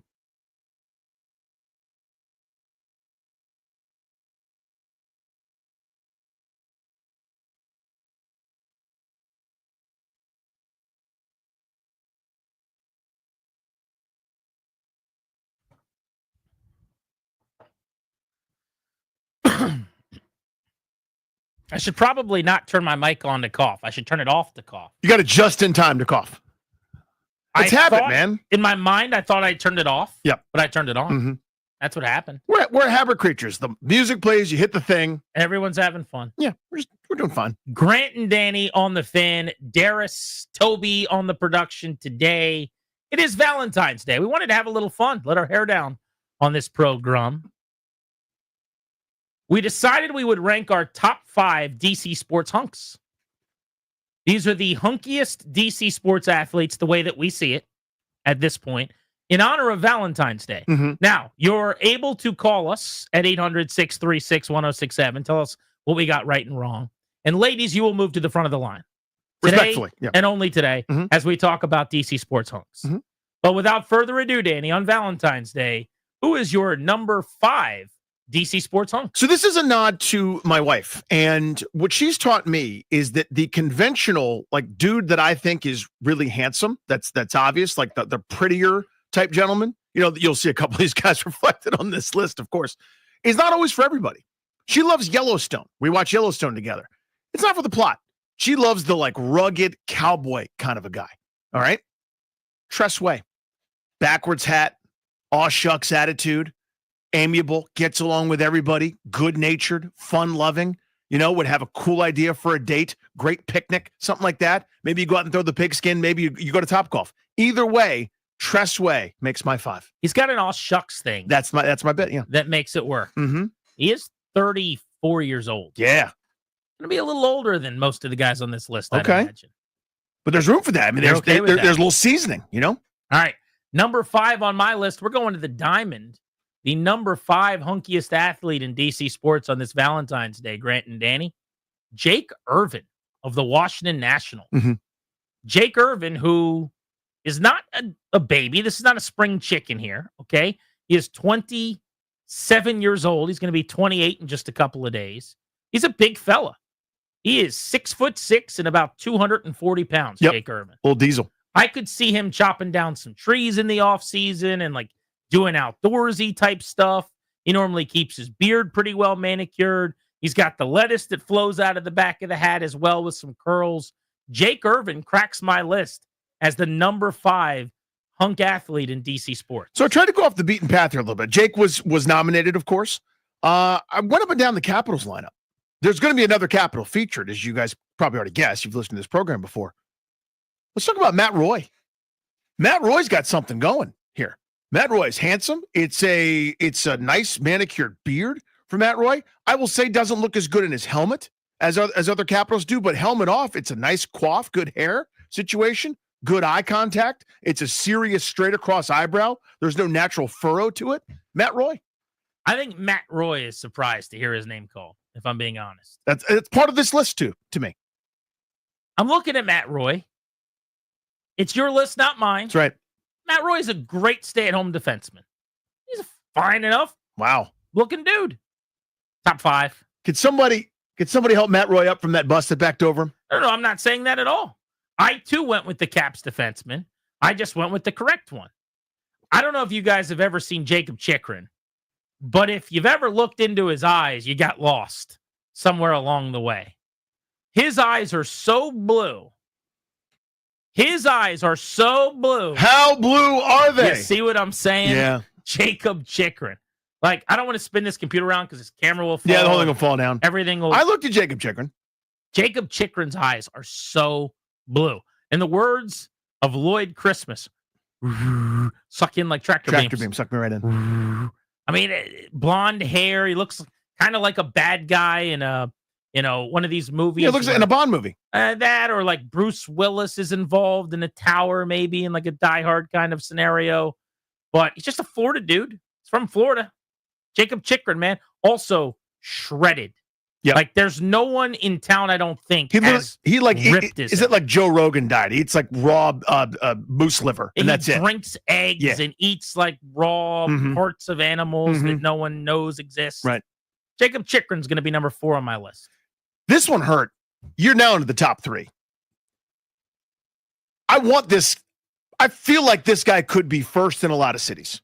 This guy could be first or second in a lot of places. He's third on my list. And I feel like I still got it wrong.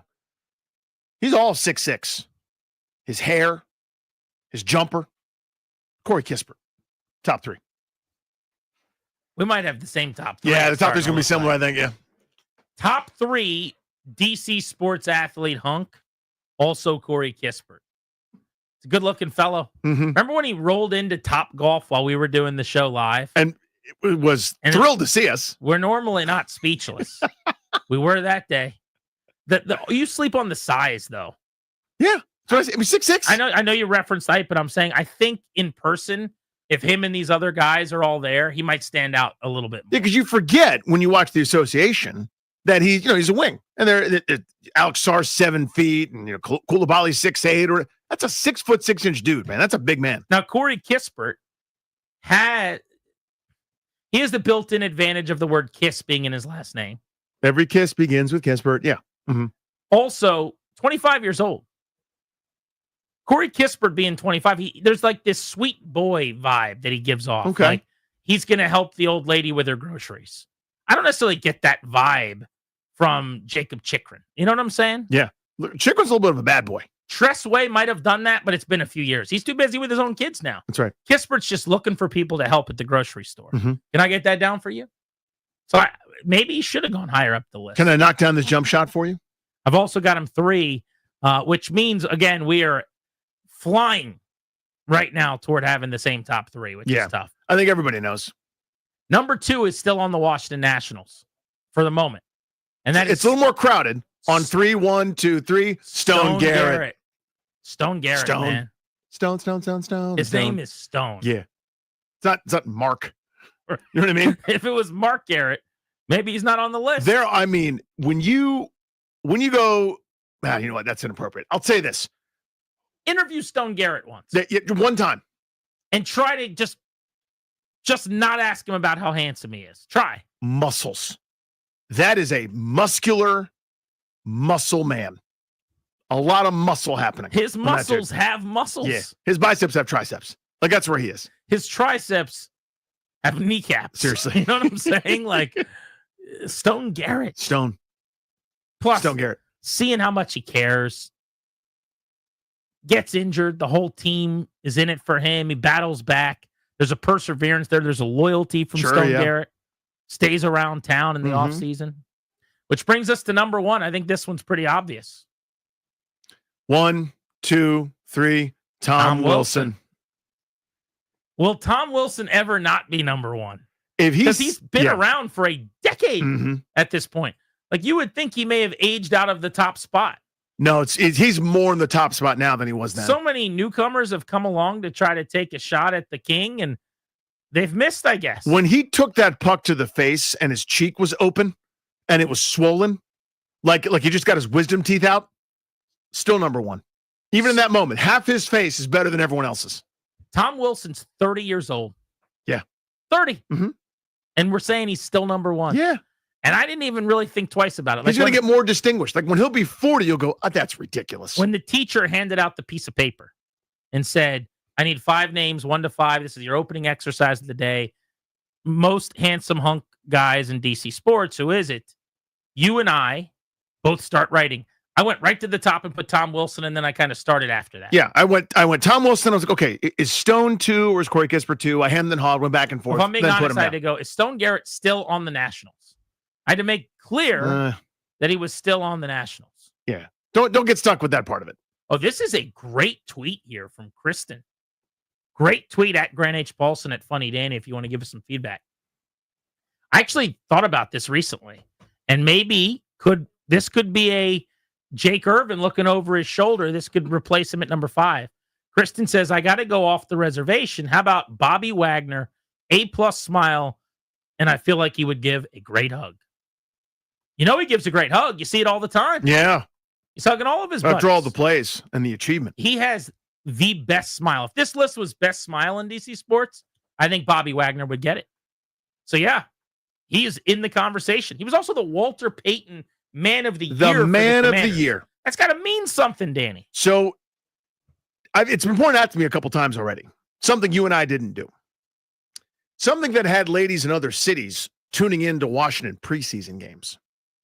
Something that had our wives asking us all sorts of questions. Oh, I know. I got text from my wife right now. Yeah, my watch buzzed because my phone buzzed. Where's Sam Hartman at? Oh, my God. So that's a mistake. I messed that up. Respectfully to Sam Hartman, this is how out of sight, out of mind he's become. Oh, that's tough. And does he have to be on the 53 man? We just did it for Stone, who's a spring training invite. That's a good point.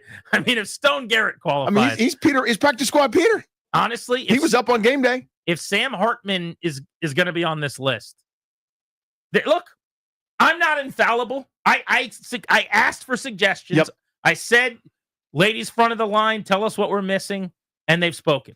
So here's what we'll do. Sam Hartman. We got to redo that. You're climbing up past number 5. Okay, watch this. You're climbing up past number 4. Oh, look, there's number 3 in our rear view mirror. Cut and Sam Hartman, paste. number 2 behind Tom Wilson. That's what I've got to. So Kispert just jumped down to 4. Yeah, 3 is Stone Garrett. 4 is Kispert. I'll go 5 Chikrin. Irvin, sorry, buddy, off the list. And Bobby Wagner also receiving votes. All right, here's what I've had to do. This is an upset. I'm keeping Tress Way in my 5, and I'm bumping Matt Roy. Oh, get out of here. That's what I'm doing. I'm telling you. Nobody's a bigger Tress fan than me, but what do you do? Well, you're running Tress under the bus, and you've done it twice. This is the second time you've done it now. Tress agrees with me. He doesn't. He doesn't get what you're. But that's part of the charm. Angling to be friends with them or something. No one knows what you're doing. That's part of the charm. That's what you're not getting. The charm. Is Tress handsome? Yes. It's the aw shucks. The kind of leader you want is the leader that says, I don't want to be a leader. I'm not saying you can't have him come to a formal. This is the GD Catalina wine mixer. Right. Okay. This is my point. It's the Catalina wine mixer. It's your list. It's your list. So, by the way, you just knocked off a higher number to keep him on. That's I know what I did. I know. That is a tell that you are angling for something. I'm not. But anyway, give me your list. Tressler, 5. Corey Kispert, 4. Stone Garrett, 3. Sam Hartman, 2. Tom Wilson, 1. How did we forget Sam Hartman? That's an omission. It makes you think we're losing our fastball. Seriously. When both of us miss out on him, like we're not good at this anymore, right? I mean, my phone was jumping up and down. Multiple people are like, Sam Hartman, idiot. Somebody asked if we can do former athletes. I mean, I guess it's your list, right? I mean, there's no real rules. I mean, we're just guys talking about. Sure. Like you want to put Rod Langway on there because you like mustache guys? Do what you want. Move the needle for you. You go for it. I don't think we need to be overly serious about how we put together our list. The rules of formality here. That's not what we're doing. Right. All right. I feel good about mine. Yours exists too. Yep. Right? Mm-hmm. Wilson, Hartman, Garrett, Kispert, Chikrin. I like where I'm at. Although, is it too late to make one more change? I mean, Bobby Wagner over Chikrin, I think, actually plays a little bit.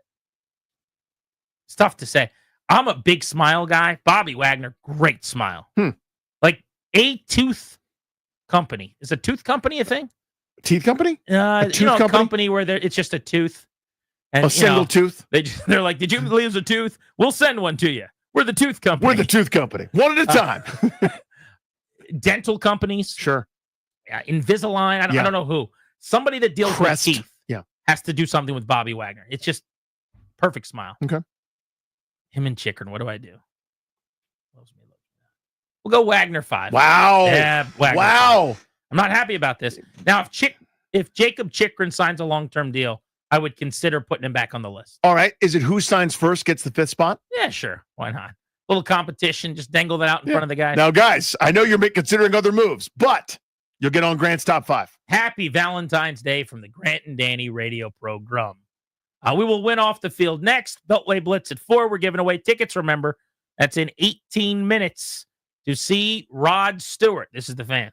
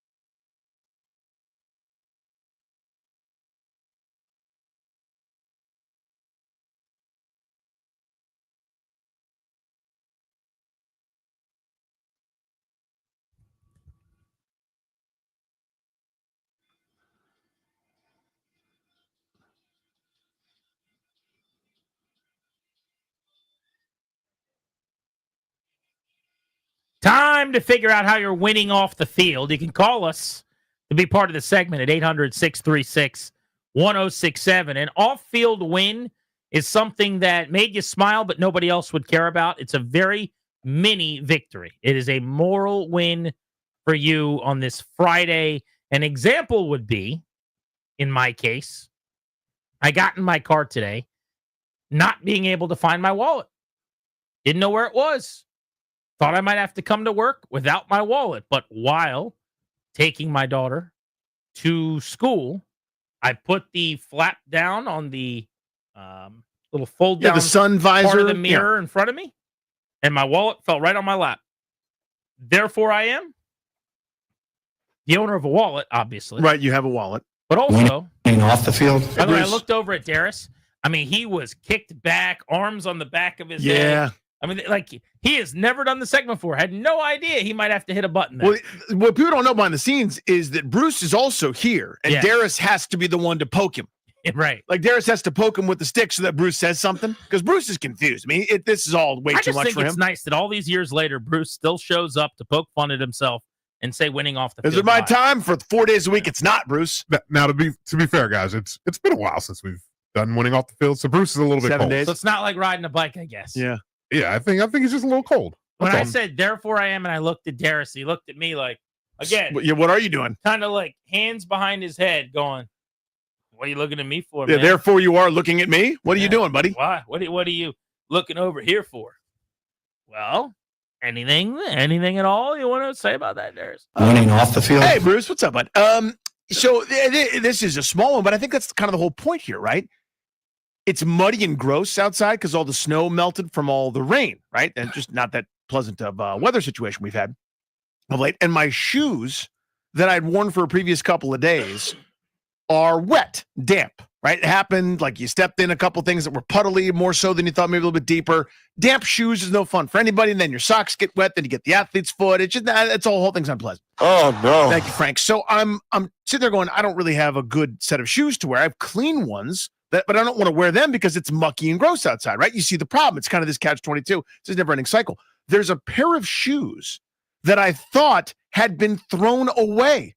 Every once in a while, my wife gets momentum and stuff just goes, man. If it's not bolted down or put in its exact right place, it's gone from the house. And I'm going, oh, no, I got no shoes. Well, these shoes that I'm wearing right now, I thought were thrown out. And they're on deck to be thrown out because they've had their time. Those shoes. These ones. And they're not great shoes. I don't care about them. Those shoes weren't thrown out. No, they're on the way to being thrown out. Hate to see the ones that got thrown out. Come on, those guys. So, I mean, those shoes are tough. Oh, they're nubs. They're $41 Skechers that I got. They are tough. And I worn them through, and they're ready to go. And they look like $41. Yeah, they look like $36. I mean, I'm sorry. Those shoes are tough. That's fine. Yeah. Anyway. Bounce. Shut up, Danny. God. Anyway, so I thought they were gone, and I go, oh, here they are. And I found them, and these are the perfect shoes to wear in you were gross excited weather. to find them. Yeah. To be clear. You're damn right. You saw them, and you weren't like, they're still here. Oh, no. Oh, no. Like there was a positive emotion inside of you. I mean, they're no Chiswick's. I can't just walk into them. Well, whatever. Jean Chiswick's. The Jean Chiswick's. I need to get back to wearing my Chiswick's. So the point of the dude's story is I got the perfect shoes that I don't care about to wear for the day. Therefore, I am winning off the field. I apologize for derailing. That's all right. I wanted to be nice. That's all. Real nice. Real friendly. Let's go to Dan in Fairfax. What's up, Dan? Hey, boys. It was kind of a double-decker. I got off work a little early, which is always nice. It hasn't happened the past month or two. But I went to a local food establishment that I frequent quite frequently, and they charged me for a medium, but I got a large portion. Therefore, I was winning off the field. I want to play a little game with you to try to guess the establishment. You never have to confirm the name, but I'm just going to get as close as I can here. Is there a window that you order through? No. Oh, wow. So you go in and order? I do, yes. And do you walk down a line like adding things to the item? Yes, I do. And you got what did you eat exactly? I got a chicken dish with rice. Oh, okay. Very good. Could you have had it wrapped if you wanted to, but you chose not to? I could not. Wow. I'm stumped here. It's one of those like like chicken place. It's actually topical to the earlier conversation you guys were talking about Handsome not men? caring about. It's a handsome DC Sports Handsome guys? athlete. Very good. Nope, pandas. Oh, but of course. And if you were to go there, would you be able to do it pretty quickly? Not rapid, but Yeah. Thank you, okay. Dan. We appreciate you, buddy. Let's go to Doug in Ashburn. Doug, hello, how are you? Doug. You know, it's well documented that male seasonal depression kicks in with the end of NFL, and for you guys to pile on with the apparent termination of Friday field trips, it's almost too much to take. They will be back. They're coming back. They are coming back. You got to give us a minute. There is a short respite this month, but I am being told that we are looking up for next month, so they will be back. Don't you worry. Pinky promise. All right, fair enough. So, winning off the field, and this is so classic, and of course it's food themed because it's a Grant and Danny show. Indeed. I drive up to the McDonald's, and as usual, there's communicative error going through the drive-through there. Sure. Did you say number? Or did you say you wanted number 2 or number 1? Correct. Yep. I asked for a double cheeseburger, which is transmitted to a double cheeseburger. What happens? I get a second double cheeseburger for free. Therefore, I am winning off the field. I thought he was going to get a quadruple. I was going to say a four, Peter? Like, can you go up and order? I was about to try it tonight. A double cheeseburger. That's 4 patties, sir. Yes, it is. That's right. I will see you at the next window, I believe is how it works. I don't believe I stuttered, voice guy. Let's I will hand you commerce, and you will hand me that thing that'll kill me one day. That's how we do this whole exchange. Wow, very cool. 2 double cheeseburgers for you. That's the way we play, winning off the field on Grant and Danny. The next thing we'll do on this show ahead of the Beltway Blitz is give away Rod Stewart tickets. If you want those, you better be listening and ready to dial it as soon as we return.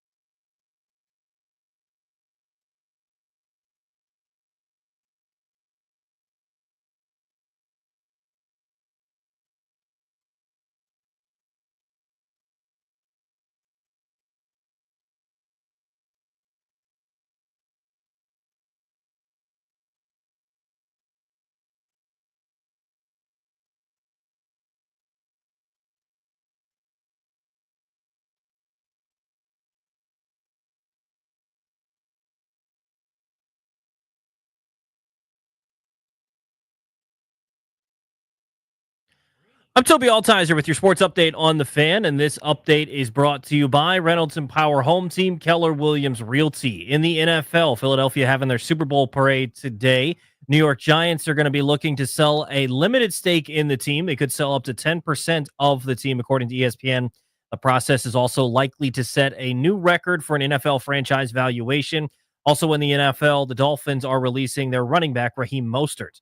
In the NBA, All-Star Weekend gets underway tonight in San Francisco. Rising Stars Challenge, 3 Wizards taking part in it. Alex Sarr going to be on Tim Hardaway's team. Bilal Coulibaly and Bub Carrington will be on Mitch Richmond's team. Tomorrow, the Skills Challenge, Alex Sarr taking place with the number 1 overall pick, Zachary Risache, as a part of Team Rooks.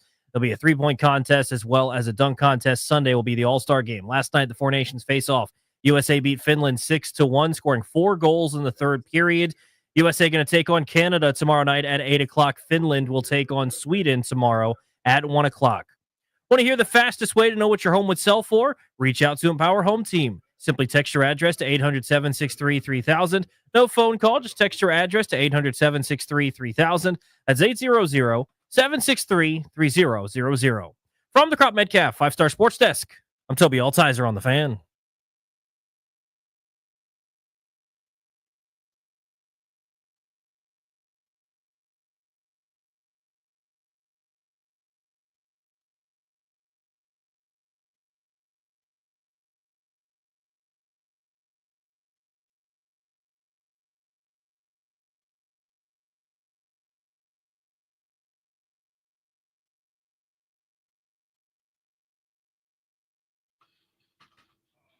Caller number 10 at 800-636-1067. You will be getting a pair of tickets to see Rod Stewart out at Meriwether.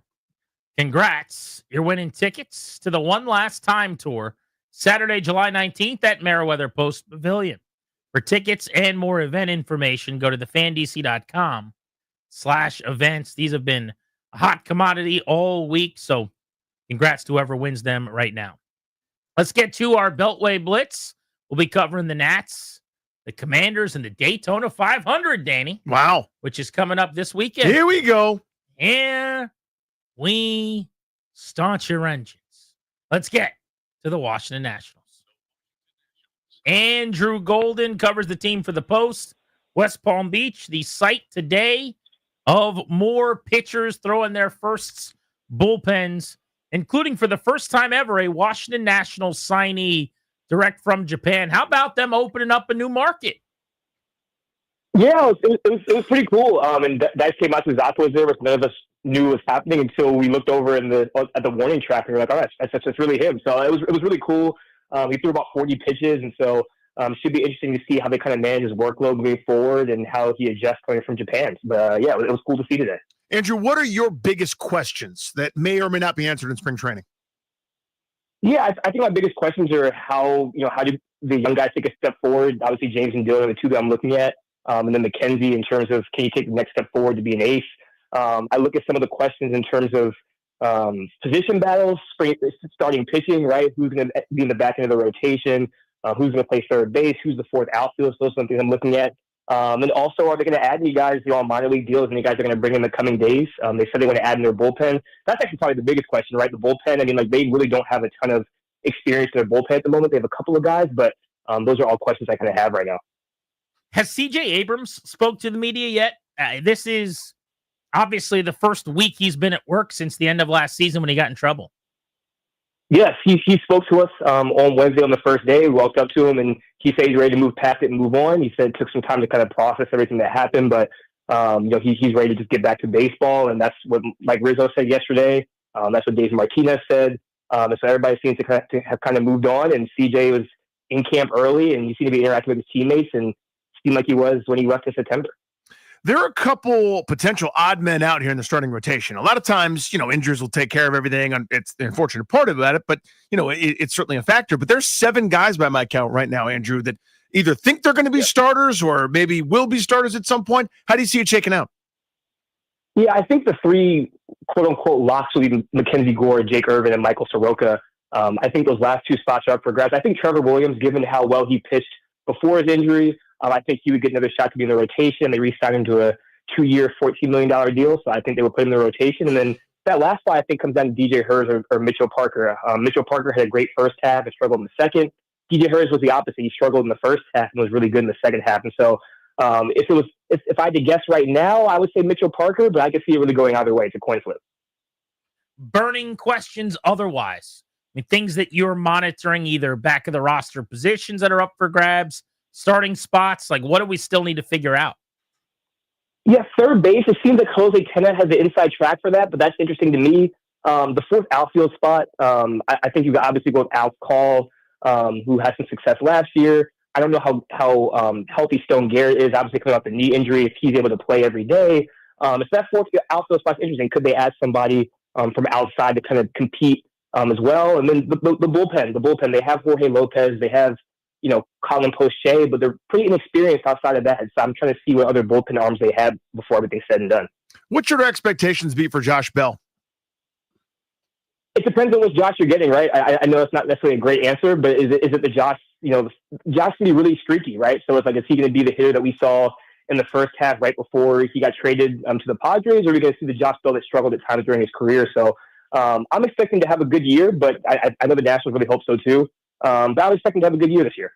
I mean, I guess my follow-up to that would be, like, he is older and coming off of a couple of seasons that haven't quite been at the level of when we last saw him in DC. Like, why would there be an expectation that he would get back to hitting, 28, 30 home runs? He's only done that a couple times in his career anyway. More recently, he's been closer to 20 jacks and, a 240 average or something. Like, I would think that's the expectation. And the fact that he only cost $6 million makes that okay.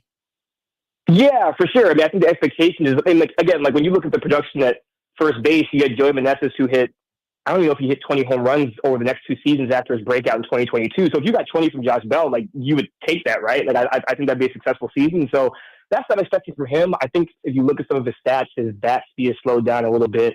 And so I think he's not going to be the guy. I don't think he'll be the guy from 2022, but I still think he'd be a productive player who can hit 20, 25 home runs if he has it in him and he plays like, he thinks he can. What do we expect from Dylan Cruz this year? I expect him to be a really solid player. I mean, he's going to play right field every day is what Davey Martinez seems to be saying these first couple of days. I expect him to have a good year. I think the big question is just that consistency. He only had like 30 or so games last year, struggled a little bit with breaking balls, but I think you're going to see a great defender in the field. I'm interested to see what adjustments he makes at the plate. But I think you're going to get a really good player this year, and I think he'll definitely contribute. Andrew, thank you, buddy. Thanks, bud. Thanks, guys. Appreciate it. Yeah, hope to see you down at West Palm soon. All right, Danny. Yep. We've never talked about NASCAR on the Beltway Blitz before. That's true. The Daytona 500 is coming up on Sunday. Mm-hmm. I was driving in. I'm a little sized for the 500. I'm like, you know what? Let's talk NASCAR on the Blitz. But that means we don't have a sounder. Oh, right. So we don't have a guy going like, NASCAR. So instead, let's do that thing where you use the microphone to make it sound like the cars are all driving by. Oh, yeah, okay. As the sounder to go into NASCAR. Okay, so throw to it. Ready? Ready? Let's talk to my buddy Davey Siegel, Sirius XM, and covering NASCAR all over the place, has his own podcast on NASCAR, a guy that I get my NASCAR information from about racing. Oh, very good. See, that's a good transition. Yeah, it's not bad, right? Davey, we are closing in on the 500. So give us some of the key storylines. What new drivers are in new places? What are we monitoring here? Boys, pleasure to be with you. First of all, that sounder was great. I don't know if it quite sounded like a race car. It may have sounded like something else, but that's neither here nor there. Yeah, imagine like a group of angry bees or NASCAR. Yeah. Yeah, sure. Let's go with that. It's a family program. Grant, there's a lot going on, Danny. Like we have a lot of change in the NASCAR world right now, especially starting here at Daytona. Chase Briscoe going from Stewart Haas Racing, which is shuttered its doors, to Joe Gibbs Racing. He happens to be on the pole, rolling off P1 for the Great American Race on Sunday. He's got a lot to prove. Shane Van Gisbergen, coming from New Zealand, won his first ever Cup Series race and his first ever Cup Series start a couple of years ago at the Chicago Street Course.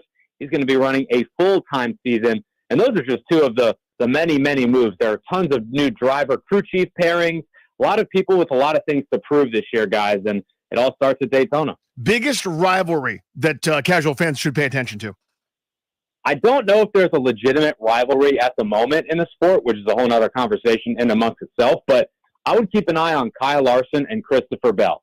Two young drivers, two very accomplished drivers, two championship threats, two guys that have raced each other in NASCAR and on dirt for years, honestly decades at this point. And both of them have said that they have immense respect for each other. They love beating one another. And even though they have that respect, they don't really let it get into fisticuffs or dirtiness on the racetrack. They really race each other respectfully, but you can still have a rivalry and keep it tame and respectful on the racetrack. So I'd keep my eye on Larson in the 5 and Bell in the 20 this year. Davey, how many years? Is it 3 in a row now that Gibbs has replaced a driver, it feels like? Because his guys are getting older, right? He had, I guess it was 3 in the last several years, but specifically Kyle Busch, now Martin Truex. So give us an idea. A lot of our listeners, as you know, Commanders fans, we're Joe Gibbs Redskins fans, of like how JGR stacks up at this point and what kind of year it's going to be for them. I know you're still a little bit bitter about your boy Eric Jones, Grant, but still salty. Yes, I know. I can tell. He just gets kicked in the shins every which way. Last night they screwed him over. I know. I thought of you. I really did. But to your point, there has been a lot of turnover at Gibbs. Eric Jones was one of many in recent years to kind of get kicked to the curb. Kyle Busch, 2-time champion. He went on to different places and pastures, and now Martin Truex Jr. retiring. So Gibbs wanted to keep him, but he kind of wanted to scale back a little bit. There's always been a lot of move-in and shake-in at any team, but to do it at a team like that, with that championship pedigree, and obviously your listeners know about Joe Gibbs, the same applies to his race team. It has been among the top of the top and one of the giants of motorsports since they got into the business decades ago. So to have all this change and big change in back-to-back-to-back years is a big deal, but they've shown that even though change is kind of frightening at some points, they really are able to take it head on, and that's why we've seen a lot of their drivers contending for championships and in the championship four at the end of the year. Davey, make a pitch to folks that are, maybe big sports fans, and there's sort of a gap now in the calendar, and NASCAR's going, hey, pay attention to us. Maybe folks that haven't been into it before, haven't really watched it. Like Danny Huhay. Like me. Danny is just so out. Give me, and folks like me, your pitch. Danny, there's a lot going on in the world of NASCAR that you may not understand, but if you pay attention for 2.5 to 3 hours on a good Sunday without rain delays, I really think you'll be intrigued, because it's like a lot of other sports in the way that there are storylines. There are drivers that are better than others skill-wise. There are drivers that are better than others equipment-wise, whether it's like a stick and ball.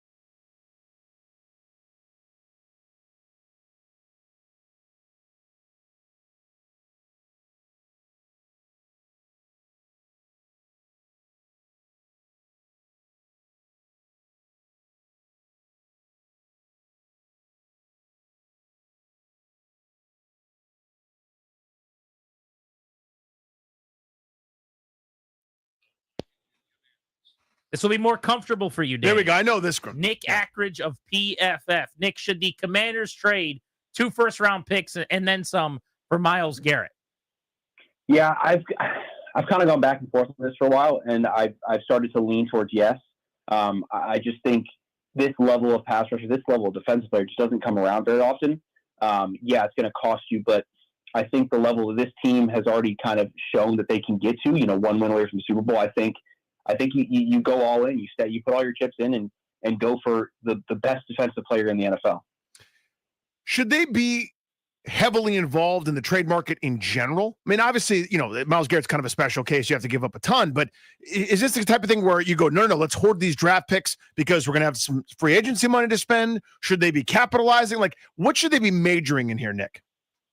Yeah, usually I lean on the side of kind of keeping those draft picks. I think keeping those and drafting and developing your own guys is key to any organization taking a step to the next level.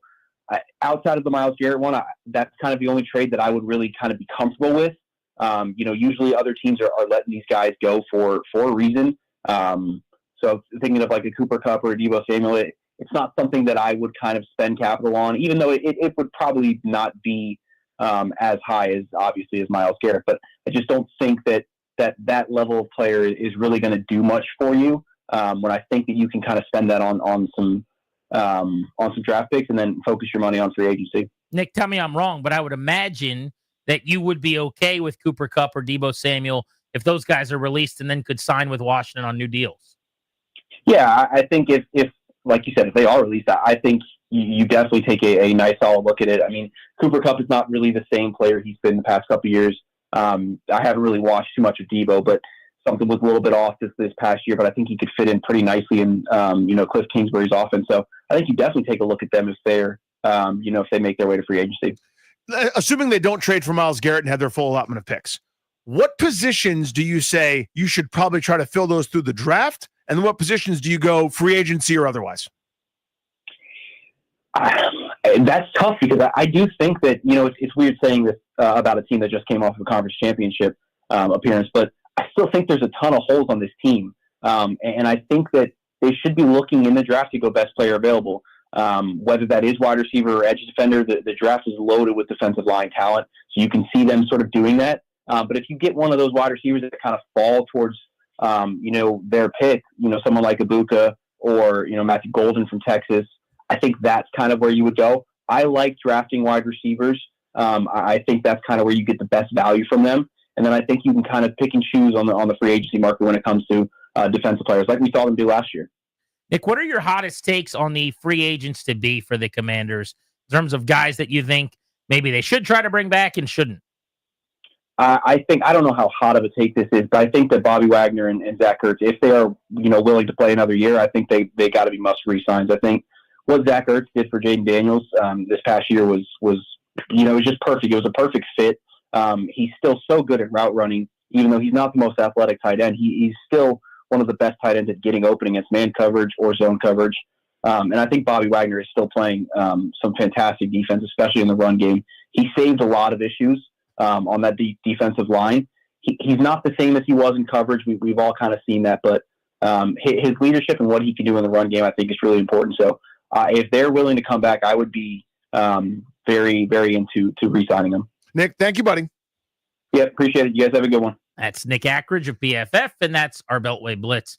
Last year, 6 million people watched the Daytona 500. That's the number I found too, yeah. 3 million on average watched races each weekend, which is a huge number when you compare it to some other sports. I mean, that outdraws a lot of standalone NBA games, as an example. It does, yeah. So, look, anything's going to be dwarfed by the NFL, and I think compared to maybe its wheelhouse 10, 15 years ago, it's down. There's only so much of it I can get into and have the patience for. Like, I'm just not going to be tracking it during the week and listening to podcasts that the drivers have or anything. But I find the broadcast, I've told you this before, fascinating television. And this is like the broadcast nerd in me. But the features that they have, they do this like Mike, I think it's called like Turn It Up feature, where for like 3 minutes, nobody talks. And you just hear all natural sounds. Yeah, the sound's amazing. You're listening to motors and you're listening to cars fly by doing your boom, boom, boom, boom. And like that for like 90 straight seconds is amazing.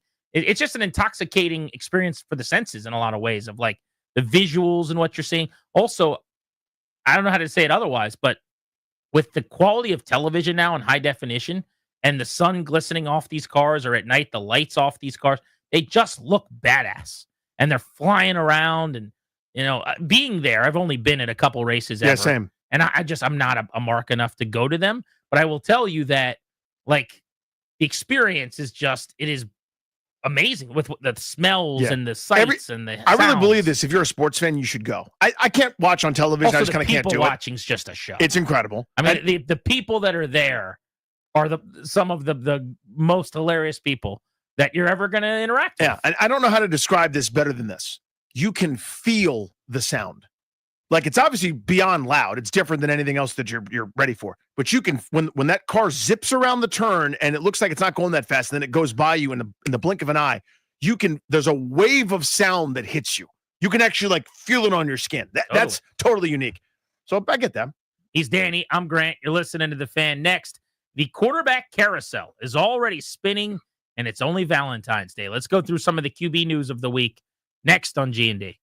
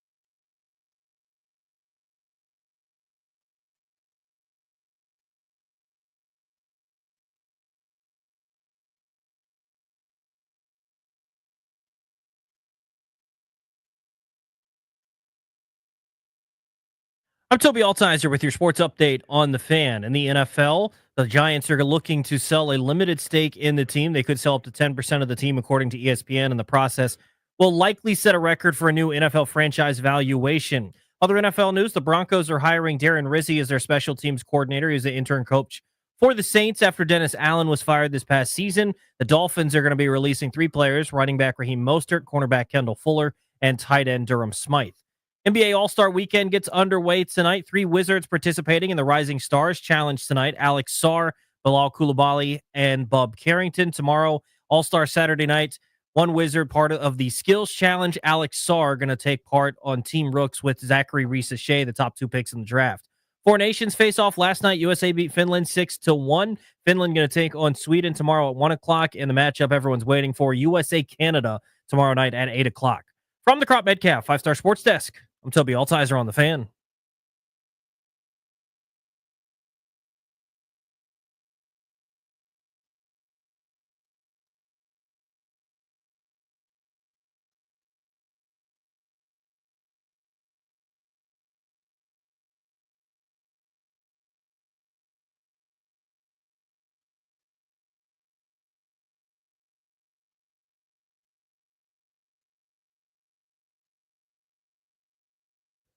Grant and Danny on the Fan. Welcome back. Thank you for making this show part of your day. We know you've got lots of options. In 30 minutes, Ebony Payne is going to join us. Ebony Payne is the commissioner of the Neighborhood Alliance over at the RFK site. She was at the meeting with Muriel Bowser and the Ward 7 council member. Yes. Can't remember his name. I apologize. That were talking to everybody, the locals over by RFK who live in that neighborhood, about why the stadium would be great, not only for them, but for DC. We want to talk to Ebony Payne about that. I did catch up with her. You'll hear that interview coming up in about 30 minutes right here on the Fan.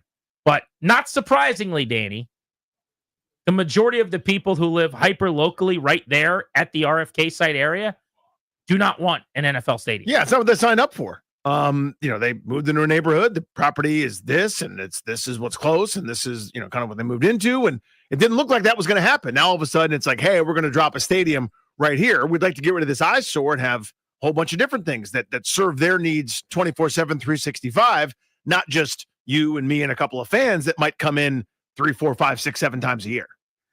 And that's something that I have a hard time with a little bit, is this idea of, well, let's do these other things. If not for the idea of the stadium, that land never would have really gone back to DC.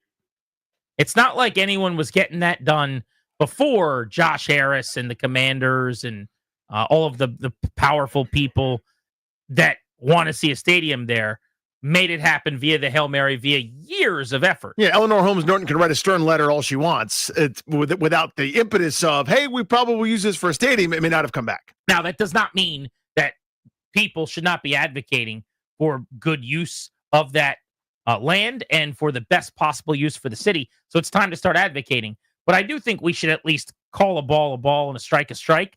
The only reason that land is now DC's to do anything with is because of the fight that was had to try to get the stadium back to DC, and that this is a formality to getting that done, or at least a precursor, a early step for doing that. So I just think that's a reality. Yeah, that's a valid point. In an ideal world, it wouldn't be, but we don't live in that. No way. But we saw the politics of it. Sure. Even with all the money and all the people and all the time and the energy for all the commanders and the billionaires and the politicians, it still almost didn't happen. It still almost fell through because of essentially one tweet with bad information from Elon Musk. And the whole thing was about to crash into the ground. And then you got the Hail Mary on the back end that saved it while we were all sleeping in the middle of the night a couple days later. I still don't really know how or why. I don't either. But God bless whatever happened and changed. But we'll get into all that at 5 o'clock.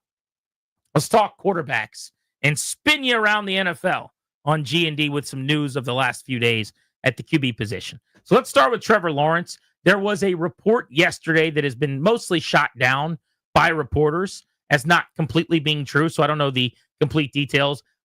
Could be completely fabricated. But I'm sure you saw that there was this story that the Steelers tried to call the Jaguars to trade for Trevor Lawrence. The Jaguars, I guess, would have, in this story, said, no, thank you, we're not interested. But it does bring up this on Lawrence. He's now about to work with Liam Cohen, the former Tampa Bay Bucs offensive coordinator who did wonders for Baker Mayfield this year. Do we think he's in line for a big leap forward? Remember, Dave Canales, who worked with Mayfield, everybody thought was going to have a chance to go to Carolina and help Bryce Young. And by the end of the year, Bryce Young was playing really good football. Could Trevor Lawrence make a leap? That's what Doug Peterson was supposed to do. Yeah. For a year, it looked like he was headed in that direction, and then that came crashing down. Yeah. We've got 3 years that are pedestrian or worse out of 4 for Trevor Lawrence. What are his numbers like the last few years? So they're always worse than I thought they were going to be. 11-7 for a 2-8 team through 10 games with an injury. What do you mean 11-7? 11 touchdowns, 7 picks. What year was that? This is 2024, the most recent year we have. Did he really? Yeah. And how many games? 10. That's awful. Yep. Yards per game? We're looking at a 204. So 17, that's a 3,400-yard season. That's brutal. Yeah. Last year. The year before, I feel like it was like 25 tutties. 21 touchdowns, 14 picks. That's not good. Correct. How many yards? 4,016. In 16 games? Yeah. All right, so he made plays or yards down the field. He also runs the ball a little bit. But my God, that offense stunk. They couldn't score. There, and again, how much do you fault him? Because the pedigree is as good as they've ever been, right? He's up there with Andrew Luck and some of these guys that were so bona fide. You're sitting there while he's playing for the national championship as a freshman going, when can this guy just come out in the draft, please? Like he has been the number 1 pick for years and years and years and years. 2 years ago, 2022, when they had that comeback win against the Chargers and he was awesome in the postseason, you go, okay, year 1 was garbage because of Urban Meyer was unserious. So this was Doug Peterson. Yeah, so this is year 1 Doug Peterson. Here we go. Here's the rocket ship taking off. 25 touchdowns, 8 picks, 4,100 yards and change. Really, really good. By the way, that's solid. That's good. That's not like Pro Bowl, All Pro. I mean, that's 10 touchdowns away from being impressive. And what's impressive about it is that it's a 3-to-1 TD to interception ratio. But it's okay. Just given the year before how disastrous it was, it's right? progress. You go, okay, here we go. What was the year before? That was 12 touchdowns, 17 picks as a rookie. My God. Yeah. So this is kind of the drum I've been beating. There's a lot of excuse very easily built into Trevor Lawrence in his situation. Understandable. Totally a thing. I get it. Not the best surroundings, unserious ownership, coaching has been bad, et cetera, et cetera. That's the first sentence. The second sentence, are we sure he's good? Like, how sure are we that he's a dude? He is good. But if you're talking about really good, like top 10 in the league, potentially good. Well, let me rephrase No, we're not sure. How sure are we that the Jaguars should have just hung up the phone on the Steelers? That's kind of what I mean. Like, are we going, like, if someone called me about Jaden Daniels, I'd go, that's adorable. Lose my number. So if that actually happened, and we don't know that it did, because, again, Tom Pelissero and other reporters have said it didn't. But in a world where the Steelers called the Jaguars, I would absolutely take that call. I would say, if this ever gets out, we'll never do business with you again, and I'm going to tell everyone you're lying. But what are you offering? Like that's kind of how the conversation would go. But yeah, my thing is I need you to have enough good with the bad early in your career, and he definitely has. Like Trevor Lawrence has had enough good moments. There's a starter kit there that intrigues me. And I'll tell you something else, Danny Rouillet. And in fact, I'll do an impression of you. Oh, wow. Okay. Yes. Danny Rouillet. Have you ever done this before? No. Okay. This is new. All right. Oh, I see. I fell for it. Danny, wake up, man. Brian Thomas Jr. Brian Thomas. Who's this Brian Thomas Jr. guy going into his second year in Jacksonville? You sleep. I'm sure. Toby sleeps. I'm sure. And Darius definitely sleeps on Brian Well, he doesn't Thomas play for the Jr. Texans, so Darius does sleep. That's a good point.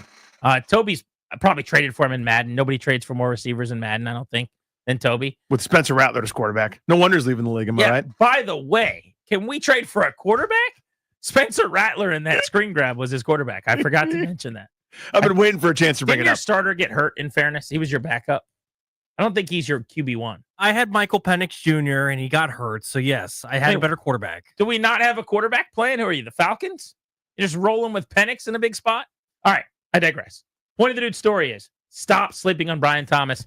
That is an elite. I'm talking potential top 5 Baller. wide receiver in football in the next few years. Here's Him my and Neighbors, who Jaden Daniels played with, One of the other reasons why I was really nervous about Jaden Daniels is because when you watched it, he's just throwing to wide open guys all the time. He played with two guys that might be top 10 wide receivers by the end of this football season. So here's my only one other counter for Trevor Lawrence. If it wasn't for the pedigree, we would think of him much differently. Like these are Sam Howell type numbers that he's been putting up over the last several seasons. And because he was number one overall, pick number one, he still gets more benefit of the doubt than maybe he should. Again, I think there's something there. I'm with you, but he's got a lot more. He's been a benefit of a lot more patience than a lot of guys would get. New head coach in New Orleans, Kellen Moore, was asked about Derek Carr. He was non-committal, said he's excited to work with him, but wasn't willing to go on the record and say he would definitely be the starter. I didn't realize that the Saints can really easily get out of Derek Carr's contract now. I didn't either. In fact, something had to have changed at some point in terms of like dead money or the restructuring that they did. Because maybe it was just that it was never up until this year that it became, this crazy and easy to get out of. It was always much worse, I should say. But like Derek Carr, I saw somewhere yesterday, and I got to look these numbers up. You could get out of his deal for $10 million in dead money.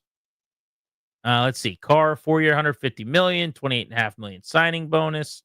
No, I'm seeing $50 million in dead money because of the heavy guarantees in his contract. So what did I read last night? This is there was an off ramp somewhere.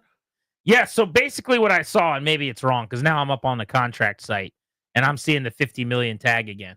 But essentially, that they could get out of the deal and it would only cost them like $5 million this year, $10 million next year, something like that, and that number would go down a ton.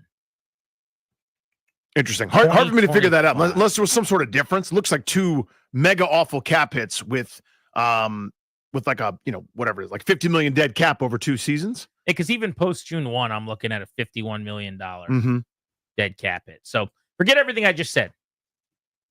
They can't get out of that contract. Yeah, I think they're stuck. Easily. And that's kind of the point is that New Orleans has kicked the can down the road for a while.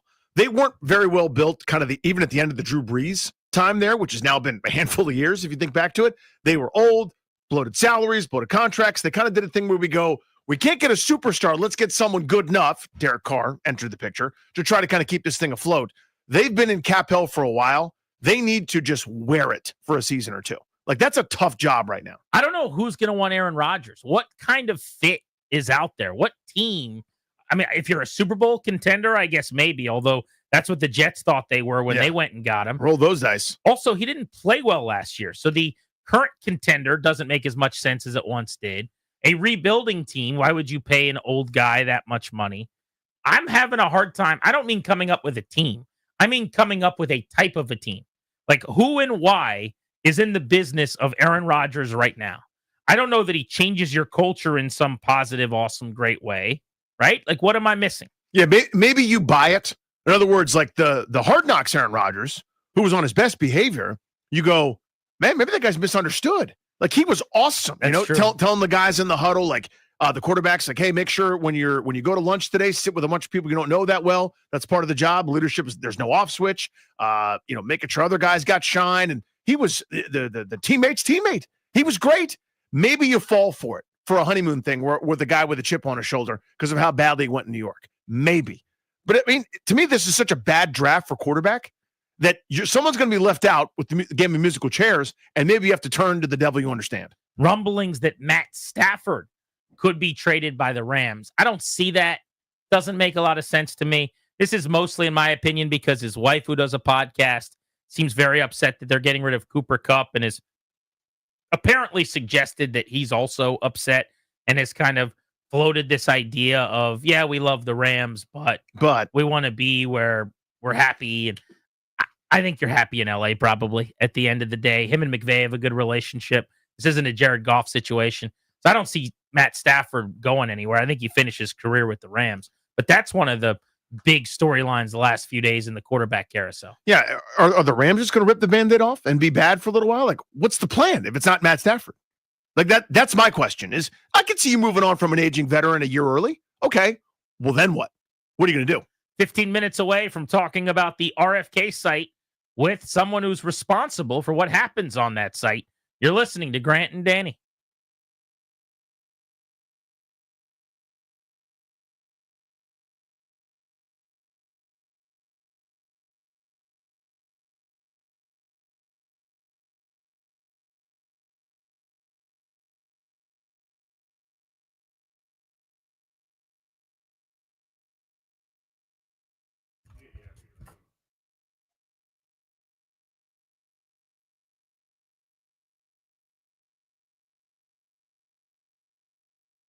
Hey, guys, it's Grant. March is almost here. We're just a couple of weeks away.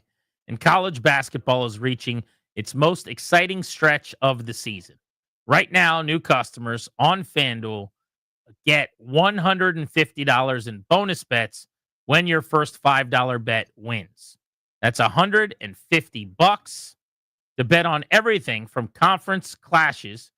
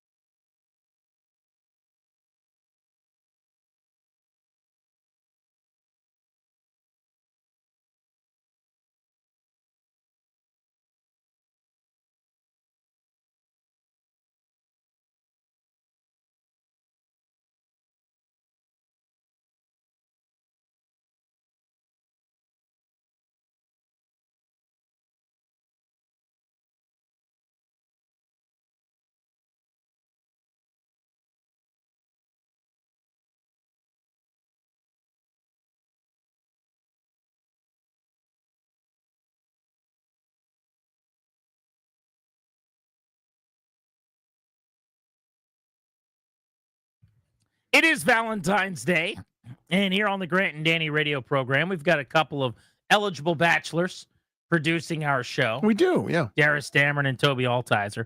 So we figured we would put them through what we're going to call the Bachelor Combine, Danny. Yeah, with the NFL Combine coming up, prospects like Travis Hunter and Cam Ward and company will show their wares, try out basically for NFL teams to draft them. We're going to do the same thing. We're going to give them a grade, a round grade. So, what round would we take them in as a prospect to be dated at this point? Yeah. So I want to first get a prediction from them to see what round they think that they would be drafted in and what they're kind of gunning for in terms of our analysis. So, Toby, what kind of grade would you give yourself? What round would you anticipate to be drafted in a boyfriend draft? Undraftable. I would be frankly thrilled if I were invited to the combine and even considered as an option. So wow, I appreciate that I'm available today to go through the combine. Tobes, why is our self-esteem so low? Oh, self-esteem isn't low. I just understand that I'm not the most exciting person in the world, and I'm totally fine with that.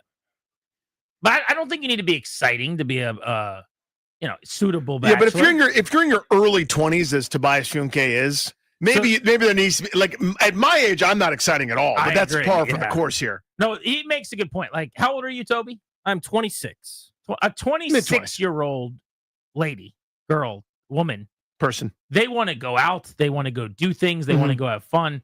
And Toby wants to be at home watching sport or playing video games. Is that fair, Toby? Maybe a sport video game. Yeah, that's very fair. I think you're going to age well, though. Like, I think in 7-8 years, you're exactly what a girl's going to be looking for.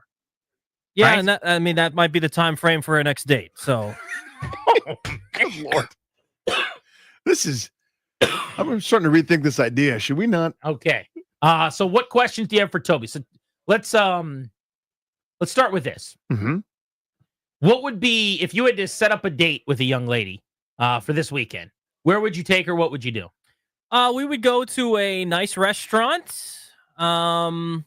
Nice meaning, give me an idea of what that is, what that looks like. I was thinking a little higher than your regular chain, but not too crazy. We're not going.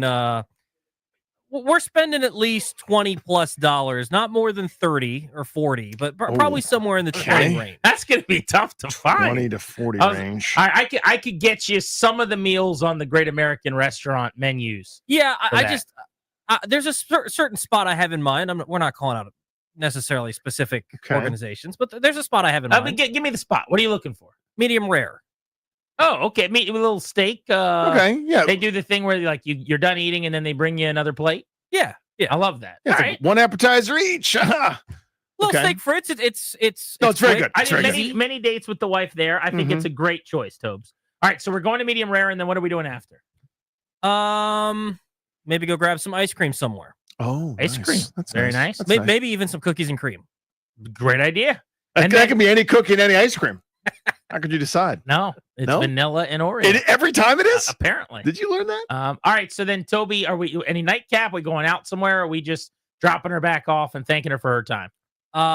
Dropping her off and saying goodnight and then going home. Okay. Respectfully, I like it. Several questions, rapid fire, if you're ready. Sure. Would you ask her what she felt like in terms of eating? Absolutely.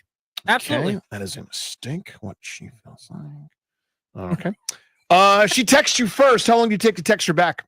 I'll be reasonable. I'm always on my phone, so I am a quick texter backer. But do you do the thing like with Clary's, like I can't text for 2 days? It's no, any of that nonsense. No games. I'm not playing games. It's not worth my time. So I will maybe give it more than like 3 minutes, like I would respond to you guys. But I'll half an hour. You and I are on dating apps together. We have matched. Okay, it is up to you to respond. First time on a dating first, app, right? I'm just saying, it's your turn. You've never been on a dating app? No. Why not? I have no interest. So, are you interested in dating anyone? That's an important question. That was going to be a follow up there. I would, sure. But how are you actively seeking it, or are you kind of just hoping she accidentally walks into your house? Like if she's in the Madden League? Like she's going to your neighbor's house for a cookout and she accidentally comes into your house and you fall in love that way? Or like I'm not wandering into establishments looking for love, if that's what you're asking. Okay. I'm kind of living my life. What effort are you putting in? I mean, is there any, or are you just kind of if it happens, it happens, but I'm not going to be the aggressor. I'm kind of walking down the path, and if I spot something, then we'll have a conversation. Okay. Okay. And you're a go up and talk to a girl kind of guy. Not really. Yeah, I was going to say there's another. So then we're not going to have a huge part of it. conversation. Correct. Okay. All right. So hypothetically, you and I have matched, and it's your turn to give the opening line. What do you say? Oh, great. Hello? Okay. Hello. I'm trying to think. I don't know. Just put that in my notes. It's going to have to be better than Yeah, hello. well, I'm trying to think. just I trying don't to know. think. It would have to be something like I don't know, man. I've never been on a dating app. I got you. Yeah, no problem. No issues there. It's not really and then my also, you might have to do something based on her account or whatever. So she says, I can't go out to dinner, but I'd like to do something fun this weekend, maybe during the daytime. What would you plan? During the daytime. I would like a little mini golf. Oh, very nice. I like that. I think mini golf would be fun. Mini golf. Good date. It's a little good. cold right now. Quality day. Well, yeah, right now, mini golf would not be on the. You could probably table, find one of those mini golfs inside. Yeah, or we Yeah. could, go bowling or something Get like some that. golf balls at the Top Golf at All Rudy's, right. whatever.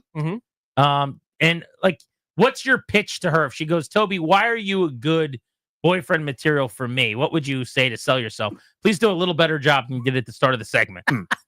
I'm very loyal. I'm not Loyal. going to. You're not going to cheat on her. No, Okay. I'm not going to. Loyalty. I am someone that is incredibly passionate about what I care about, and if you become the person that I care about, I'll be incredibly passionate about you. It's a great selling point. That's a good sell. That's a good line. That just bumped him up a little bit for I me. would. Are you good at talking to females? Because generally, I'd say you have EQ. You're the kind of guy that blends in, whatever room you're in. I'd imagine like parents of your friends like you. Are you the kind of guy that if you got to a situation where you and a young lady are at a dinner table, and I understand you're saying that has not happened in a little while, but Sure. if that happened, could you? I could have a conversation. Okay. We'd have to have something in common, obviously, but yeah, I could have a conversation. As you and this young lady, hypothetically, are engaging in conversation back and forth, and she's, just telling life story and shares some details slightly about an ex, and it may not have ended particularly well. Mhm. Do you also share details about an ex where things didn't end particularly well to sort of make good common question. ground, or is it something different strategy there? I would probably pass on that. I would probably pass. Good. Well done. That's very good. All right. Last one for me. You said it's been a while since you've been on a date. Yes. How long has it been since you were on a good formal date? That's years. Okay. Years. We got to get our guy back in the game here. I don't know. Grant. Okay. I can't give you exact timeline. All right. Do you have any pictures of you on a mountaintop? No. Okay. Do you have any pictures of you next to an exotic animal? Yes. Okay. Does a exotic. kangaroo count as exotic? Yes, it does. Exotic Okay. animal picture. Those are big draws on the dating apps. How many dates before you would go in for a kiss goodnight? Ooh. And do you ask for permission first? We're gonna have to feel it out. I'm gonna lean on minimum of 3. Third date? Third The date. gentleman. Guy. Third date. Gentlemen, I've got Okay. my grade for Toby. I have a grade. Danny, what are you giving him? It's a fourth round prospect. Fourth round? It's a fourth round You're prospect day for me. 3 in my guy? It's a fourth round prospect. My goodness. There's upside here. There are things to work with here. Okay. Respectfully, it's not a day one guy. He's a project. Yeah. This is not probably not the middle of day 2. This is the start of day 3 to me. There's something to work with here. Call me the Ron Rivera era Redskins because I'm taking Tobes late second, early third. It really is. Okay. I'm giving Toby, I'm going to give him a late 2 grade. Late 2. Late 2. Late 2. You heard what I said, late 2. Late 2. I think the loyalty thing is huge. Hmm. He is a mensch. I personally know this guy. I swear by this guy. This is a late 2 grade. He opened with hello. He's young and 26. Yeah. You know what I mean? Yeah. It's a young 26. Second round grade, late second, early third is where I'm at. We'll give Darius his grade later in the show. Mm-hmm. We got to put him. I'm sure he's excited to be on the hot Can't seat wait. after hearing that Q&A with Toby. I'm giving the break signal so fast. Ebony Payne is joining us next. She's one of the folks that's going to help make the decision on locally whether people are going to buy in on wanting the stadium at RFK. That's next on Grant and Danny.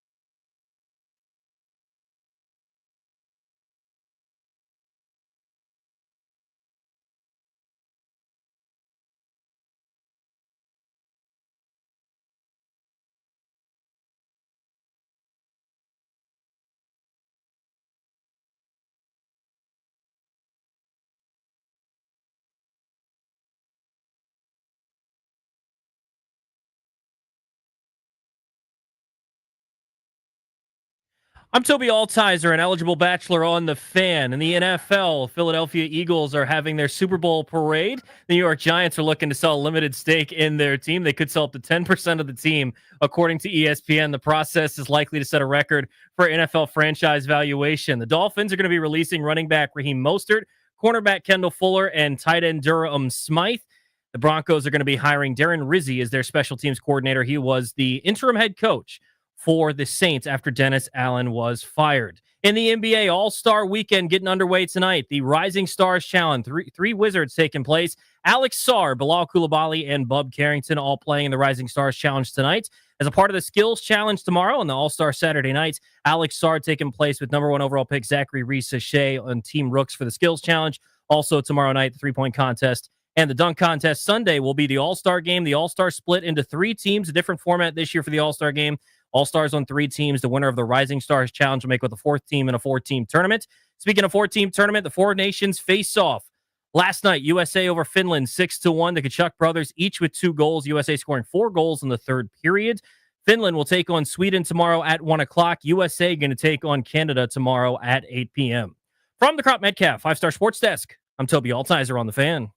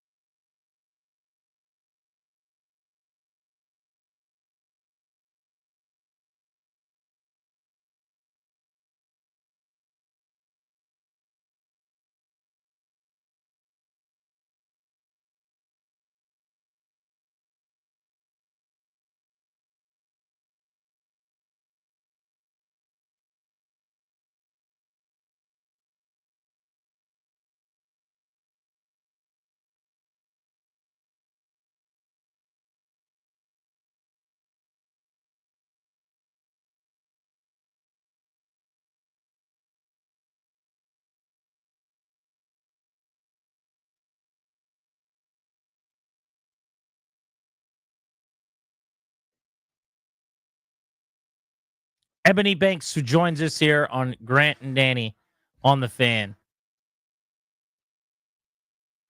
I want to react to what she said. I want to react to what we learned in that conversation, but I also want to react to what Ebony Payne says about the future of that site and what it could be if it's not the stadium and how realistic that really is.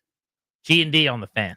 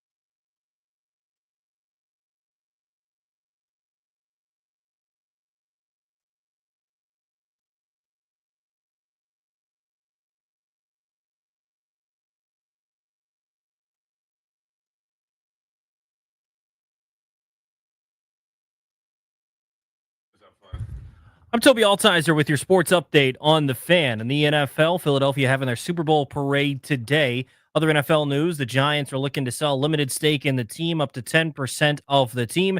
The Dolphins are releasing running back Raheem Mostert, cornerback Kendall Fuller, and tight end Durham Smythe. The Broncos are hiring Darren Rizzi as their special teams coordinator. He was the interim coach for the Saints after Dennis Allen was fired. In the NBA, All-Star Weekend getting underway tonight. 3 Wizards taking a part of the Rising Stars Challenge tonight. Alex Sarr going to be on Team Tim Hardaway on Mitch Richmond's team, Bilal Coulibaly and Bub Carrington. Tomorrow, All-Star Saturday night, Alex Sarr going to take part of the Skills Challenge alongside number 1 overall pick Zachary Reese-Shea. The top 2 picks are Team Rooks in the Skills Challenge. In hockey, USA-Finland 6-1 last night. The U.S. won.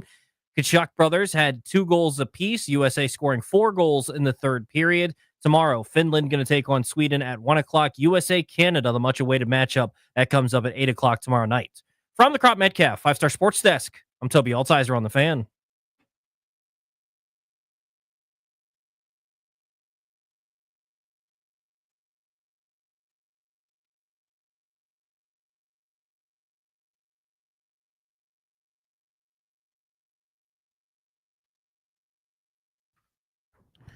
Thank you to Ebony Payne for joining us. Welcome back to Grant and Danny on the Fan. So there's a lot in that interview we could go back over, Danny. But notably, when she was briefed, 65,000 seat stadium, which is actually a little bigger than what we had originally heard along the process. At one point, it was like upper 50s, if you remember. And also, not a ton of parking. Now, I don't necessarily expect that there would be, just because there's only so much space over there. But in a little over 10,000 parking spots, maybe, is what we're talking about here. If you're talking about how much parking there is over at FedEx Field right now. Yeah, you got plenty of that. That's the only sticking point or drawing point, really. I mean, the tailgate scene is really good. 22,000 on-site parking spaces, an additional 7 or so thousand off-site.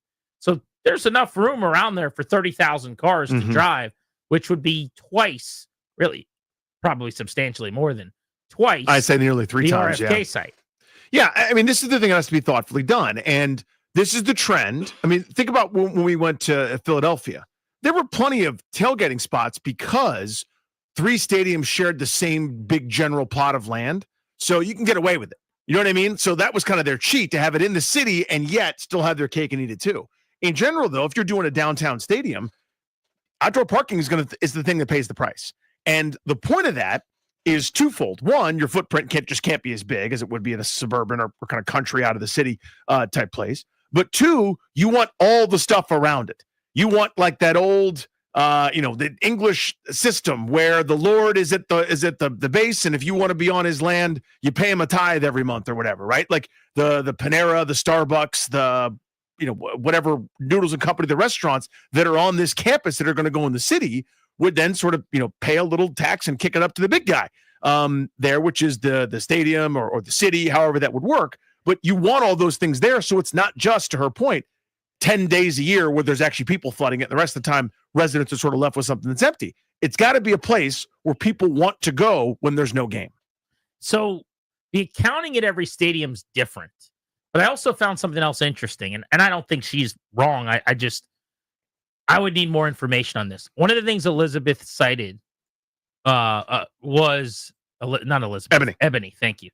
One of the things Ebony cited was the 30,000 seat parking space minimum, right? Yes.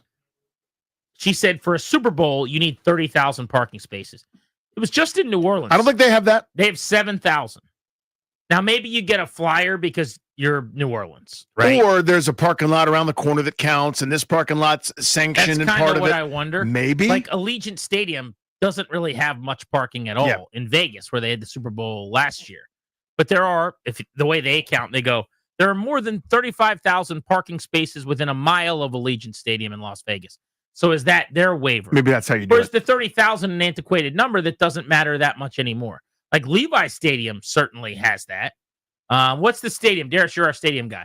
Glendale. Is it still University of Phoenix? That'll be State Farm Arena. Or excuse me, State Farm Stadium. State Farm Stadium. So parking spaces for State Farm Stadium, I'd imagine it. I've been out there many times, and I'd It's imagine ample, isn't it? it's huge because it's almost nothing but parking. I can look up the number, but I don't know if you would need 30,000 seats.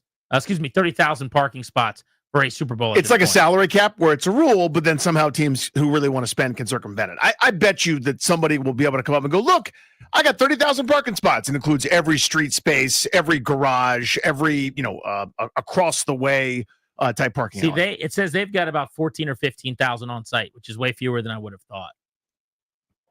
So these are the main stops for the Super Bowl, and they've got less. So maybe you could still get a Super Bowl with a stadium a little smaller than what they prefer, with less parking than they prefer. But again, this isn't really the largest point of the conversation. I do think what you brought up about the roof is a really smart point. I sit here all the time and I say, it's got to have a roof because you need more events, because you need to be able to make money back. And it's just dumb to build a stadium anymore, especially an NFL stadium with the lack of games and only having 10 events or whatever. You can't possibly not have the concerts and all the things you're running through. Well, that's true, except that if you build it without a stadium, it's so much cheaper. Without a roof, that stadium is so much cheaper. You build it with a roof, you're adding $500 million and a huge percentage of the overall cost to the check.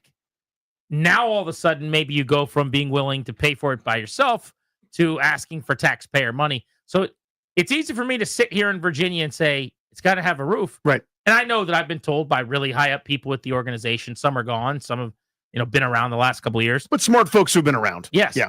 Then they have said it will have a roof. There is no way that they would build a stadium in this region in this year and not build a roof. So I believe that it will. But it's a good point to say, okay, well, yeah, you might be right. So let's add a roof. And now you're right. It's no longer, 15 event dates, but now it might be 23, 25, or 65, 30. Yeah, who let's knows? say. Right? Let's go crazy and say 75 event dates. She's on to something. But now I got another problem for you. Now you're asking for more money from the taxpayers. Up front, yeah. They don't want to do that. Right. And so the thing that I heard the most kind of throughout is what actually is supposed to happen. And here's what I mean. She is not a representative of the NFL, not a representative of fans that live in Sterling or a Bowie or anywhere else.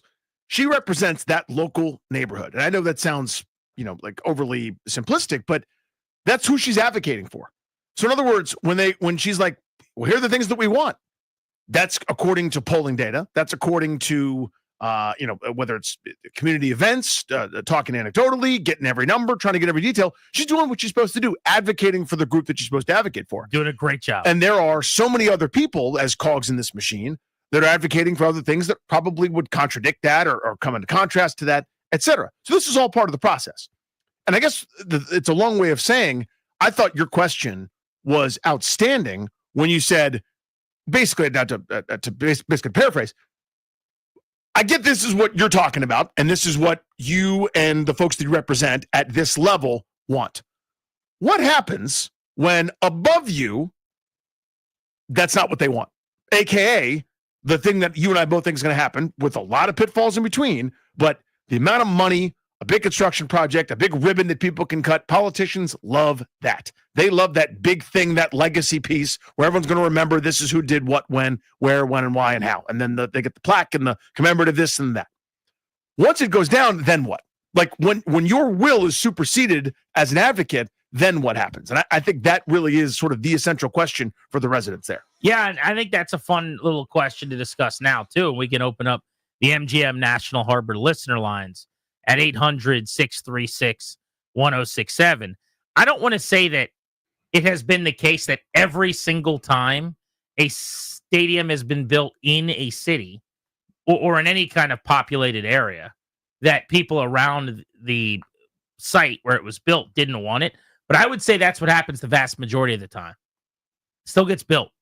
Like, this is not the first time where the stadium doesn't go up. I'll give you another example. The arena did not happen in Virginia, obviously, at the National Harbor landing site. Mm-hmm. But That was not because of the people out there picketing that they didn't want it. They were ultimately just going to be steamrolled, bugs on the windshield of big business and politics, basically. Mm-hmm. Like, they'll still have the sign out there and be picketing when Wemby's in town to take on Bilal Coulibaly-led Washington 4 years from now, if not for the lady from Portsmouth who does all the memes, Senator Lucas. Lucas, thank you. If Senator Lucas didn't decide that it wasn't happening for whatever her thing was. That's why the arena didn't get built. It's not because people right there didn't want it. You see what I'm saying? Yes, I do, yeah. I think that's probably 95, 98% of the time. You want to build a stadium in this neighborhood? I don't want that. Do you think where we're sitting right now in the Navy Yard, the people that used to live in a condo that was right here probably where this building is, do you think they wanted that? Bet you they didn't. See what I'm saying? I know exactly what you mean, yeah. So a lot of times that isn't the end all be all. And I know what and I think it's a good point. I'm not refuting it. I'm just offering, like, here's another data point. Speaking of Louise Lucas, there is a casino proposed near Tyson's, and people who live close to there are going nuts. And they've opposed it at every step of the way. And I guess it's still made it to voting stage where it's going to be on the ballot. There were a lot of folks down there in Richmond trying to get it even off the ballot. You know what I mean? Where it's like, we're not even going to have a discussion about it because nobody wants it, but it's made it to the voting stage, I guess is my point. So maybe there's enough influence there to neglect it, right? Or not neglect it, to shut it down. Because some people want it, some people don't. I'm not offering a take either way, just simply saying that's something at a medium level, not quite NFL caliber, where there's only 32. There's more than 32 casinos. That one might not make it. The NFL, once the machine is rolling, and the amount of fans and how much love and passion there is for it, like once that train has left the station, which it feels like it has, a couple hundred local residents going, we want a Whole Foods or keep our skate park, it may not get hurt anymore. So first, I think the NFL point you make is a good one because everyone in Virginia and Maryland wants it there, or a huge part of right. Nobody in Virginia or Maryland is like going crazy about the idea of getting the casino in Tyson's because their dad used to take them to the old casino in Tyson's. Right. You know what I mean? Yeah. Like there is no huge. It's not 1-to-1 clamoring. Mm-hmm. That's number one. Number two, I also think with any casino, it's a knockdown, drag out fight, dude. I mean, there's a lot of people that oppose gambling of all types and think that casinos lead to crime and all kinds of problems. So, like, to me, a stadium is different. I'm sure there's opposition to stadium that say some of the same things happen, but I don't know. I think there's just more of a negative connotation generally with casinos. No, there is, yeah. But to your point, it's like if let's say, again, I'm not advocating for anything. We agree with you, et cetera, et cetera. If the folks that are opposed to casinos, it's a 10 out of 10 because of those things you mentioned. The stadium is probably 5 out of 10, where it's like it brings people from a different element to the neighborhood, crime associated, whether it's fans that are drunk, getting arrested, yelling at each other. Eagles fans will be there. You see where I'm going? It's not the 10 that casinos are, but it's something. It's on the radar. Here's something I want to get into next. Is anyone surprised that only 66% of the locals right by RFK Stadium that live there day in and day out are opposed to the stadium? I would have thought that number would be much higher. In the 90s? Yeah. So I want to get to that next. 800-636-1067. Also want to hear from you guys as well. Do you think that pushback from the folks around where they'd be building the stadium will be heard and will matter? This is the Fan.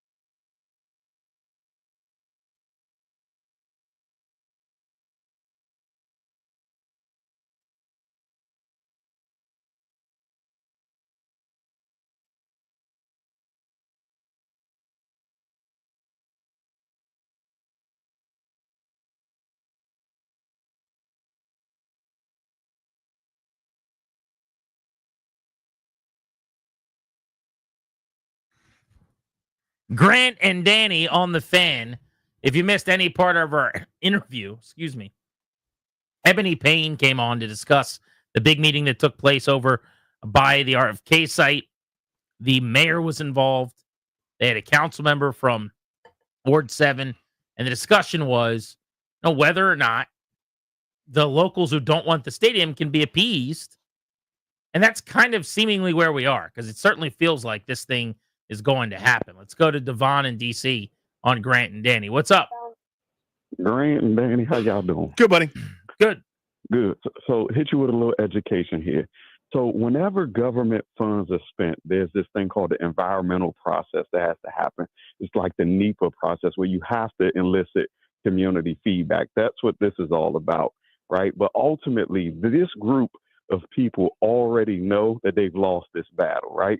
You mean the residents? Is that what you mean? Sorry. The residents. Yeah, okay. Right. They know that, and this is when they come in and negotiate what they can get out of the squeeze, right? Mm-hmm. Either to new rec center for the city, or if it's a new, donating to the local school system. But they know they lost this battle, just so you know. Interesting. I don't know that the everybody that lives over there thinks that they've lost. You might be right that up the ladder, if you play the political game a little bit, or you've got some skin in the game, I'll bet you they know. Right. True. Thank you, man. Appreciate I think it's a good point, though. Yeah.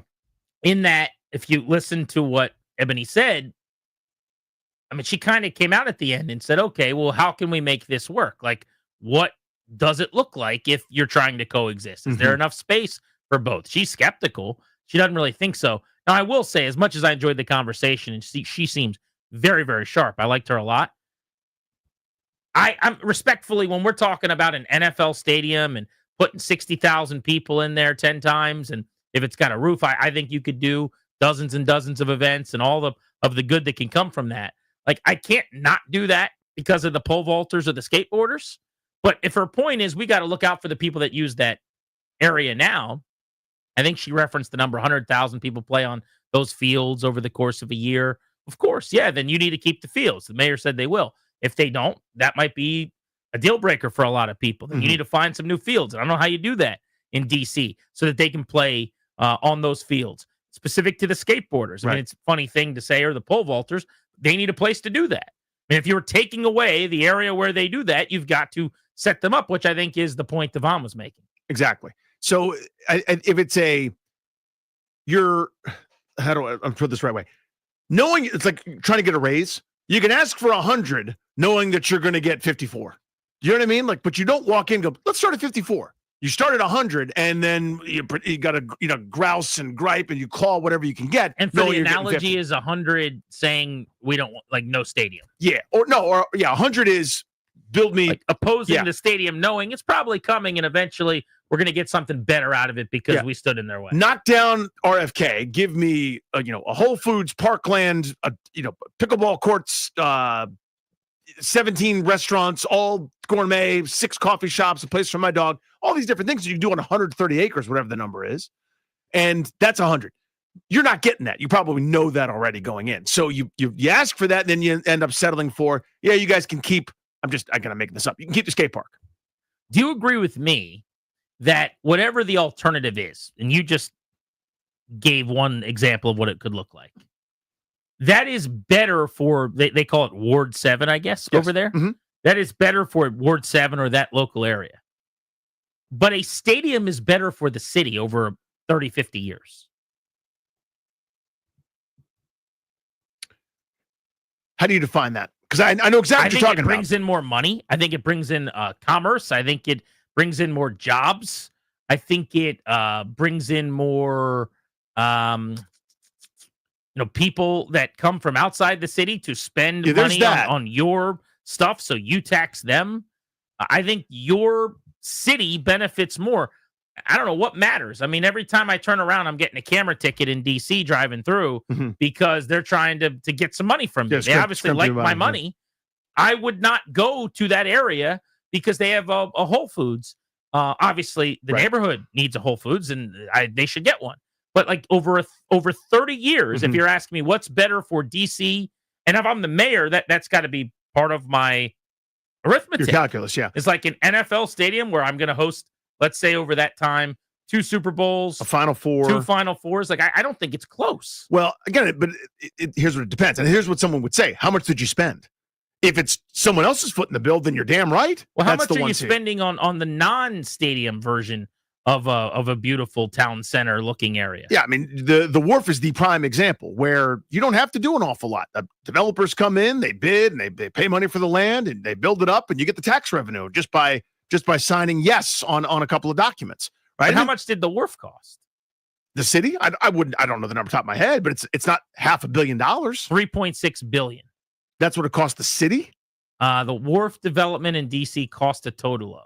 I don't know who paid it. Right. And that's the essential part here is if there's a huge upfront cost, then it's going to take you a long time to make that back. And that doesn't include any maintenance or anything otherwise. Again, these are the decisions that real adults like leaders and that have to consider and balance all these kinds of things. I don't know. But if you've got to outlay a bond or, again, borrow X number of dollars to kick this project off, it takes a long time to earn $1 billion in revenue back in terms of what's best for the city. Like, it's best for fans who are going to come in 8 to 12 times a year for a couple of concerts and games. But I don't know. I mean, the local or the city folk may or may not agree with you. But I understand your point exactly. I mean, that's what I want. I'm rooting for it. Best number I can see is maybe $2.5 billion cost for the city. I don't know if this is one thing I'm looking at is correct. I don't know. But my point is, there's your stadium. Now you can comp the Wharf versus a stadium. And that actually makes me think a little differently. Mm-hmm. Like, people are at the Wharf year round, all those restaurants and shops. Offices. Although, are we talking about RFK site as the Wharf? I mean, the Wharf works, I think, because it's right there on the water. It's very close to the highway. Mm-hmm. I don't know. Maybe it's different, but that area over there now is just nowhere near anything I would traverse. Well, there's nothing, of course, because the RFK itself exists and it's there. It's next to the But Anacostia. would we be going over there if they built stuff? We Who knows? Probably would. Who knows? Yeah, I mean, if you built it, I'm advocating against myself here. I'm just trying to do my best to play devil's advocate. If you built that like you built the Wharf, right on Anacostia with a couple of, East Capitol and a couple of highways pretty close by, you could put a bunch of nice stuff there, including office, residential, mixed use, all that other kind of thing. And it could be the Wharf was not a thing, and now it is. It could be like that. It's what someone might tell you. Now, again, I want the stadium there. I think that's the best spot. It's, a little bit of sacrifice for everybody, probably a bigger sacrifice to the local residents who don't want it. But to me, that's the spot. Not because RFK was great that time, but because it can be great again. 800-636-1067 is the number you want to hop in on our conversation. Let's get into the fact that 66% was the number of the local respondents to a poll saying they didn't want the stadium there. I would have thought that was a lot more people. Mm-hmm. Why might that polling have gone the way that it did? I've got one guess, so we'll get to that on Grant and Danny here on The Fan.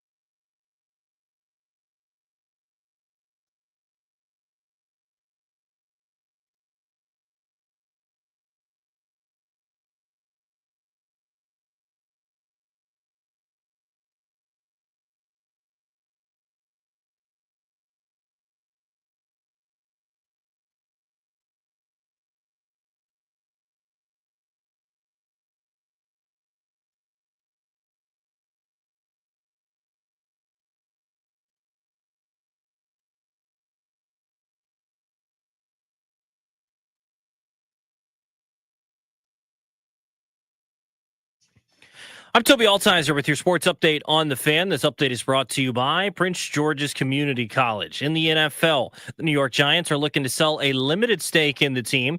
Could sell up to 10% of the team, according to ESPN. The process is likely going to set a record for an NFL franchise valuation. Also in the NFL, the Broncos are going to be hiring Darren Rizzi as their special teams coordinator. Rizzi worked with Sean Payton in New Orleans. He was the interim coach for the Saints after Dennis Allen was fired. The Dolphins are going to be releasing running back Raheem Mostert, cornerback Kendall Fuller, and tight end Durham Smythe. In the NBA, All-Star Weekend getting underway tonight. 3 Wizards taking place in the Rising Stars Challenge tonight. Alex Sarr is on Team Tim Hardaway tonight. On Mitch Richmond's team, it's going to be Bilal Coulibaly and Bub Carrington. Tomorrow, Wizard taking part in the Skills Challenge. Alex Sarr teaming up with the number 1 overall pick, Zachary Reese-Sachet, on Team Rooks for the Skills Challenge, the three-point contest and dunk contest. Also tomorrow night, Sunday, All-Star Game. The team split up into 3, and then there's going to be the winner of the Rising Stars Challenge to make a 4-team tournament. In hockey, 4 nations face off last night. USA beat Finland 6-1, 4 goals in the third period. The Kachuk brothers with 2 goals each. Finland going to take on Sweden tomorrow at 1 o'clock. USA, Canada, get your popcorn ready, 8 o'clock tomorrow night. You don't need a degree or years of experience to land a 6-figure job. Project management is in demand across all industries, retail, tech, healthcare, and more. Register now at pgcc.edu to get started and boost your career. From the Crop Metcalf 5-Star Sports Desk, I'm Toby Altizer on the Fan.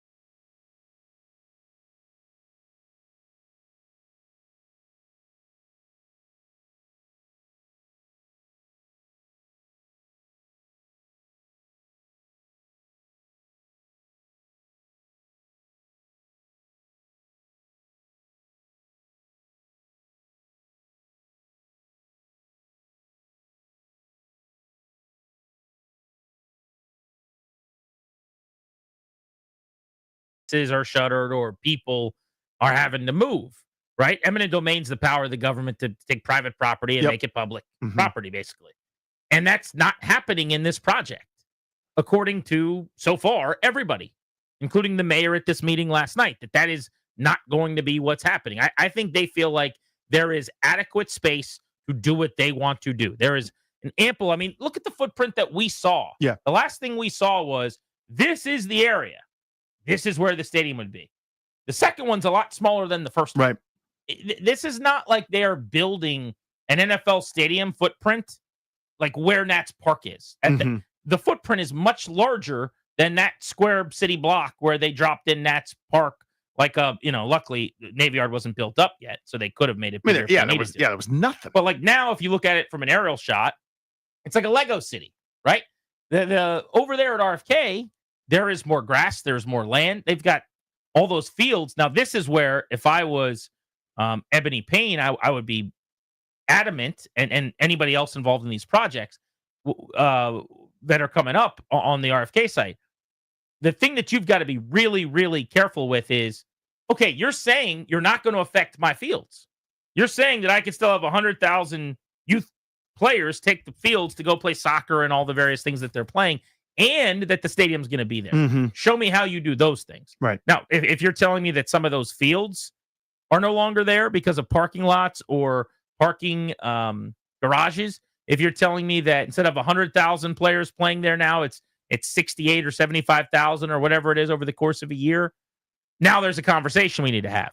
But at least according to what they're being told is that those fields don't need to be touched, that none of the businesses or anything around there needs to be touched, that they will work around you, basically. And they think they can do that. Yeah. I mean, it takes some feats of engineering, but we can do that now. I don't think you could have done it when Jack Ken Cook was threatening to move and then ultimately moved.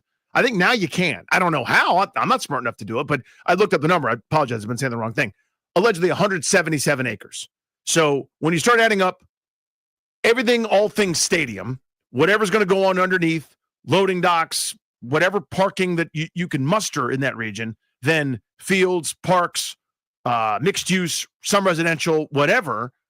It's a lot of things to fit onto not that big of a plot, but it's not a speck of dust either. You know what I mean? Like, people that know what the hell they're doing could probably figure something out. That counts all of the youth fields that supposedly that counts it. Yes. So you're saying in there you'd fit your stadium, your parking, your hotels that they're claiming are going to come with the project, some version of, I always call it a town center, but call it whatever you want, some shops and restaurants and things to get people in that area on game day.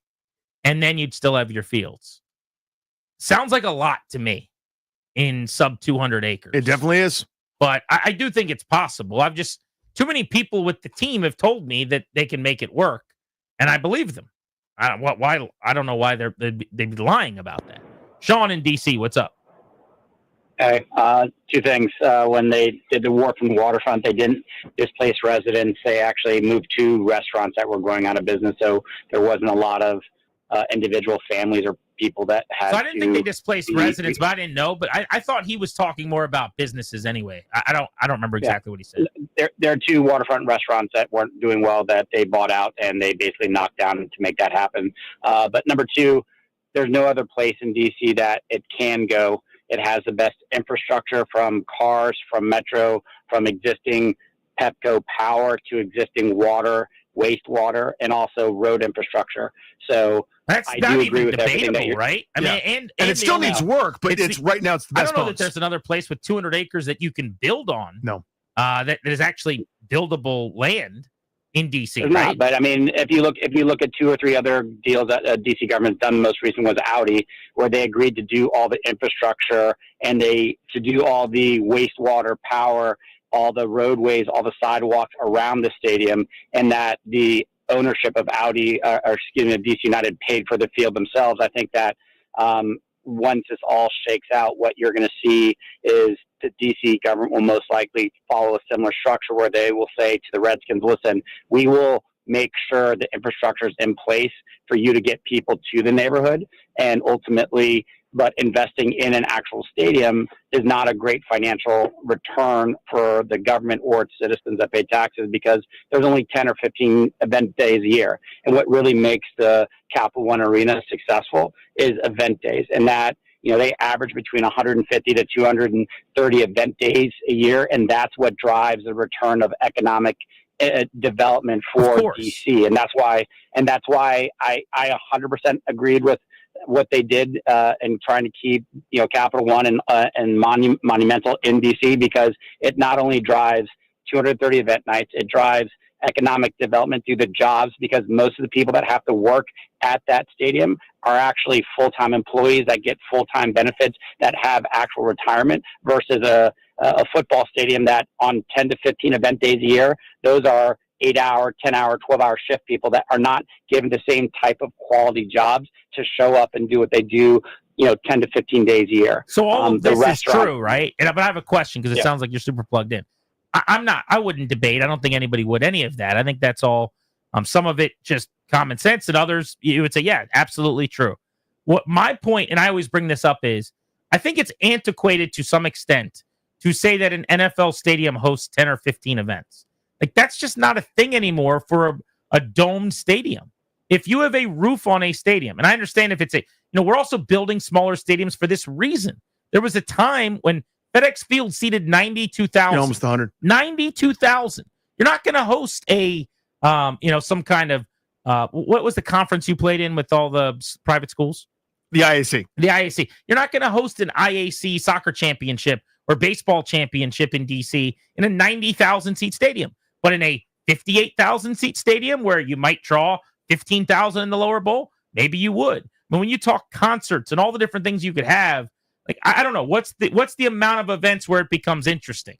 Would 75 move the needle? Because that's now comparable to the Nats. Why couldn't they have 125 event dates in a roofed stadium with artificial turf? There's no reason they couldn't.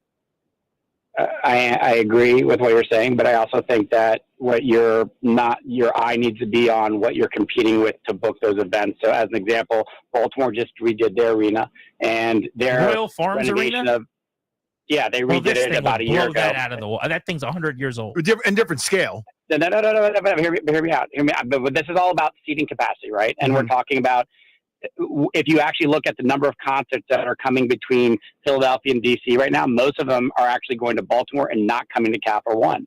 And they're doing that because the seating bowl and the seating arena of it's not Royal Farms anymore, I forget the name. It's because they renovated it, they expanded it, and the average concert seating for a thing is between 15 and 16,000, where at Cap One you can get up to 18 for a Frontier Arena thing. Only the big top ticket draws are coming to DC anymore because everyone else is going to Capital One.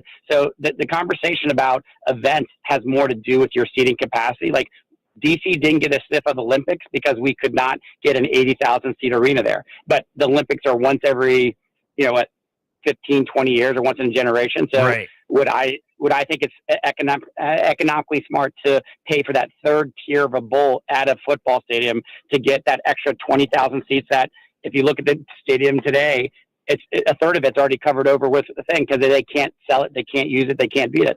The cost to build that third tier seats is 4 times the cost of the first 2 tiers.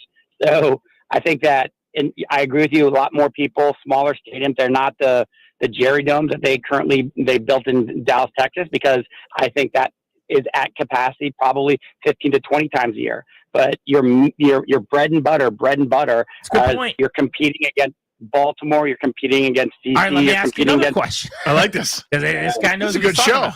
All right. The initial estimates for the Super Bowl in New Orleans this week, I read, are that they will have that week or the Super Bowl being there, I guess, will have an economic impact of at least $500 million just by them hosting the Super Bowl. And they'll be a part of a rotation. I think they did it 12 years ago. So let's say over a 30-year span, they host 2 Super Bowls. We'll say that's $1 billion right there, and maybe a Final Four or something. I haven't looked that up. Like, at what point is even one-off or 2-off events over a long time that do unbelievable good economically for your city needle movers? if the Commanders are paying for the size of the stadium, I don't care if it's 40,000 seats or 80,000 seats or 90. Honestly, that's a Commander. That the biggest negotiation between the Commanders and DC government is going to be if they can get the DC government to pay for something outside of the infrastructure that is to the stadium. And I think that. Well, I'm not talking about stadium size. I'm just saying we were going back and forth on like the number of dates, and I'm saying, okay, so let's say there's only 26 dates, but one of them is the damn Super Bowl that's worth $500 million in money made for DC in a 1 week.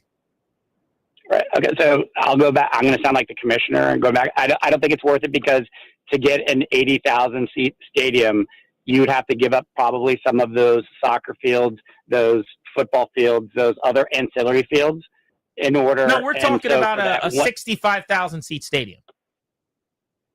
Listen, I don't want to put a number on it, but I think that's something smaller than what they currently have. And that could be used for, first tier events. I think would be wise and useful, but not a Jerry Dome, because Jerry Dome takes a lot of ancillary space that you don't want to have to give up in order for the day-to-day residents of DC or the people that live just across the border in Maryland to come and play their sports, walk their dogs, be outside on the park on thing. You want to infuse life as much as you can by the Anacostia waterfront. And if it's with empty parking lots like it used to be with RFK and just sat empty and was used for 10 to 12 games a year and it was used to pile up snow during snow events, then that's not a good use of parkland. That's all I'm saying. Yeah, and it's good call, buddy. Good information. Thank you. I appreciate all the answers. By the way, the Vikings hosted a Super Bowl, right? In that new stadium just a few years ago. It's a 66,000 seat stadium. Now, I understand that the number we heard is that the league prefers something. There's a precedent already that someone got a new stadium and then you hosted a Super Bowl in a cold weather city. We went to New York. Minnesota's had one multiple times over. MetLife's 70 plus, though, isn't it? I think so. I just looked it up. It said 73. I don't know if it's gotten bigger. For whatever reason, I thought it was smaller than that. But if it's needs to be 80,000 to do it, well, that changes everything, because I think 80,000 is too big anyway, if I'm being honest. But if you could get a 65, 67,000 seat stadium that could host a Super Bowl, that quells some of the concerns, it sounds like, from the people that don't want the stadium, because they're going, well, to have a Super Bowl anyway, it's got to be too big. Well, what if they told you? What if it doesn't? Yeah. Just like the Vikings, hey, you got a new stadium, we'll give you a Super Bowl. Yeah. So, again, you'll see so many things thrown around. This is my own personal thing. Not that this matters a ton for the conversation, this bigger picture stuff. I am dubious of the, quote, economic impact numbers in general when people throw those around as a sort of fact.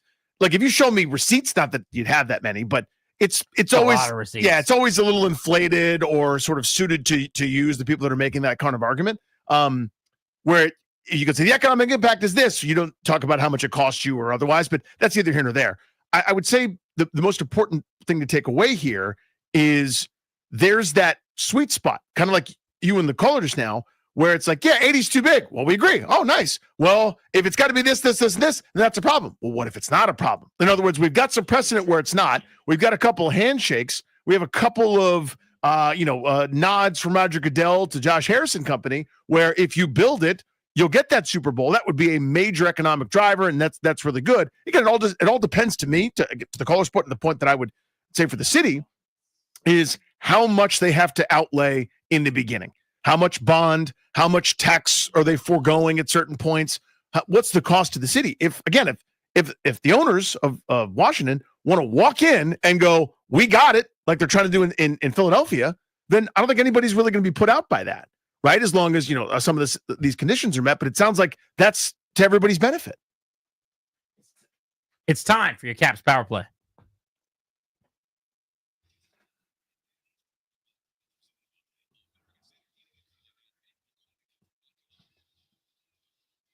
Devils at home tonight.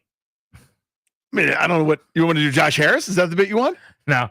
So Grant's trying to trick me because it's Four Nations and they're not playing for 2 weeks. I said to Darius, I was like, let's play the Caps Power Play sounder. I'll tee Danny up if I can keep a straight face. Let's just see if he panics and starts pulling up the schedule or something. My Devils are not in town. They're up in Cabo with their feet up. You want to shake hands?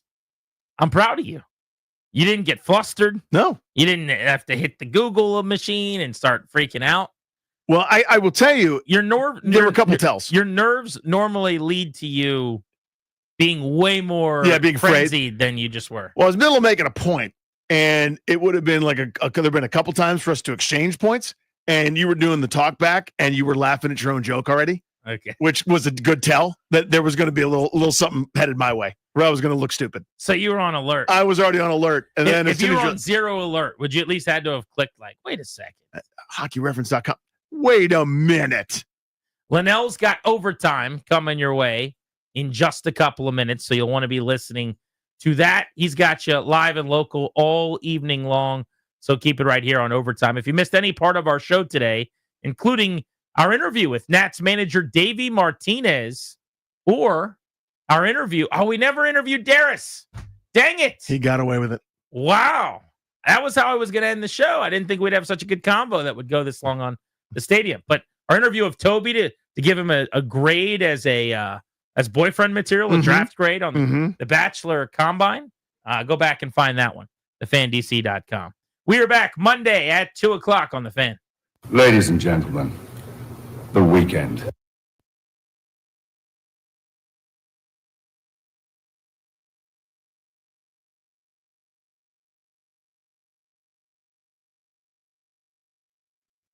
I'm Toby Altizer with your sports update on The Fan. In the NFL, the Giants are looking to sell a limited stake in their team, up to 10% of the team, according to ESPN. The process is likely to set a new record for NFL franchise valuation. Other news in the National Football League, the Broncos are going to be hiring Darren Rizzi as their special teams coordinator. He reunites with Sean Payton. He was the interim head coach as well for the Saints this past season after Dennis Allen was fired. The Dolphins are going to be releasing running back Raheem Mostert, cornerback Kendall Fuller, and tight end Durham Smythe. In the NBA, All-Star Weekend getting underway tonight. The Wizards, 3 of their players taking part of the Rising Stars Challenge tonight. Alex Sarr, Bilal Coulibaly, and Bub Carrington all on the floor tonight. All-Star Saturday night tomorrow. One Wizard taking part in the Skills Challenge. Alex Sarr teaming up with the number 1 pick in the draft, Zachary Reese-Shea, to take part in the Skills Challenge. Sunday is the All-Star Game. In hockey, 4 nations face off. Last night, USA all over Finland 6-1. Finland going to take on Sweden tomorrow at 1 o'clock. And get your popcorn ready for tomorrow night at 8 o'clock.